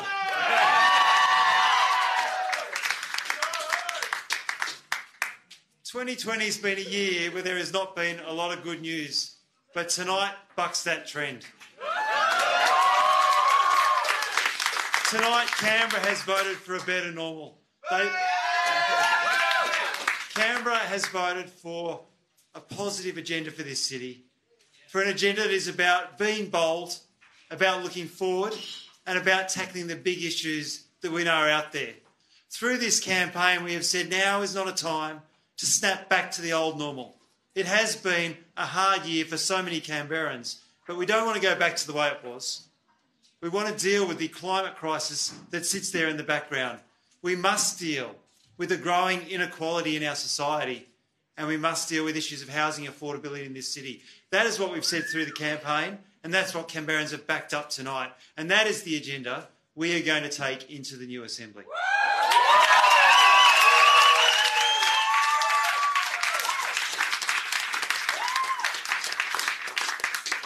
I do want to thank Caroline Lakuta, who's here tonight.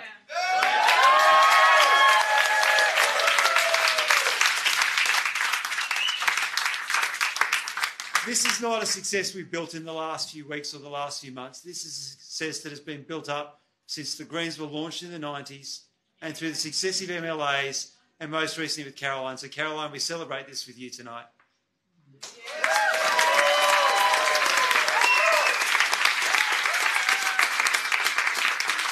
I am absolutely thrilled to have you members joining us in the Assembly. Emma, Andrew, Rebecca, and probably I still think Joe and Jono.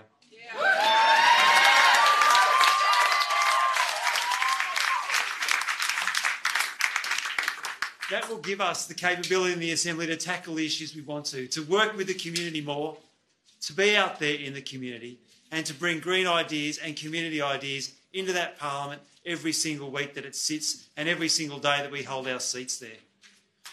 Tonight is a chance for us to stop and celebrate, but it's also a time to reflect on why we've been supported and the job we have to do. This has been an extraordinary year. We started the year impacted by climate change. There is no doubt that that is what we went through at the start of 2020. For someone who's worked on climate change issues for a long time, what we saw at the start of the summer was deeply sobering, because I always thought it was an issue I was working on for future generations. To experience that in our own lifetimes is a sobering thing, and it underlines the fact that every single day the Greens stand in a parliament, climate change is at the forefront of what we think about. And that is what we have to continue. The ACT has come a long way. We are one of the elite jurisdictions on the planet when it comes to reducing our emissions, but we cannot stop. Now is the moment to underline the fact that gas is another fossil fuel, and we need to wean our city off it. We need to tackle our transport emissions, and we need to be very clear to the federal government that we don't want a gas-led recovery. We want a renewables-led recovery.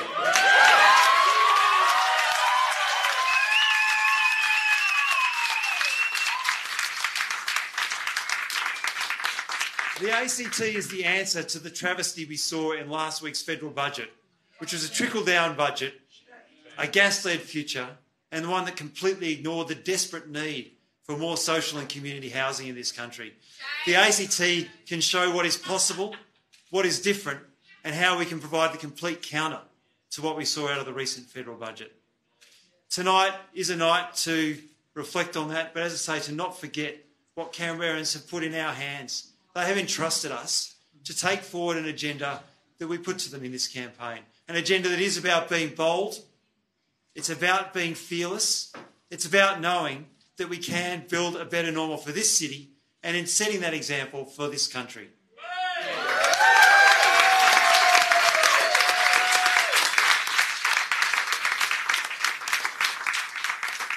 I do want to take this moment to acknowledge some of the colleagues from the Assembly who have lost their seat at this election. It is a hard night. We've been through it before as the Greens, and there are a number of members out there tonight who have lost their seats. I know them all, of course. It's a small parliament, and I will have a chance to catch up with them in the coming days, but we thank them for their service for the ACT.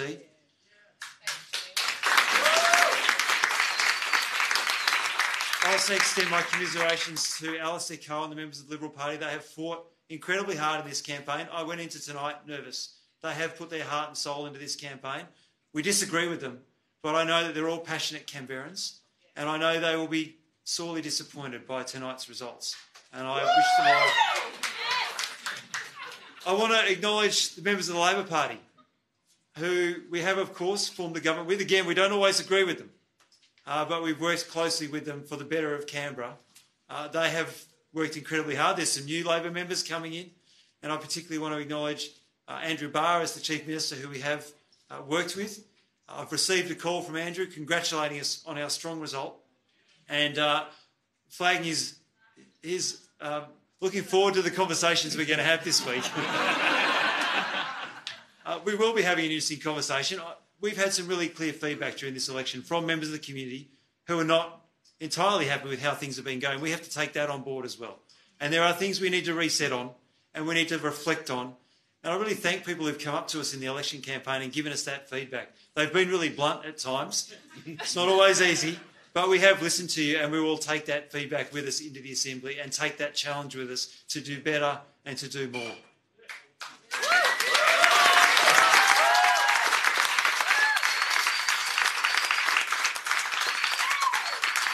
It's been a strange night sitting up there on that panel on TV, watching you all celebrate down here. I'm really pleased to get here and join you. Maybe have a refreshing beverage or two. Friends, this is a victory for you as well. You've all worked incredibly hard, from the campaign team in the office to the just incredible number of volunteers who've been out there. This has been a really fun campaign. We said at the start we want to have some fun, and you have all made it fun. It's been so much fun working with you, being out there, talking to the voters of Canberra. So each of you absorb this moment tonight. We'll talk during the week about the details of what we're going to do next, but tonight is a night to enjoy it. I want to personally thank my staff in the Assembly. We've been together for a long time now. It's not always easy in there being the small party in a parliament where both other sides are trying to get something out of you. The politics of the day can be pretty tough. But that team has really stuck together since particularly 2012 for my team. I particularly want to thank our Chief of Staff, Indra Asghera.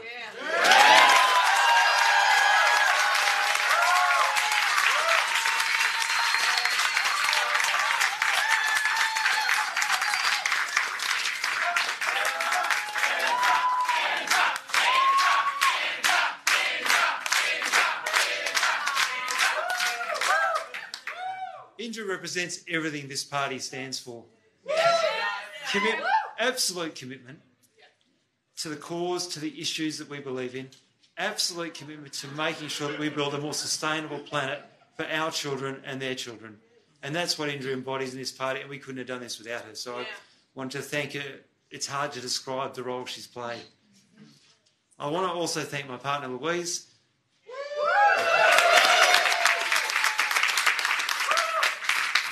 These election campaigns are pretty unforgiving on the partners. I just saw Alistair on TV with his partner Yasmin. The partners do so much. I know Andrew Barr will say the same thing about Antony. The partners really help us get through it because you come home some days, frankly, a little weary and a little frazzled, and the partners are there picking up the pieces. So thank you so much. Yeah, she always has a birthday in election week. It's very inconvenient, that. But no, friends, let's wrap it up there. Thank you so much. Do celebrate tonight, but know that starting Monday morning, we will be there working with the other members of the Assembly and the entire Canberra community to build a better normal for this city. Thank you very much.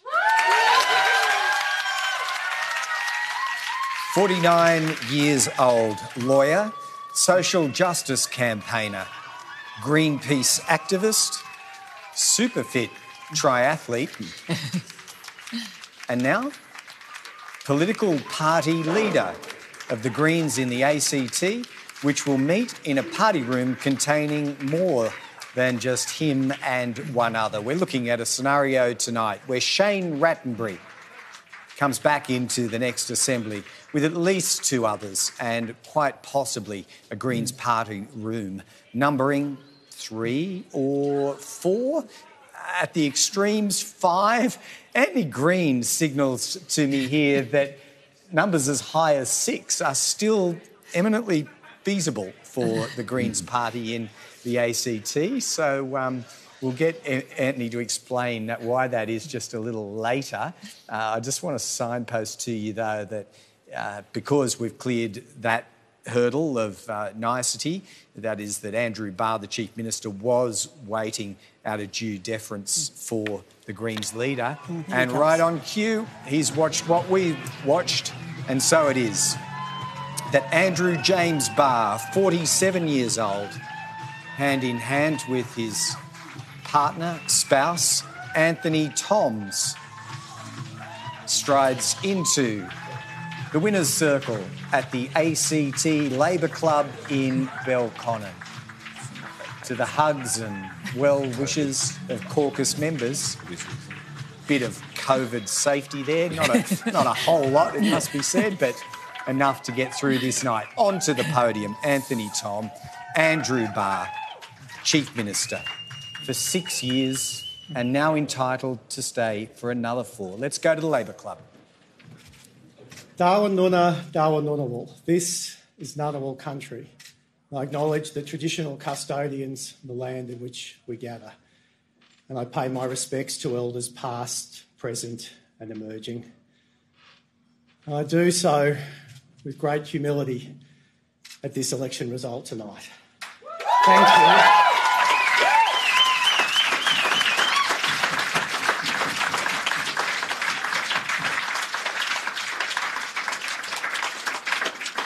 It is a humbling experience to lead a political party and to lead a government, and particularly in a year like this one. We've had an extraordinary series of challenges thrown at us as a city and as a community, and we've got through it because we've worked together. We've got through it because we've applied progressive values to our government decisions and because we've applied compassion. We haven't left people behind.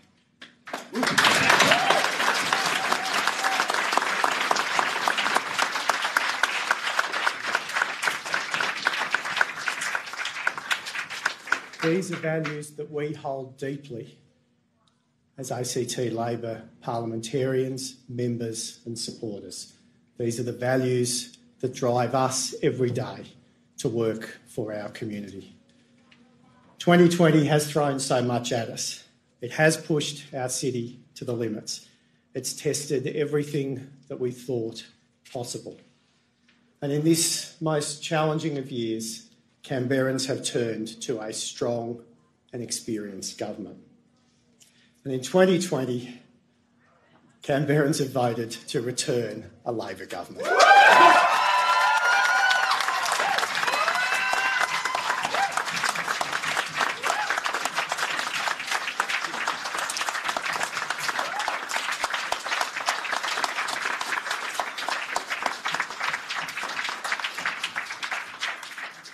A short time ago, Alistair Coe rang me to offer his congratulations.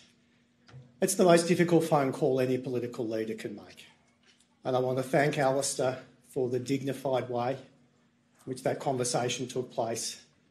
And I want to thank he and all of his team for the campaign that they ran. It was a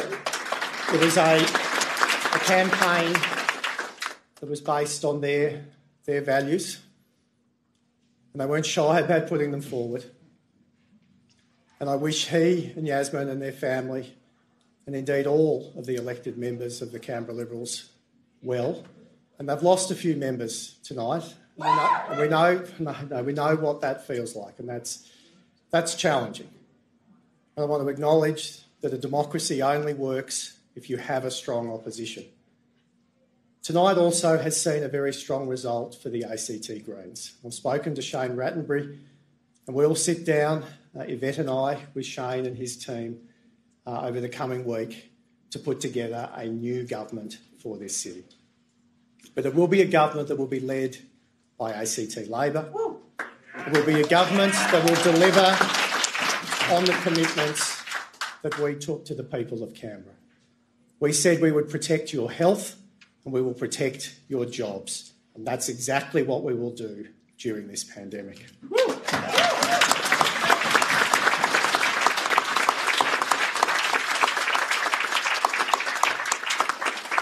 The pandemic is the greatest challenge that we've faced since self-government, but I'm so proud that our team and our government was there for people when it really mattered. We stepped in to protect Canberrans' health, their businesses and their jobs. And we're going to keep working with our community as we emerge from this global health and economic crisis stronger than ever before. Now, despite all of the noise that's been around this campaign, we've stuck to our positive message, a campaign focused on delivering more for Canberrans, not less. A campaign based on our progressive and inclusive values.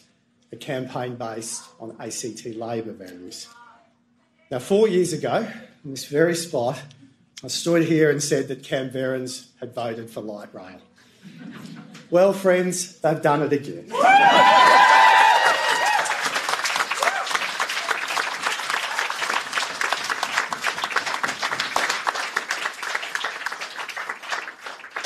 And I think Labor's resurgence on the south side tonight is testimony to just that.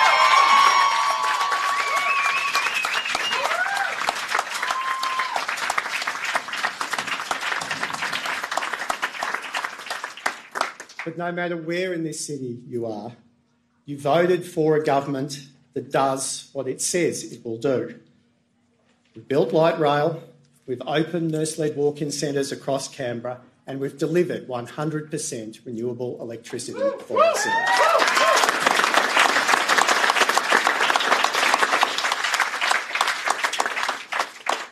Canberrans have voted for us to put jobs first. They voted for more than 250,000 local jobs in Canberra by 2025. This is a core Labor value.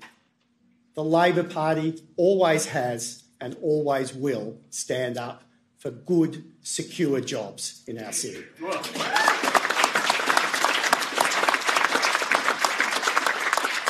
And I want to thank all of our affiliated unions and the broader Labor movement for their tremendous support during this campaign and their incredible work in looking after their members during the pandemic.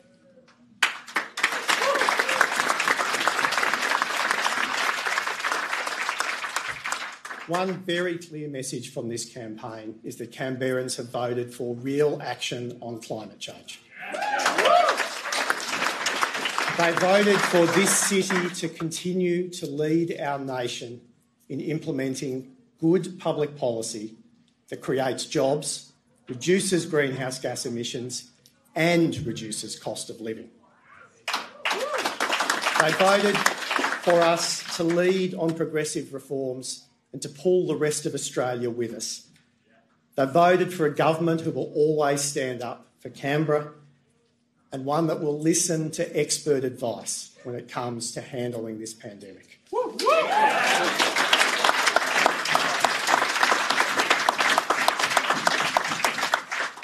I want to acknowledge in this election just how difficult politics is, how challenging it is to put yourself forward for public office, And I want to thank and congratulate everyone who stood in this election. Everyone who stood in this election.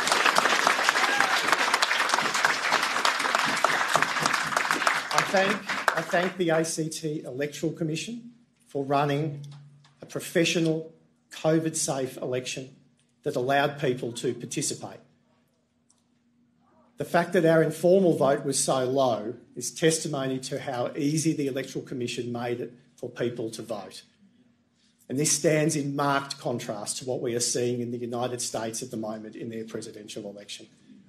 We must value our democracy. We must value our participation and the right of everyone to participate and to be able to vote. And that's something that we can say very proudly, that our national capital leads this nation in the most inclusive democracy in Australia.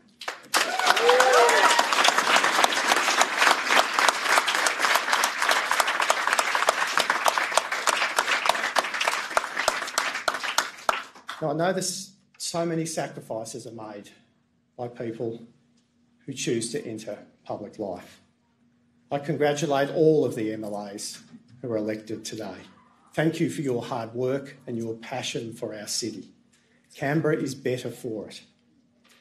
Thank you to our fantastic team of Labor candidates. It's just been such an honour to lead this team and to see you all so hard at work across so many months, out campaigning all across this city. Our candidates can only do that, though, with the tremendous assistance of their volunteers. Thank you. You have made this victory possible tonight.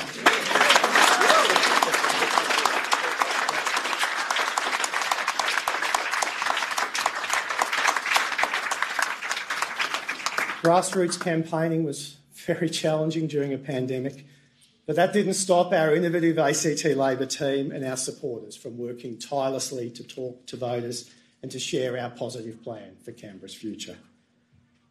Now I want to thank Yvette Berry, ACT Labor's Deputy Leader.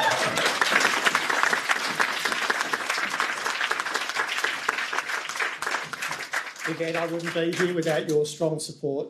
Your personal result tonight is testimony to how your community values you as their local representative. Congratulations. I look forward to working with you in the next term.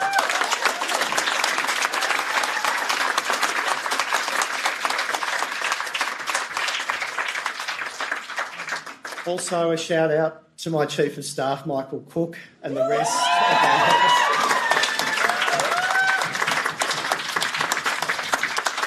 I thank everyone in my office. Mark, Matt, Karen, Fahim, Yashina, Ben, Tanya, Britt, and my extended team.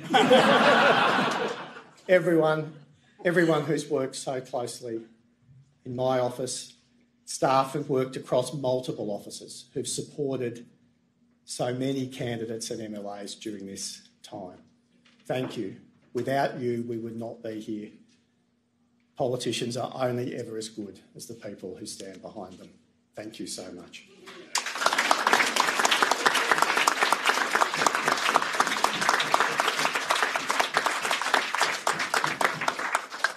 To Mel James, our fantastic campaign manager, party secretary.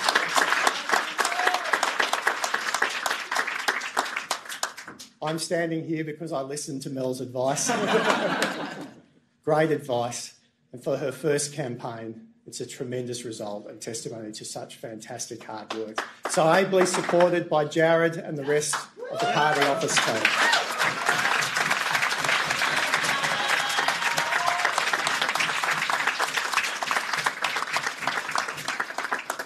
Thank you to Dee and Stuart at Campaign Edge. It's been another ripper. I love working with you guys. And finally, to my husband, Antony.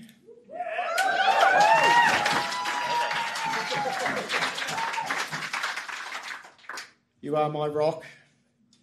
My life is so much better since we got married. I think people think I'm a calmer and nicer person as a result. We met in this city. We've been together nearly 21 years, about to have our first wedding anniversary. Anthony, I love you.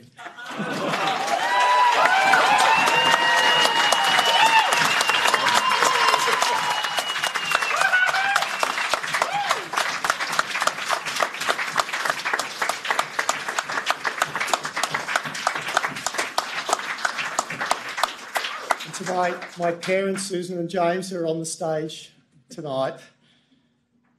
Whitlam generation university graduates.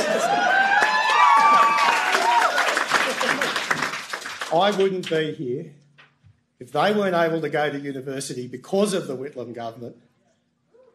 They've made me who I am today, and I am so grateful for all of their support always.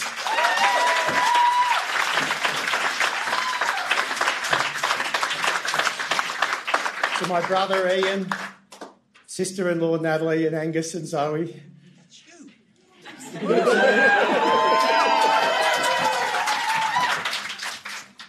Your advice, your ability to completely distract me and never let a word in at family lunch. It is like Chief Minister's talk back, except I never get to say anything.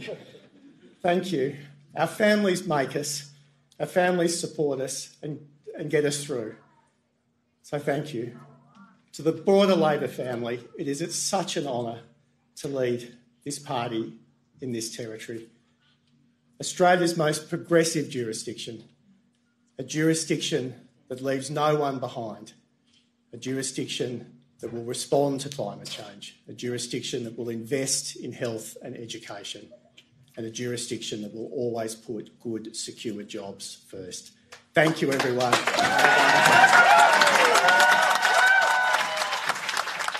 Truly a family affair tonight for Andrew Barr, re-elected as Chief Minister of the ACT just before his 6th anniversary in that position.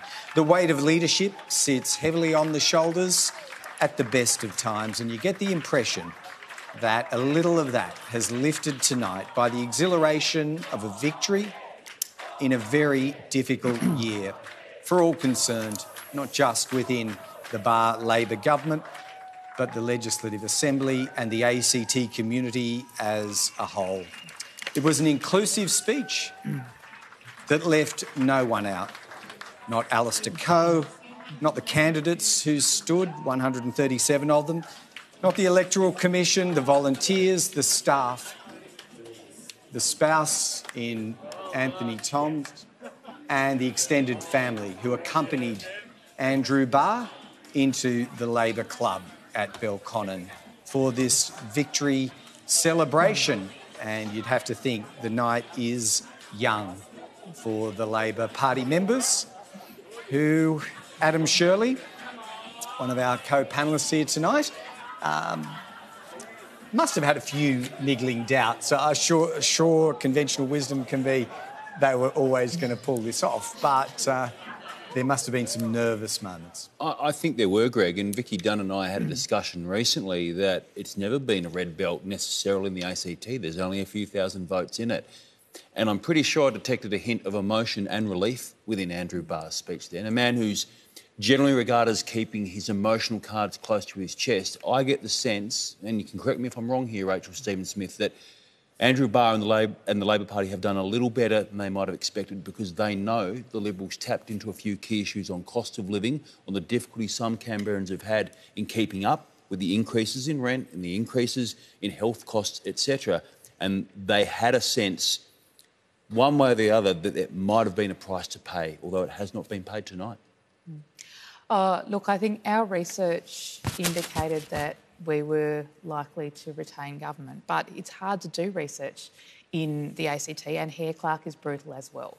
And so I think there's always relief when you are able to claim victory in an election. Even if you're expecting it, it's still a relief because there's still so much nervous energy about what if we're wrong. And we've seen that before. We saw that in the 2019 federal election where everybody expected Labor to win and we didn't win. And so even though our research was telling us that people were likely to vote for Labor and wanted that experience and that stability and were really positive about Andrew. That came out really strongly in our research. The trust in Andrew, the understanding of his leadership and experience and how important that was at this time, you just don't know. And it has been. I saw Andrew this afternoon and he was pretty relaxed, but there's always that nervousness about it. Mm-hmm. Can I just take this opportunity, because I know events are wrapping up and as a result of COVID, the ACT Labor event was restricted in numbers and my own volunteers are together having an event, and I just want to give a big shout out to my staff and my volunteers, dozens of people who've worked really, really hard through the campaign, who've helped to get me re-elected, it appears. And I just really want to thank all of those people, because Andrew's right, we only are here because of all of the hundreds of Labor volunteers who are out there talking to people all the time. Yeah. I also do want to acknowledge Mel James, who is my former Chief of Staff, who has done an absolutely outstanding job as Party Secretary. She's from Tasmania. She understands Hare Clark and she understands campaigning. She's been doing it since she's knee-high to a grasshopper. So this is her first time as campaign director, and she had big shoes to fill in Matt Byrne's shoes. But she has really done an outstanding job. And look, I just want to, while I'm speaking, I do want to also acknowledge my colleagues who Antony is projecting are likely to lose their seats. Beck Cody has never taken a backward step as an MLA. She's stood up for her electorate, she's stood up for workers, she's stood up for Labor values, and it will always be in Beck's name that workers' rights are now identified in the Human Rights Act as workers' rights are human rights, and that Beck Cody brought forward that private members bill, and that will be on the ACT statute book and as a tribute to her. I'm not, preempting anything, but given what Antony is projecting, I really did want to make that comment. And Deepak, only elected on countback last year and has worked incredibly hard for his electorate. If he also loses his seat, that's devastating for him. It's a real loss for the Labor caucus. Deepak has been an outstanding colleague. No, you are entitled to make those acknowledgements as part of the quid pro quo for our gratitude, really, in having you on our panel tonight, Rachel Stephen-Smith. Some busy days ahead. There's never much of a decompression period after an election win. I'm going to thank you and farewell you at this point, then turn to Vicky Dunn to say thank you for tonight and congratulations for your service to the community over 19 years. Vicky, I can only begin to imagine how sad it is to rule a line under that tonight, but congratulations on all you've achieved and thanks for being part of our coverage. Thanks. Look, it is sad, and it is sad to see your colleagues who've worked so hard and to see the disappointment that we haven't done what we set out to do. And I'm very sad to see that we might be losing some extraordinary members in, possibly James Milligan, possibly Andrew Wall. I'm devastated by that. But parties renew and and they're both young men who have great futures and will be able to turn their hand to many other things. But it is still it's one of the things that I always want to avoid, which is why I left on my own terms, to be in that. Because that's the thing, and Hare Clark is so hard. You never know when, one of your own or somebody else is going to come and chop you off at the knees. And it is more likely to happen in Hare Clark than anywhere else. All right, well, you're walking away with knees intact. I hope you enjoy the remainder of your Saturday night. Vicky Dunn. And finally, to my colleague, Adam Shirley, presenter of ABC Radio Canberra's mornings program. Adam, the adventure begins for you after you get to decompress a little. Plenty to pull apart here throughout next week as you get this new government to come and talk to you about where next. Going to be a bit to do. There will be. I'd like to acknowledge Rachel and Vicky and all the members of the Assembly for being so open and available to speak with the Canberra public via ABC Canberra, an evening like this. One thing I find a real treasure and to, I guess, hold very dear to our hearts is the openness, the accountability in the ACT with a degree of professional civility as well. You referenced the US earlier, I think, Greg.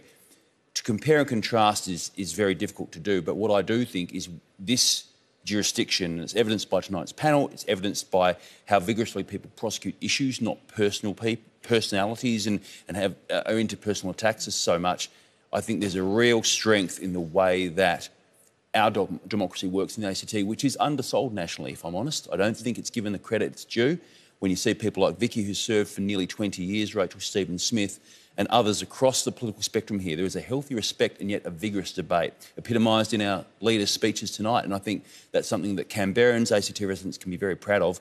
It's a real privilege to be a small part of it and to be working with yourself tonight too. No, and thank you for your role in communicating daily.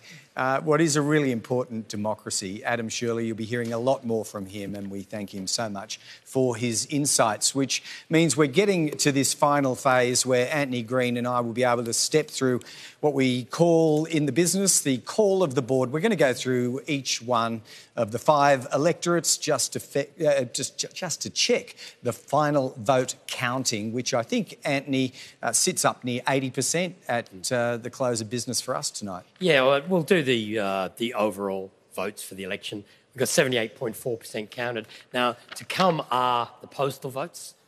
They've not been counted. Also, the paper pre-poll votes, which was about 9 to 10% of all pre-polls were cast as paper. So there are, there are some votes that postals tend to favour the Liberal Party, and you'd think the paper pre-polls would favour the traditional parties. I think younger voters are much more likely to use electronic voting. So we'll see. They're the votes to come. But the overall totals are the Labor Party's on 38.4%, Liberals 33%, Greens 13.9%, others 14.7%. If you look at the change in votes occurred, the Labor vote is static. Liberals down 3.6%, the Greens up 3.6%, and others are on 0.1%. The oddity is that Labor's vote is well up in Brindabella and well down in Yerrabee, and the Liberal vote the reverse. So there's been a bit of a reverse on what's been seen as the north-south divide in Canberra at this election. And just, we'll do a quick run through the chamber. We've given away 22 of the 25 seats. What we're saying is we have Labor with a definite 11, the Greens with 3, and the Liberals are 8. That's 22 seats. The seats we have in doubt are the last seat in Brindabella. It's unclear whether it's Labor or the Greens. The last seat in Ginninderra, we're not sure whether it's the Liberals or the Greens. And outside, I think Labor's pretty certain of 3, but it's between Liberals and Greens in Ginninderra.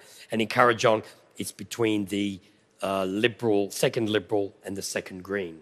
So there's still a chance of getting 2 Greens in Kurrajong, which is why I say the Greens are somewhere between 3 and 6. If they've got a definite 3, they could yet win 1 extra in the 2 other seats and a second in Kurrajong. So it could yet be 11, 6. Yeah, and 8, we'll pick that 12, up. 5 and 8, yeah. Yeah, we'll pick that up as we go through the individual seats. But I suppose only a little needs to go right for that Greens number to climb substantially, you're suggesting. Yeah, and for the moment, I'll just do the party totals rather than go through all the candidates each time. But in Brindabella, it's 2.46 quotas for Labor, 2.28 for the Liberals, and the Greens are on 0.66. Now, the difficulty there is the third Labor candidate and the Green are neck and neck in the current distribution of preferences. Elected members are Mick Gentleman and Joy Birch from the Labor Party, Mark Parton and Nicole Lauder from the Liberal Party. We have Andrew Wall defeated in Brindabella, and we're not sure whether it's Tamus Werner-Gibbings or Jonathan Davis for the last seat. Okay. So I think the next one we should visit, Antony, is probably up to Ginninderra next. And Labor's got 2.44 quotas, the Liberals 1.55, the Greens 0.77, and the Belcourt Party with 0.55, and there have been quite a lot of exhausted preferences in that lot. The elected members, we are pretty confident that Gordon Ramsay, Tara Shane and Yvette Berry are elected. Elizabeth Kickett is elected. We have one defeated, and we have no defeated members. We're not sure it's Joe Clay. I'm not even sure who the second Liberal on that ticket is. It's let me have a look here. Probably Robert Gunning. Peter Kane ahead of Robert Gunning. But the point is they're very low on the ticket, and Elizabeth Kickett needs so many preferences to get there. There isn't, even the Green vote is split, but the exhaustion of the competition from the Belcourt Party has really hurt the Liberals in Ginninderra. Okay, and then we'll go just a further, over to the east, really, and Kurrajong. Antony? Labor's got 2.31, the Liberals 1.57 and the Greens 1.44. We think the Greens will get 2 seats there. And the simple reason is there are a number of parties whose preferences flow to the Greens, and Labor's got a 0.3 surplus, and that will flow to the Greens, and that gets them there. Just to point out that Andrew Barr's got 1.3 quotas and elects Rachel Stephen-Smith. It's this split here in the middle, and Shane Rattenbury in the second Green doing well. The elected members, Andrew Barr, Rachel Stephen-Smith, Elizabeth Lee, Shane Rattenbury. I have no defeated members. And I think Rebecca Vassarotti is a chance of the best chance of winning that last seat. I didn't get the name of the second Liberal there, Candice Birch, of course. Yes. She may be defeated. So that's another potential defeated member there. So the Greens still there or thereabouts, perhaps, on those numbers. And the seat that we began the evening, Antony, by talking a lot about, Murrumbidgee. Yeah, well, the chance of the Liberals winning that one just disappeared. Basically, Labor 2.21 quotas, their vote was up. They had 2 sitting members this time. They had none last time. Jeremy Hanson wasn't leader this time. Plus, there was more competition from other sitting members this time. The Greens have got 0.73. We're saying the elected members are Marisa Patterson is elected, a new Labor member. Chris Steele's been re-elected. Julia Jones, Jeremy Hanson re-elected. Emma Davidson should be the new member. And we've got 1 defeated there. Beck Cody has been defeated for the Labor Party. Yep, that then leaves us only Yerrabee up around Gungahlin to round out the night. And the party totals there are the Canberra Liberals on 2.41, Labor on 2.08 and the Greens 0.62. The difficulty is the Liberals isn't turning into 3 seats. It's just a little bit low. There's some other parties there with the distribution of preferences doesn't look like it's going to elect a third Liberal. So we're saying Susan Orr is elected, Michael Petterson is elected, Leanne Castley is a new Liberal member, Alistair Coe's re-elected, Andrew Braddock is elected. And if you look at the defeated members, James Milligan has been defeated.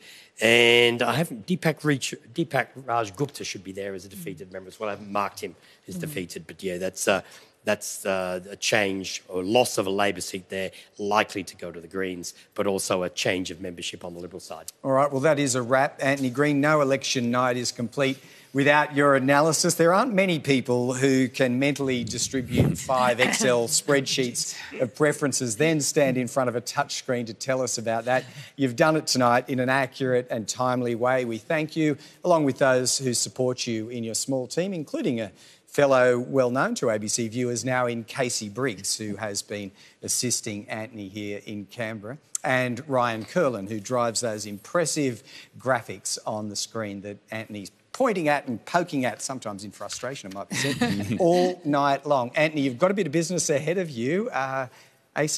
Queensland and USA. Yeah, Queensland's a lot more work. The American election actually doesn't involve me a lot of work. Leave that to Casey. I just present. That's okay. That's a Casey Briggs project, I'm saying. Now, that's where we'll wrap up our coverage of ACT Votes 2020, a night when Canberrans have decided to entrust the Labor government to govern their city through to 2023. Count them. There's a little more counting to come, of course, and what isn't precisely clear is whether Labor gets to do all this in its own right, but some involvement by the Greens will get them across the line in any event. From here comes all the hard work for the Barr government to rebuild a pandemic-struck economy and to guide growth through the recovery. So, thanks to all who've joined our coverage, enjoyed it perhaps, watched it and participated in it too. There are a few higher profile elections coming up in the next few weeks. We just canvassed some of those with Antony, but none is contested as keenly as an ACT poll when it comes to those truly local issues that bring it all back home for voters. Keep in touch with ongoing reporting by the local ABC News team. From us at the National Museum of Australia, that's it for now. Have a great night.